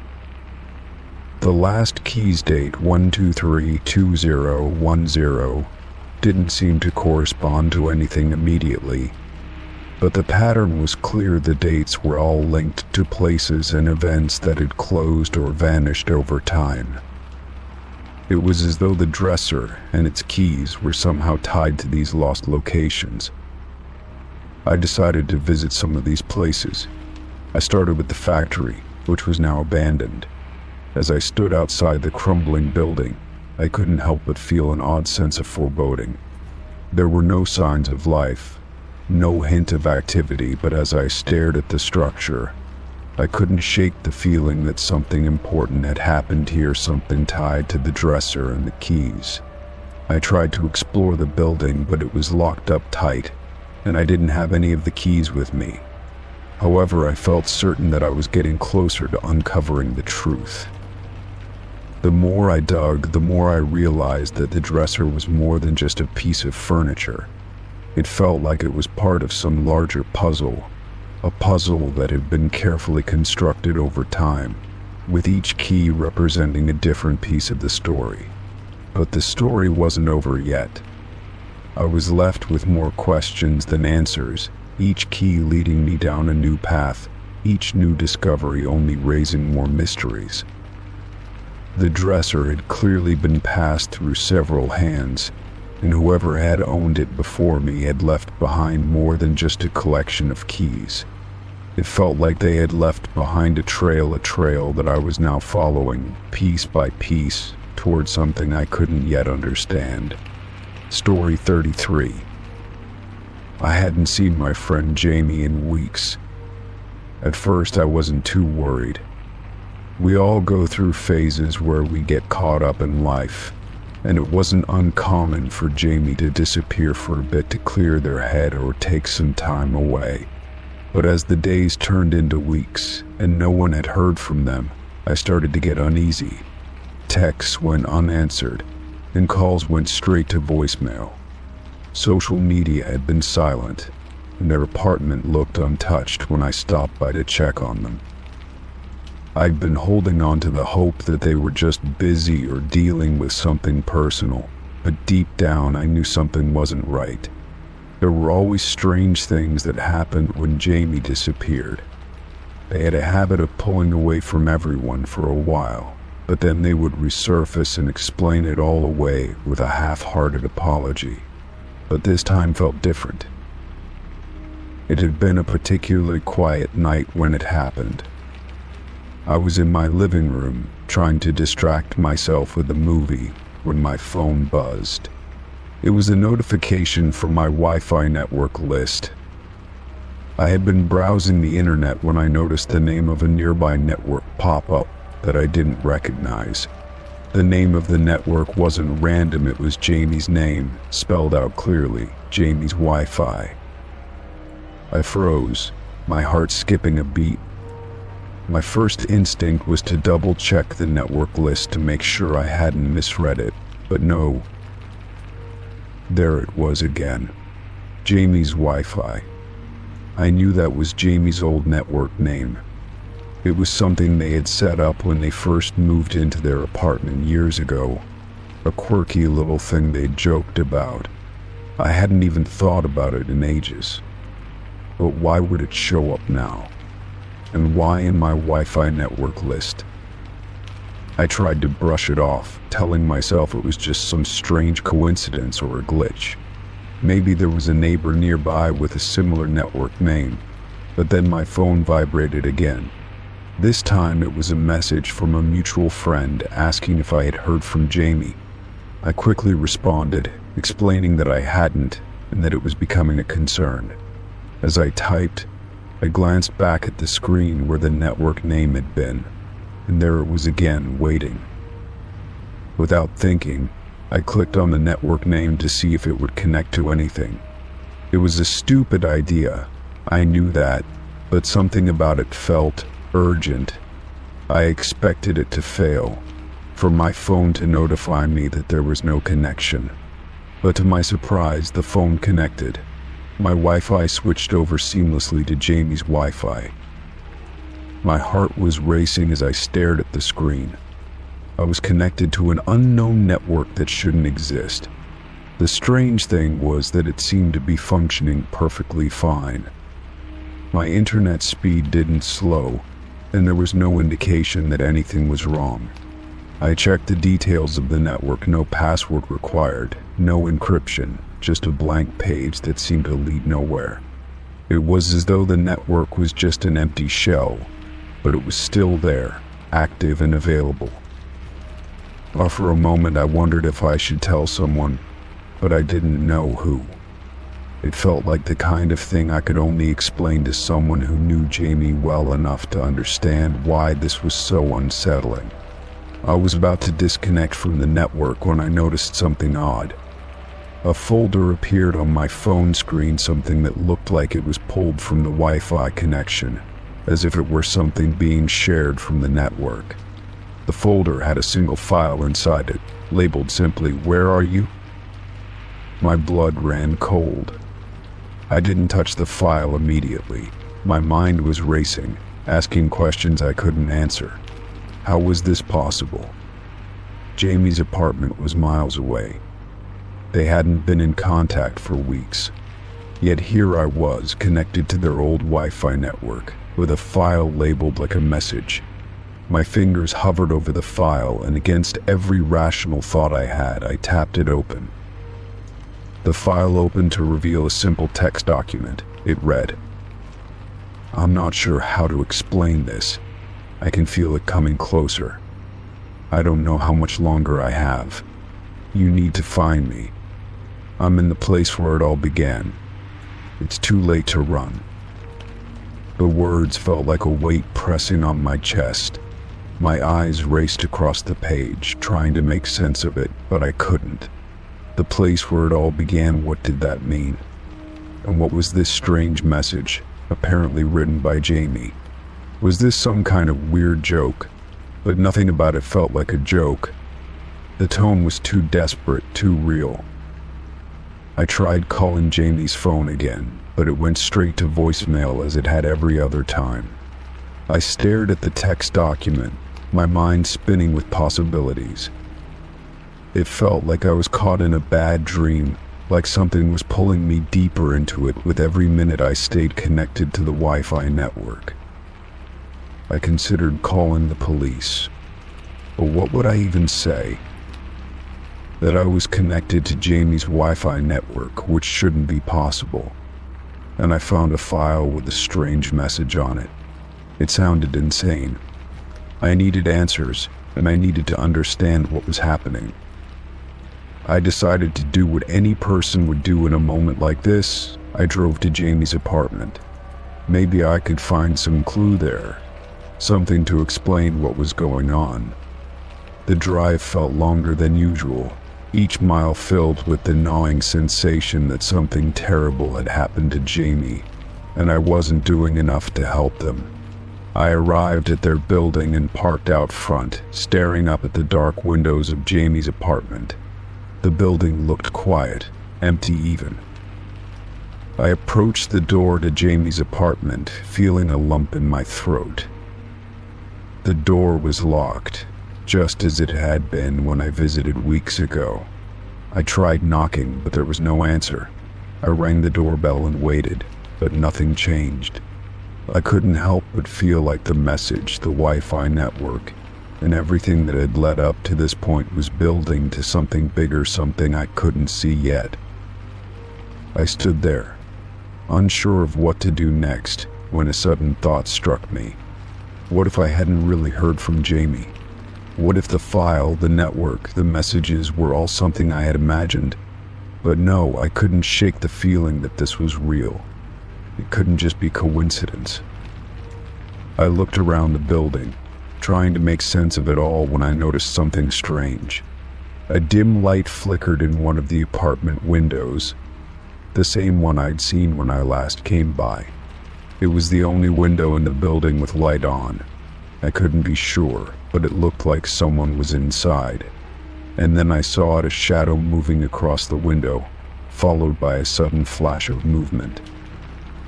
It was Jamie. I rushed to the building entrance, my heart pounding in my chest. I needed to find them, to make sure they were okay. But as I reached the front door, a strange thought hit me. The shadow I had seen was too quick, too fleeting. Was it really Jamie? Or was something else inside? I wasn't sure, but as I stood there, staring at the door, I knew one thing: I needed to find out, no matter the cost. Because the message, the Wi-Fi network, the strange file, everything, it was all leading me somewhere. Somewhere I wasn't sure I wanted to go. But it was too late to turn back now. Story 34. I needed a break from the constant buzz of the city, so I rented a cabin in the woods for a weekend getaway. The cabin was secluded, nestled between tall, ancient trees, and it seemed like the perfect place to unwind. There was no cell phone reception, and the only sounds were the rustling of leaves and the occasional bird call. I had planned to relax, read a few books, and enjoy the quiet solitude, but from the moment I arrived, something felt off. On my first evening after settling in, I noticed something strange outside the cabin. Just behind the cabin, near the tree line, there was a freshly dug hole. It wasn't huge, but it looked like someone had been digging it recently, perhaps even that same day. The soil around the hole was dark, disturbed, and the edges were uneven. I thought maybe it was just something from the previous tenant, or perhaps wildlife had been digging. I didn't give it much thought, but I did make a mental note of it. That night, as I lay in bed trying to fall asleep, I heard odd noises from outside. It sounded like something was moving around the yard, soft rustling, like footsteps in the leaves. At first, I chalked it up to animals, maybe a deer or raccoon scavenging nearby.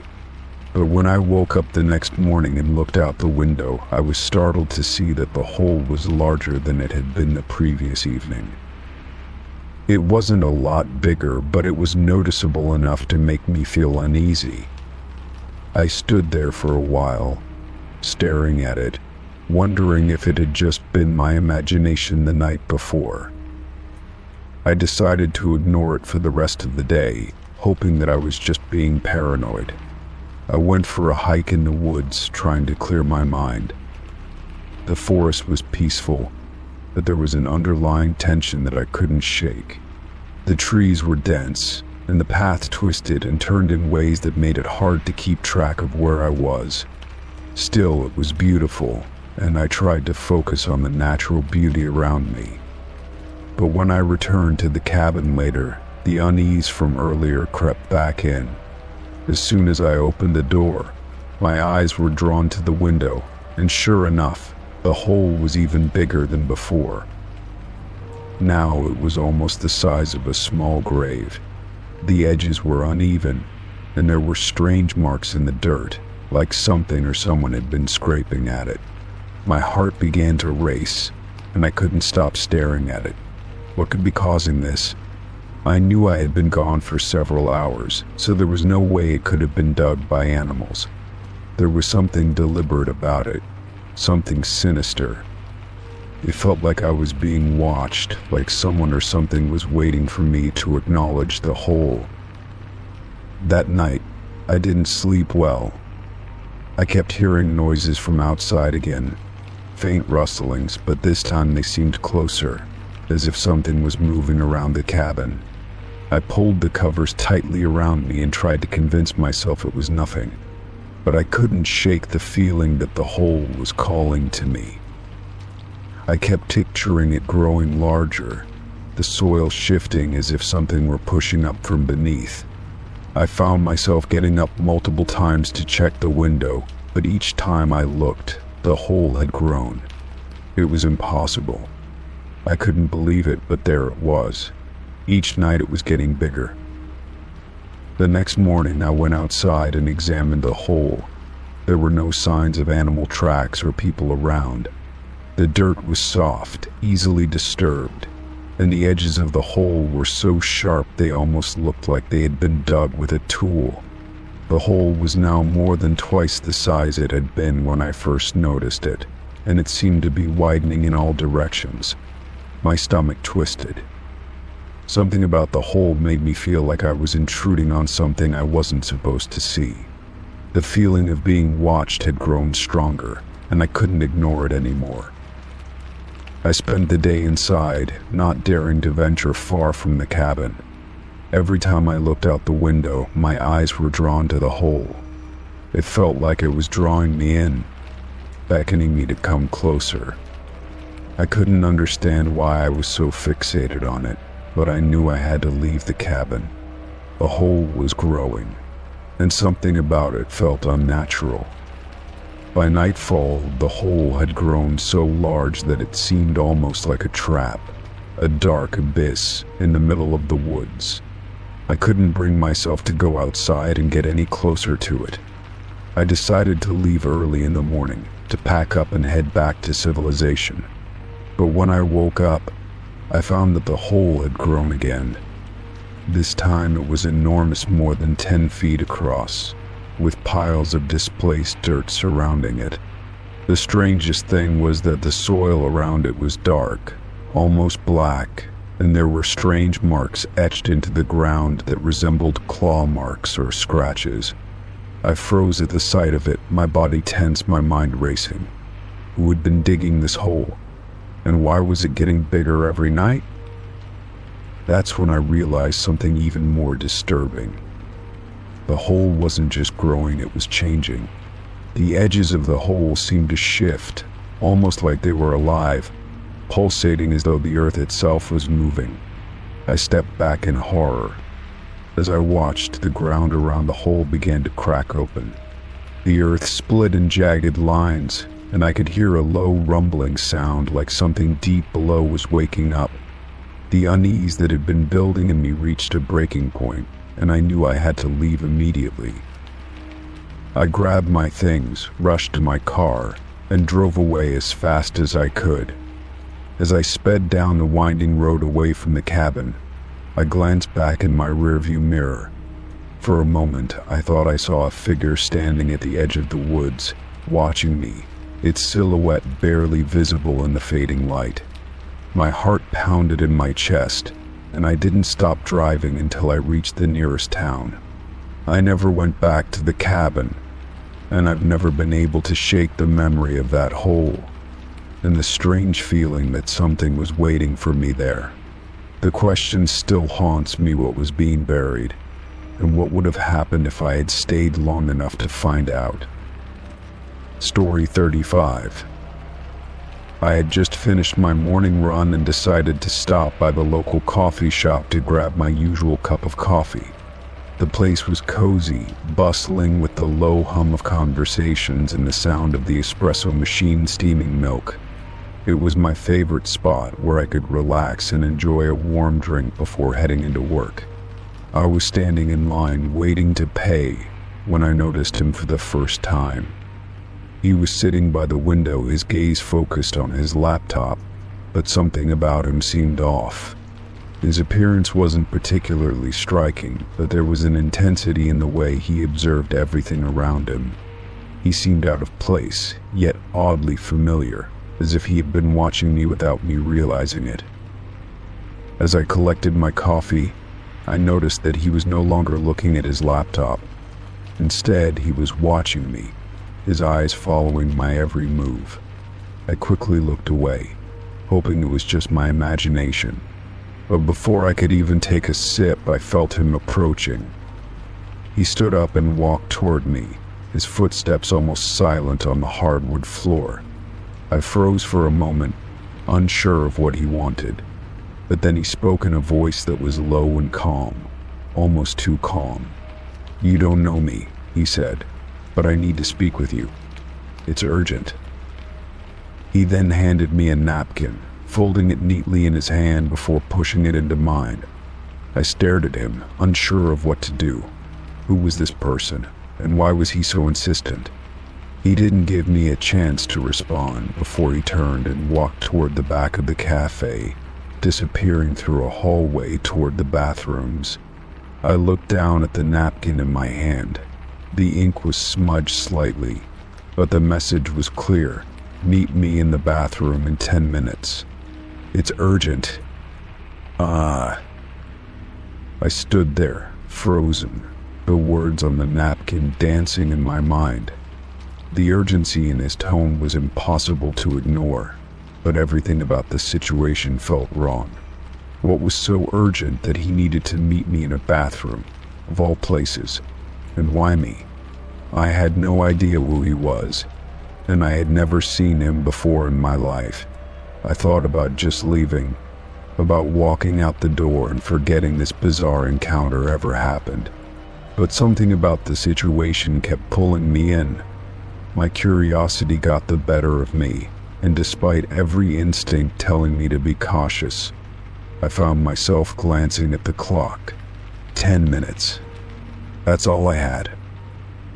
I sat down at a table, trying to look casual, but my mind was racing. What if he was just some eccentric person playing a prank? Or worse, what if he was dangerous? The coffee shop was crowded, and nobody seemed to notice the strange interaction. I was starting to second-guess my decision to even consider going to the bathroom, but my hands shook as I clutched the napkin. It felt like a strange omen, as if I were being drawn into something I couldn't control. After what seemed like an eternity, the 10 minutes had passed. My heart was pounding in my chest, and I felt a mix of anxiety and apprehension. What would I find if I walked to the bathroom? I stood up, swallowing my fear, and made my way to the back of the coffee shop. The hallway was dimly lit, with a narrow corridor leading toward the restroom. I could feel my breath catch in my throat, and I glanced over my shoulder, half expecting someone to be following me. I reached the door to the bathroom, hesitating for a moment before pushing it open. Inside, the room was quiet, almost too quiet, and the fluorescent lights above hummed softly. There was no sign of the man, but I could feel the tension in the air. It felt like something was waiting to happen, but I wasn't sure what. The silence was deafening as I stepped further into the bathroom, looking around. The place was empty, save for a few people at the sinks washing their hands. The man wasn't there. For a moment I considered leaving, turning on my heel and walking back to the safety of the coffee shop. But just as I was about to turn, I saw something. A note had been slipped under the edge of the stall door. It was folded in half, the same handwriting as the one on the napkin. My heart skipped a beat. What now? I walked cautiously over to the stall, kneeling down to retrieve the note. The message was simple: don't leave. We don't have much time. I stood up quickly, my breath quickening as I tried to process what was happening. This couldn't be real. Was this some kind of elaborate joke? But it didn't feel like a joke, it felt like something far more serious. My mind raced with questions. Who was this man? Why was he contacting me? And what was so urgent that he needed to meet me in secret? The seconds ticked by like hours as I debated what to do.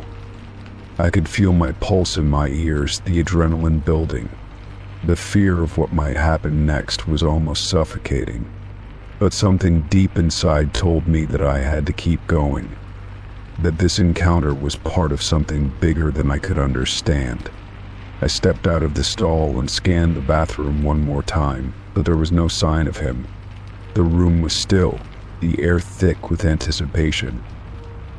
Suddenly I heard a door creak open behind me, and I turned sharply. There, standing in the doorway, was the man. He was looking at me with an intensity that made my stomach twist. His eyes were wide, his expression serious, but there was something else in his gaze, a sense of urgency and fear that seemed all too real. "You shouldn't be here," he whispered, his voice hoarse. "They'll know you're involved. You don't know what you're getting into." I took a step back, my heart racing. "Who are you?"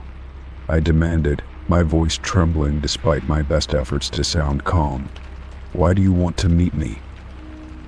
The man didn't answer right away. He looked around nervously, as though checking to see if anyone was watching. "They're watching," he said finally, lowering his voice even further. "You've been chosen. You need to leave town now. There's no time to explain, but you'll be safer if you just listen to me. They've been tracking you, and now they know you're involved. If you don't leave now, it could be too late." I stood frozen in place, trying to make sense of his words. Who was this man? What had I gotten myself into? I could feel my pulse pounding in my neck, my hands clammy with sweat. My mind was racing, but the words he spoke made no sense. It felt like I had stepped into a world I didn't belong in. A world where my every move was being watched, tracked, and controlled. Before I could respond, he turned and quickly left the bathroom, disappearing as quickly as he had appeared. I stood there for a moment, utterly speechless, as the weight of his words sank in. What did this all mean? Who was after me? And why? I didn't know whether I should stay or leave. but the uncertainty of it all was too much to ignore. I had to get out, to figure out what was going on. But as I turned to leave the bathroom, I couldn't shake the feeling that my life had just changed forever.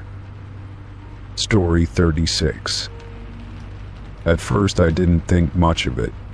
I've been an avid runner for years, always tracking my progress using an app on my phone. It helps me stay motivated and provides useful insights into my performance, distance, and time. But last week, something strange started happening. Every time I finished a run, the app would show me a map of the route I had taken. But there was always something new, a path I didn't remember running. I chalked it up to a glitch in the app, maybe an error that was somehow miscalculating my path. But as the days went by, the glitch kept happening. And this time it wasn't just any random path that led me to the same place. The first day it happened, I thought it was a fluke. The app displayed a route that ended near an old, abandoned building a few blocks away from my usual running path. I had never even noticed the building before, and there was no reason I would have run that way. I knew the area well, and I certainly didn't veer off course during my run. But the app showed my route clearly, mapping out every twist and turn, and there it was, the path leading straight to the building. I shrugged it off as a mistake, maybe the app misjudging my movements. But then it happened again the next day. The path wasn't the same exact route, but it was still leading me in the direction of the abandoned building. This time, the path took a sharp turn down a street I hadn't run down in years. I checked my phone for errors or any software updates that might have caused the issue, but everything seemed fine. The app was up to date, and there was nothing that could explain why the mapped route was showing these odd detours. I even tried running the same route the next day, purposely avoiding that area. Yet when I checked the map afterward, the same abandoned building appeared on the new path. It was impossible to ignore now. I decided to investigate. Curiosity got the better of me, and I couldn't shake the feeling that something wasn't right. The building, while clearly old and worn, wasn't something I'd ever paid much attention to. It had been there for years, standing tall on the corner of an empty street. I'd run past it countless times, but never thought to explore it. Now, though, it felt like the building had become something more than just a structure. It was a destination. The next morning, I decided to take a different route and avoid the area entirely, hoping the app might stop mapping out the same path. I ran for miles through neighborhoods I hadn't visited in a while, and when I finished my workout, I opened the app with a sense of dread. Sure enough, there it was, the path once again leading toward the abandoned building. I stared at the map in disbelief. I had purposely avoided that area, yet somehow, the app had mapped out the exact same route once more. I checked the timestamp of my run, and the path was even more specific this time, down to the smallest detail. That's when the unease began to grow. How was this happening? The app seemed to know exactly where I was going, even though I hadn't consciously made those turns. It was as though the path was being directed by something or someone other than me. I considered that perhaps it was my own mind playing tricks on me, that I was unconsciously gravitating toward the building. But that didn't explain how the app was consistently drawing these paths, regardless of what I did. I decided to take a walk around the building, hoping to calm my nerves and maybe figure out what was going on. The building itself was eerie, its windows were boarded up, and the paint had long since peeled off, leaving behind a dull, decaying exterior. The air around it felt heavier, like the building had absorbed years of neglect and isolation. The street around it was empty, save for a few stray cats that darted in and out of the shadows. I circled the building once, feeling a growing sense of being watched, though I couldn't explain why. There was nothing there, no one, but the hairs on the back of my neck stood up, as though something was just beyond my awareness. I left feeling unsettled, but I couldn't shake the thought that I was being drawn to something. The next day I ran again, more determined than ever to avoid the area. I ran through the park, across the bridge, and up the hill, nothing that could possibly lead me anywhere near that building. But when I finished my run and checked my phone, I saw it again. The route had somehow still ended up leading me straight to the abandoned building. This time, though, there was something different. A new detail appeared on the map. There was a note written on the map's legend, just a single word: enter. My blood ran cold as I stared at the app. It didn't make sense. How could a note be added to my route automatically? I hadn't made any changes to the app or the settings. My first instinct was to delete the app and be done with it, but something stopped me. What if the app was trying to tell me something? What if I was missing something important? I decided to take a break from running the next day, opting instead to drive by the building and get a closer look. I parked a few blocks away and walked toward it, keeping my distance as I approached. The more I stared at it, the more I felt the pull, an invisible thread tugging me toward the door. I shook the thought from my head, determined to ignore whatever weird influence this building seemed to have on me. But the more I tried to pull away, the stronger the feeling became. It was like something in the building was calling me. That night, the app did something new. Instead of mapping a new path, it displayed a message. Come closer. I stared at it, my hands trembling. I had never interacted with the app in this way before, and I wasn't sure if I should even respond. This wasn't normal. This wasn't part of any tracking or fitness routine I had ever used. It felt more like an invitation, or perhaps a warning. The next day, I couldn't help myself.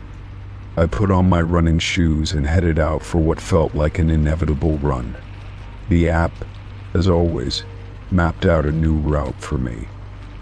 This time, though, it felt different. It was as though I was being guided along a specific path, with each step feeling preordained. And when I reached the building, the app didn't just show me the familiar path. It had updated the map, and now it had an arrow pointing directly to the front door of the abandoned building. I stood there, frozen. What was I supposed to do? I had no idea who or what was behind this strange phenomenon, but it felt like something beyond the app, beyond my own will, was guiding me. I took a deep breath and approached the building. The door creaked as I pushed it open, stepping inside, and for the first time I felt the air shift. The building, with all its decay and neglect, was not empty. There was something waiting for me inside. The app buzzed again in my pocket, but I didn't need to check it to know what it would say. The route had been completed, and now I was exactly where I was meant to be. Story 37. It was an ordinary evening when the doorbell rang. I wasn't expecting any deliveries, but I've had packages arriving frequently lately, so I didn't think much of it. I opened the door to find a delivery person standing there, holding a small envelope. They were dressed in the usual delivery uniform, but their face was unfamiliar. I greeted them and was about to take the envelope when they looked at me strangely, almost as if they were unsure whether to speak. After a brief pause, the delivery person said something that sent a chill down my spine. "Would you like to know who keeps canceling my orders?" They asked, their voice low and a bit hesitant, as though they were sharing a secret. I blinked, not understanding at first. "What do you mean?" I asked, trying to piece together what was happening. The delivery person glanced over their shoulder nervously before leaning closer and lowering their voice even further. "Someone has been canceling your deliveries," they whispered. "All of them. The ones you've been ordering. And I think I know who's been doing it." The words hung in the air like a thick fog. My heart started to race as I processed what they were saying. "But I haven't canceled anything," I responded, my voice shaky. I've been receiving deliveries just fine." The delivery person seemed to hesitate for a moment, as if unsure whether to continue, but then they nodded slowly.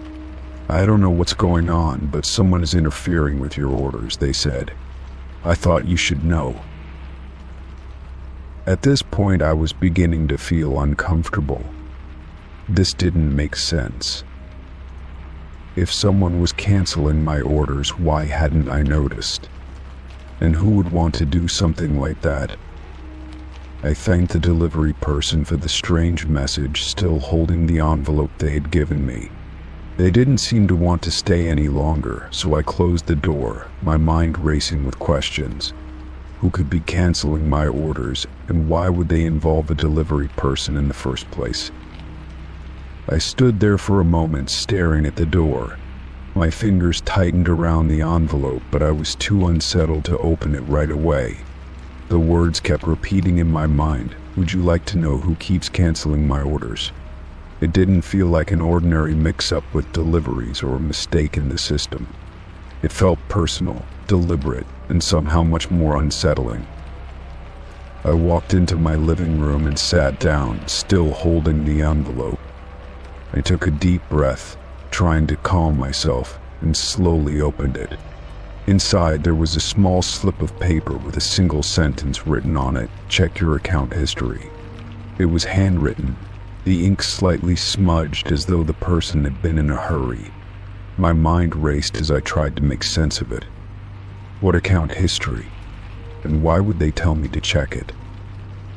I grabbed my phone and opened the app where I normally placed orders. As I scrolled through my past purchases, my stomach dropped.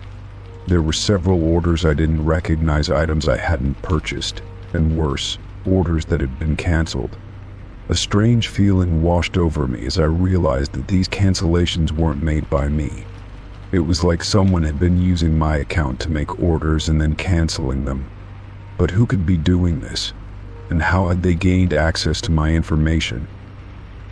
I thought about what the delivery person had said, trying to piece together the clues.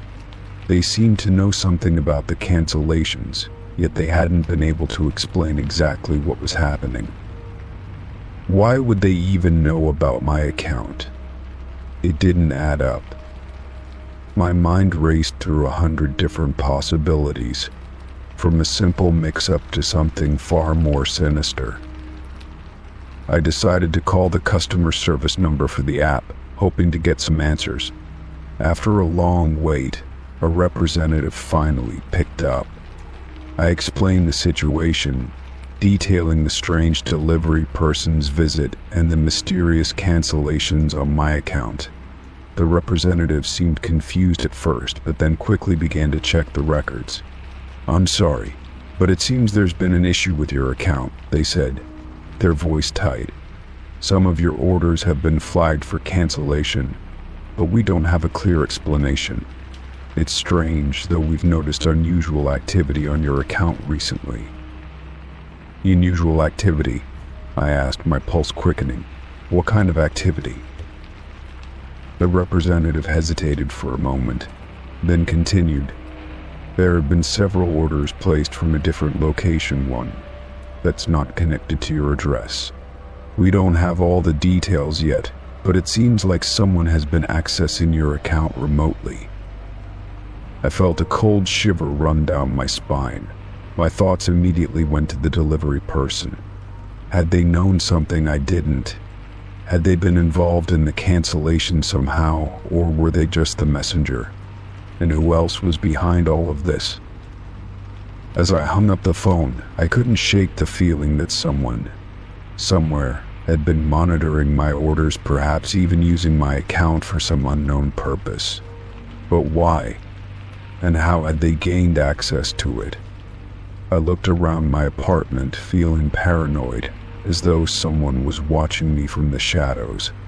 The more I thought about it, the more unsettling the whole situation became.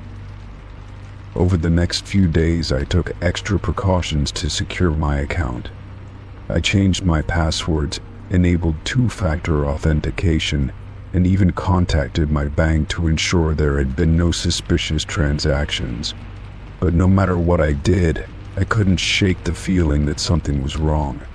Every time I received a package, I couldn't help but wonder if it was part of the plan, if someone was still out there, watching, waiting for the right moment. I began to avoid ordering things altogether, feeling increasingly paranoid. What if the delivery person came back again? What if they had more information, or worse, what if they were somehow involved in this strange conspiracy? Each time I heard a car pull up outside, my heart would race, and I'd find myself glancing nervously out the window, half expecting to see the same delivery person standing there again, asking me if I'd like to know who keeps canceling my orders. I still don't have answers. I've tried to move on with my life, but every now and then, I find myself questioning whether the person who delivered that strange message knew more than they let on. Could they have been a part of something bigger, something that I still don't understand? And most unsettling of all, who is behind all of this, and why do they keep interfering with my life in such a quiet, calculated way? Story 38. It was a typical evening at home, nothing out of the ordinary. I was relaxing on the couch, watching TV and sipping on my coffee when, all of a sudden, the lights flickered. It wasn't uncommon for the power to dip now and then, especially during stormy weather, but this was different. All at once, every light bulb in the house blew out, plunging me into complete darkness. The sudden silence that followed was jarring, and I felt an odd sense of unease settle over me. My phone's flashlight was the only source of light, and I grabbed it quickly, cursing under my breath. I checked the fuse box, expecting to find a tripped circuit. But when I opened the panel, all the switches were in the on position, and there was no sign of anything malfunctioning. Confused, I walked through the house, trying to make sense of it. Each room was as dark as the next, and the only illumination came from the beam of light in my hand. I walked into the kitchen, then the living room, but still nothing. No power to the lights, the appliances, or even the clock on the microwave. It felt like the entire house had been suddenly cut off from the grid. I headed up the stairs to check on the lights upstairs, wondering if something had gone wrong with the wiring. As I walked through the hallway, the darkness seemed heavier, more oppressive. It was almost as though the shadows were closing in around me. I checked the light switches in the hallway, but all of them were dead. With every step, I grew more unsettled. I had never experienced anything like this before, and the longer I was alone in the darkness, the more unnerving it felt. That's when I noticed the soft glow of light coming from the attic. It was faint at first, barely visible through the cracks in the door, but it was enough to catch my attention. I had never seen the attic light on before. I'd lived in this house for years, and I knew every room, every corner of the house. There was no reason for the attic to be lit now, and I couldn't understand why the light was glowing when all the others had gone dark. Curiosity got the better of me, and I made my way toward the attic door. I had never given much thought to the attic before. I knew there was an entrance, but I rarely used it. The door was tucked away in a small corner at the top of the stairs, and the steps up to it were steep and narrow. I had always assumed the attic was just for storage, so I never thought to check on it. But tonight, something about the light in there felt different, almost as if it was calling to me. The door creaked as I opened it, and I hesitated for a moment, my heart beating faster. The attic was dark, except for that strange, persistent glow. I stepped up into the narrow space, the beam from my phone barely cutting through the darkness.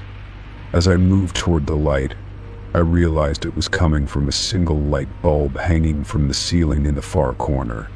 The bulb was old, the glass yellowed with age, and the light it emitted was faint, almost sickly. but it was definitely on something that didn't make sense considering the rest of the house was pitch black. I walked closer to it, my footsteps echoing on the wooden floor. The air up there was stale and musty, and the temperature felt colder than the rest of the house. As I got closer, I noticed something strange.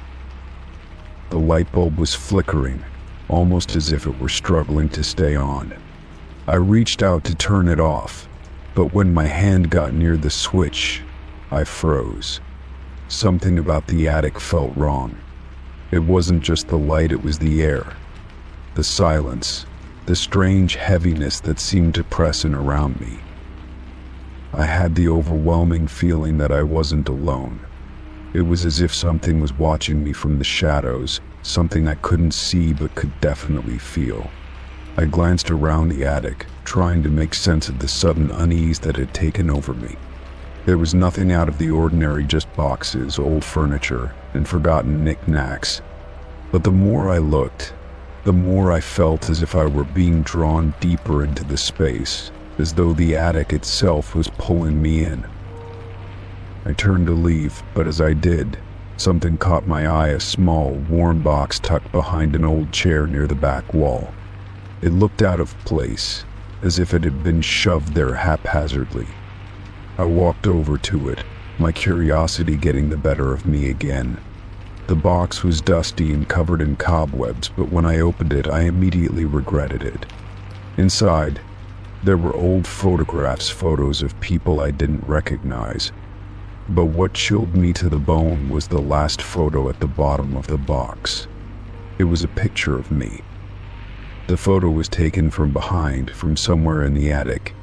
I could see my figure standing in the hallway downstairs, with the back of my head visible in the frame. My stomach dropped. How could this be possible? I hadn't been in the attic before tonight, and I certainly hadn't taken any pictures. I quickly dropped the photo and slammed the box shut, my mind racing with possibilities. Was someone else in the house?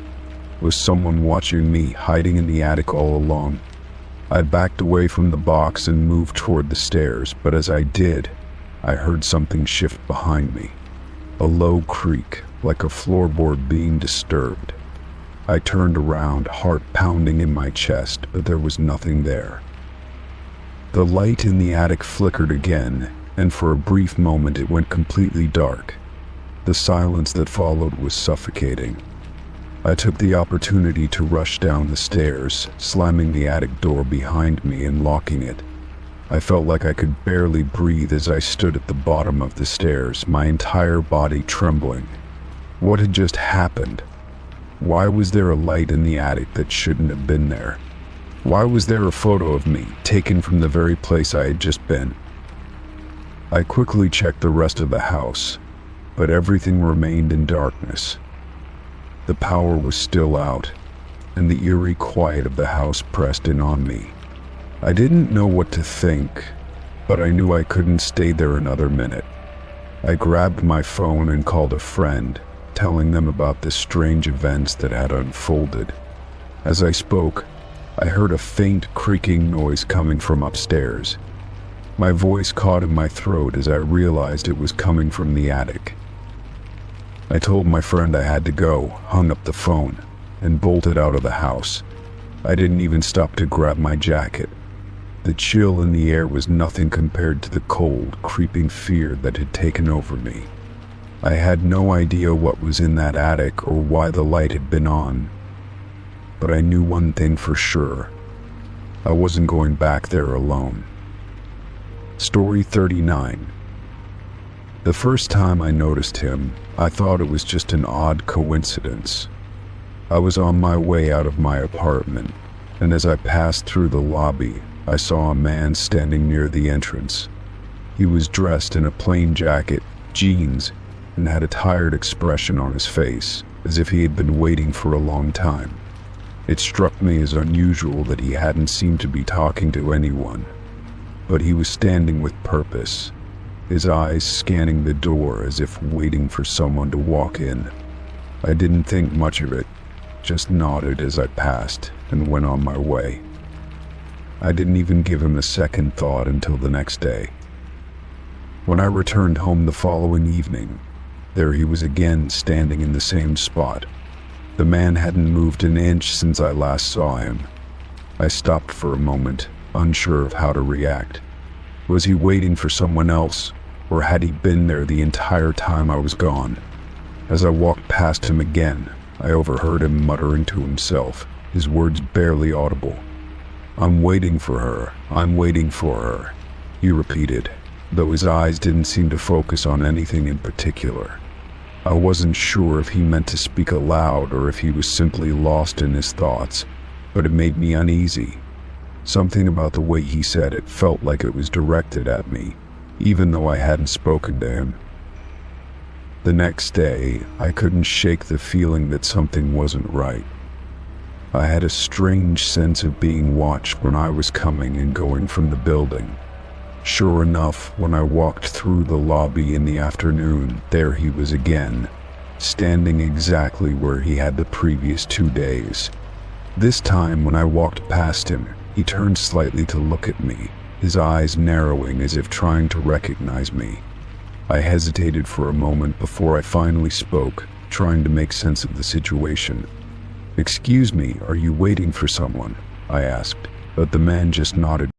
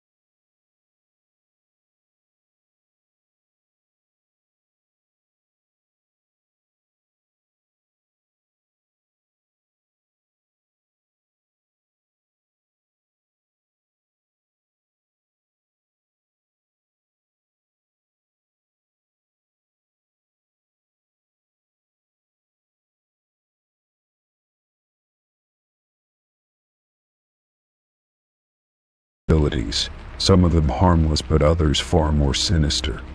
I found myself lying awake that night, replaying the scene in my mind and wondering if I should take any action.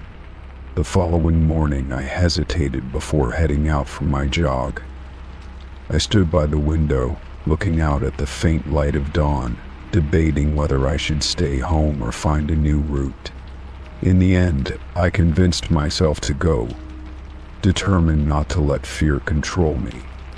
As I approached the bench, I felt my heart pounding in my chest. But to my relief, the second man was gone. The original man was there, sitting alone once again, his eyes fixed on me as usual. This time, though, I decided to do something different. Instead of jogging past him, I stopped a short distance away and pretended to stretch. I could feel his gaze on me, heavy and unrelenting, but I refused to let it intimidate me. I glanced over, making eye contact for the first time. His expression did not change, but there was something unsettling about the way he held my gaze, as if he was studying me, trying to read my thoughts. I gave him a polite nod, hoping to break the tension, but he did not respond. He just sat there, watching, his face as unreadable as ever. The interaction left me feeling more unsettled than before. As I jogged away, I could not shake the feeling that I had made a mistake by acknowledging him. It was as if I had opened a door that I could not close, and I had no idea what might come through it. In the days that followed, I started to notice small changes in his behavior. He would occasionally shift in his seat or glance around the park, but his eyes always returned to me the moment I came into view. One morning he even seemed to smile faintly, though it was not a warm or friendly smile. It was more like a smirk, as if he found something amusing about the situation. The subtle shifts in his demeanor only heightened my anxiety. I began to wonder if I should report him to someone, but I hesitated. What would I even say? That a man sitting on a bench in a public park made me uncomfortable because he stared at me. It sounded ridiculous, and I doubted anyone would take me seriously. Still, the feeling of being watched, of being singled out, was becoming unbearable. I started to feel paranoid, constantly looking over my shoulder and scanning the park for any sign of him. One day I decided to change my routine and jog later in the afternoon instead of early in the morning. I hoped that the shift in timing would help me avoid him, giving me some much-needed peace of mind. For a while it worked. The park felt different in the afternoon, livelier and less eerie, with more people around and the sunlight casting a warmer glow. I started to feel a sense of relief, thinking that I had finally put the whole ordeal behind me. But my relief was short-lived. A week later, I spotted him again, sitting on the same bench at a time when he had never been there before. My heart sank as I realized that he might have adjusted his schedule to match mine. This realization sent a chill down my spine, making it clear that his actions were not as innocent as I had hoped. I could no longer ignore the possibility that he was following me or, at the very least, paying far too much attention to my movements. I confided in another friend, hoping for advice or reassurance, but their reaction was similar to the first. They told me that I was likely overreacting, that the man probably had no ill intentions, and that I should not let it bother me. Their words did little to ease my fear. I started to consider other options, like changing my jogging route permanently or even skipping my runs altogether. Yet the thought of giving up something I loved because of him made me feel defeated. One evening, as I sat in my living room trying to distract myself with a book, I heard a noise outside. It was faint, like footsteps on the gravel path leading to my front door. My heart began to race as I froze, listening intently for any other sounds. The noise came again, closer this time, and I felt a surge of panic. I grabbed my phone and dialed 911. my hands trembling as I explained the situation to the operator. When the police arrived, they found no one outside, but the experience left me shaken. I could not prove that it was the man from the park, but in my gut, I felt certain that it was him. The officers advised me to stay vigilant and to call them again if anything suspicious happened. Their words were meant to reassure me, but instead they only heightened my sense of vulnerability. The next morning, I decided to take matters into my own hands. I brought a small canister of pepper spray with me on my jog, determined to be prepared if he tried anything. As I approached the bench, I noticed that he was not there. For the first time in weeks, the park felt peaceful again, and I allowed myself to relax, thinking that maybe he had finally moved on. But deep down, I knew it was not over. Days turned into weeks, and the man never returned to the bench.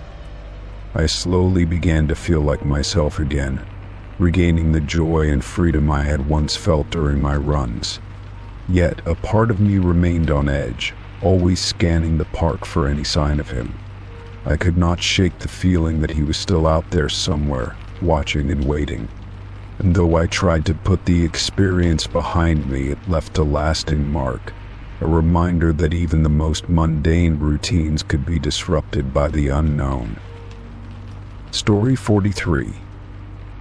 The sound of a voice memo unexpectedly discovered on a device can evoke a deep sense of curiosity and concern. Hearing someone say, "Do not trust them," without any context or explanation is particularly unsettling. It prompts questions about who recorded it, why it exists, and what it could possibly mean. The mystery deepens when there is no recollection of saving such a message or of someone else having access to the phone. It leaves one in a strange state of confusion and unease, unsure whether it is something to be worried about or just an odd coincidence. Initially, you might question whether the voice memo was accidentally recorded. Phones can sometimes be unpredictable, and accidental actions can occur without our awareness. A simple misstep, such as pressing the record button while the phone is in a pocket, could explain such an event. But the message itself, so deliberate and ominous, does not seem like something that would happen by chance. Its tone and content suggest intentionality, making it hard to dismiss as a random occurrence. The lack of clarity about who recorded the message adds to the perplexity. If it is someone you know, why would they leave such a cryptic note without any explanation? If it is a stranger, how did they gain access to your device in the first place?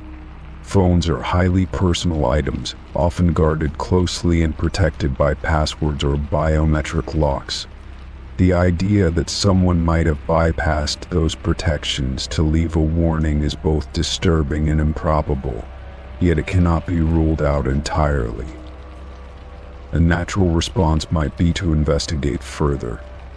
The first step could be to check the timestamp on the recording to determine when it was saved.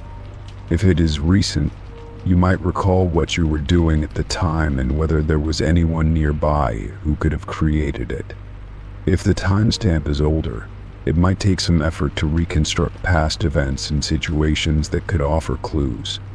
However, even with a timestamp, identifying the voice or understanding its origin could remain a daunting task.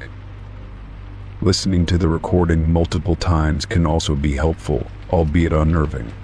Paying close attention to the tone, background noise, and other details might reveal subtle hints about its source. Is the voice familiar, or does it belong to someone entirely unknown?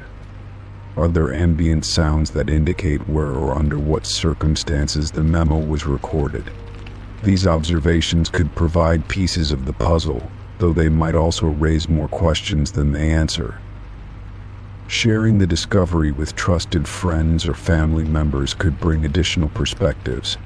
Someone else might recognize the voice or offer insights that you had not considered. They might even recall a situation or conversation that aligns with the memo, helping to shed light on its origins. However, there is also a risk that sharing the memo could alarm others unnecessarily. Balancing the need for answers with the desire to avoid causing panic is not always easy. One cannot ignore the unsettling implications of the message itself. The phrase "do not trust them" carries a weight of caution and urgency. It implies danger or deceit but provides no specifics about who or what is untrustworthy. This ambiguity makes it difficult to act on the warning, leaving you in a state of heightened vigilance without clear direction. It is natural to start questioning relationships, situations, or decisions, wondering if the message is pointing to something you might have overlooked. The possibility of a prank or joke also comes to mind.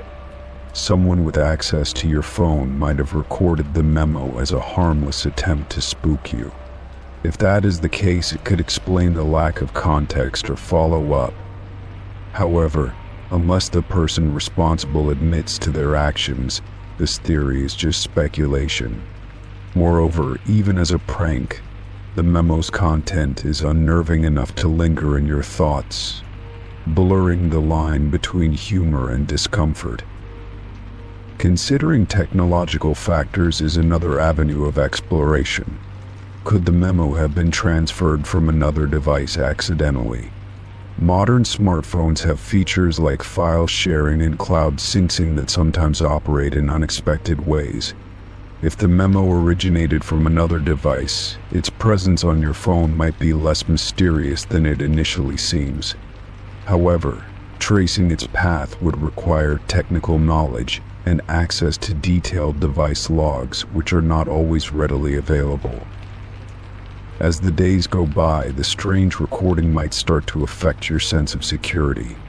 The idea that your phone, a tool you rely on daily, could harbor an unexplained message might make you more cautious about how you use it. You might start double-checking app permissions, reviewing your call and message history, or even considering whether your device has been compromised. This vigilance is a natural response but can also lead to overthinking and unnecessary worry. There is also the question of whether to involve authorities or experts in the matter. Reporting the memo to law enforcement might seem excessive, especially if there is no evidence of a crime or threat. Yet in an era where cybercrimes and data breaches are increasingly common, seeking professional advice is not unreasonable. An expert might be able to determine if the recording is tied to malicious activity, or if it is simply an isolated oddity. As time passes, the memo may take on a life of its own in your mind. It could become a story you share with others, an example of life's inexplicable moments. Alternatively, it might fade into the background, overshadowed by more pressing concerns and daily responsibilities. The way you interpret and respond to the memo ultimately shapes its significance, turning it into either a fleeting curiosity or a lasting mystery. On a broader level, this experience highlights how much we trust the technology we use every day. Phones are extensions of ourselves, holding personal data, memories, and connections. When something unexpected or unexplainable occurs within that trusted space, it can feel deeply unsettling. The sense of control we have over our digital lives is challenged, reminding us that even the most secure systems are not infallible. Reflecting on the experience, it becomes clear how much it taps into universal fears and uncertainties. The message "do not trust them" resonates because it touches on the fundamental human concern of whom to trust and how to navigate potential danger. In a world where relationships, intentions, and motives are not always clear, such a warning strikes at the core of our need for security and understanding. It leaves us questioning not just the message but also the broader context of our lives. The memo could also serve as an opportunity for introspection. Who are the them in your life that you are being warned about? Are there people, situations, or patterns of behavior that merit closer scrutiny? While the memo's origin may remain a mystery, its content might inspire personal growth or changes in perspective. Even in its ambiguity, it holds the potential for meaningful reflection. Another aspect to consider is how much energy to invest in solving the mystery. The search for answers can be consuming, drawing you into a cycle of speculation and investigation. While it is natural to want closure, it is also important to recognize when to let go. Some mysteries, no matter how intriguing, may never be resolved, and accepting that can bring its own sense of peace. Ultimately, the strange voice memo is a reminder of the unpredictable nature of life. Unexpected events, whether mundane or extraordinary, challenge our understanding of the world and our place within it. They remind us to remain curious, cautious, and open-minded, embracing the uncertainties that make life both puzzling and profound, even as the details of this particular mystery remain unclear. The experience of encountering it is a story in itself, rich with emotion and possibility. Story 44. I returned to my office after lunch, feeling refreshed and ready to tackle the remaining tasks of the day. As I stepped inside, a sense of unease washed over me. Something felt off, though I could not immediately pinpoint what it was. My office, typically a sanctuary of order and routine, seemed subtly disturbed. I glanced around the room, trying to identify what was out of place. The first thing that caught my attention was my chair. It was adjusted to a height that I never use, which struck me as peculiar. I always keep it at the same setting for comfort and efficiency. Seeing it altered made me pause, my hand lingering on the backrest as I debated whether I had adjusted it earlier without realizing it. Deep down, however, I knew I had not.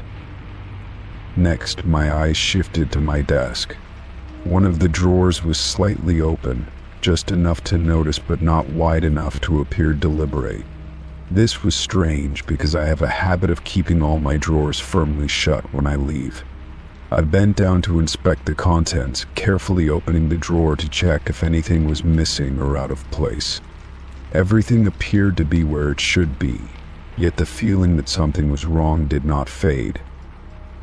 I straightened up and scanned the rest of the room. The window blinds were as I had left them, tilted just enough to let in natural light without glare. My papers, though slightly askew, seemed untouched otherwise. Still, I could not shake the sensation that someone had been in my office during my absence. It was an unsettling thought that made me question whether I should call security. Before jumping to conclusions, I tried to think logically about the situation. Perhaps a cleaning staff member had come in to tidy up and accidentally adjusted the chair. Maybe a colleague had borrowed something from my desk and left the drawer ajar without meaning to. These were plausible explanations, but they did little to ease my discomfort. I decided to step out and ask around.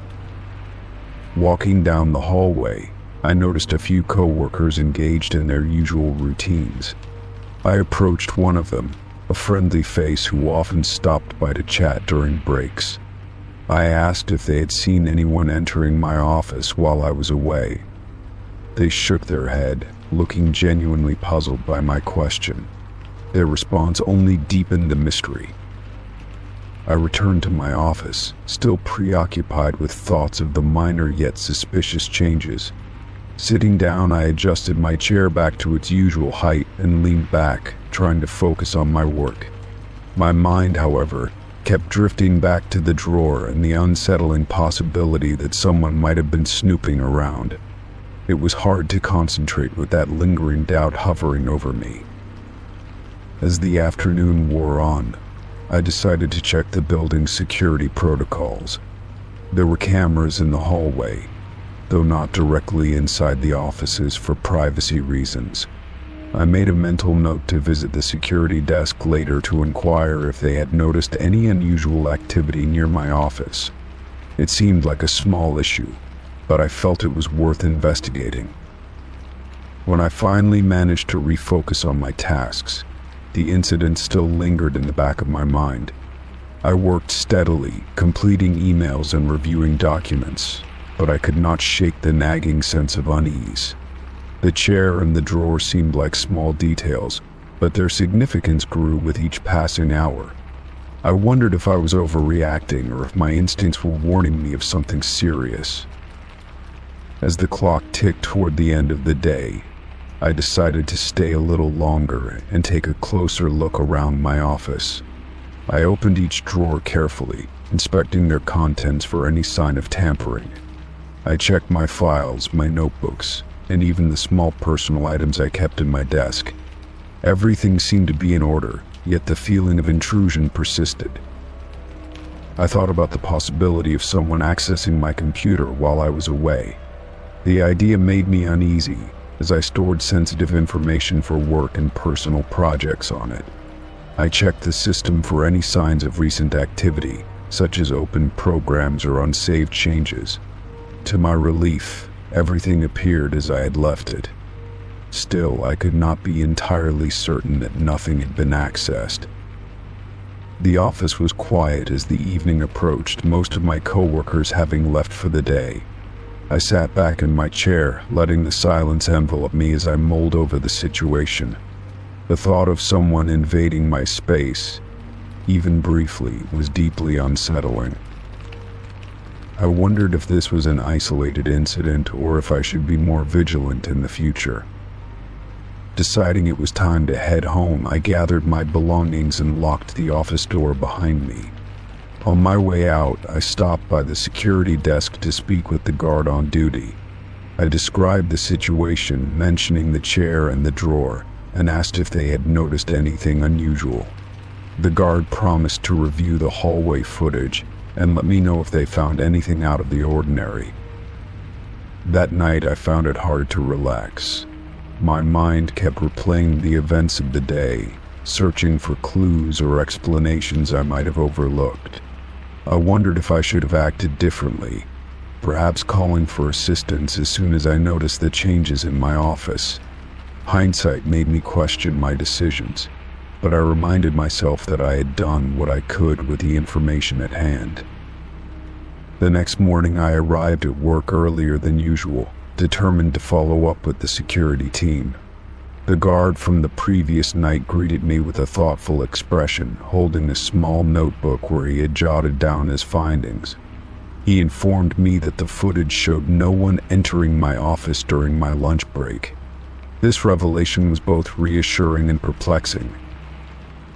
If no one had entered my office, how could I explain the changes? I retraced my steps from the previous day, trying to recall if I had adjusted the chair or left the drawer slightly open without realizing it. The more I thought about it, the less certain I became. It was possible that I had overlooked these details, but it did not feel like something I would normally do. As the day progressed, I tried to let go of my lingering doubts and focus on my work. The unexplained incident had consumed enough of my attention, and I needed to move forward. Still, I found myself glancing at the door occasionally, half expecting someone to walk in uninvited. The sense of vulnerability had not completely faded. Over the next few days, I made an effort to secure my office more carefully. I double-checked the locks and ensured that all my drawers were fully closed before leaving. I even considered installing a small security camera of my own, though I hesitated, unsure if it was necessary or allowed by workplace policy. These measures gave me some peace of mind, but the memory of that strange afternoon lingered. In conversations with colleagues, I kept the incident to myself, unsure how to bring it up without sounding paranoid. It felt like such a minor thing in the grand scheme of things, yet it had left a significant impression on me. I wondered if anyone else had experienced something similar and chose not to mention it, just as I had. Reflecting on the experience, I realized it had taught me to be more mindful of my surroundings.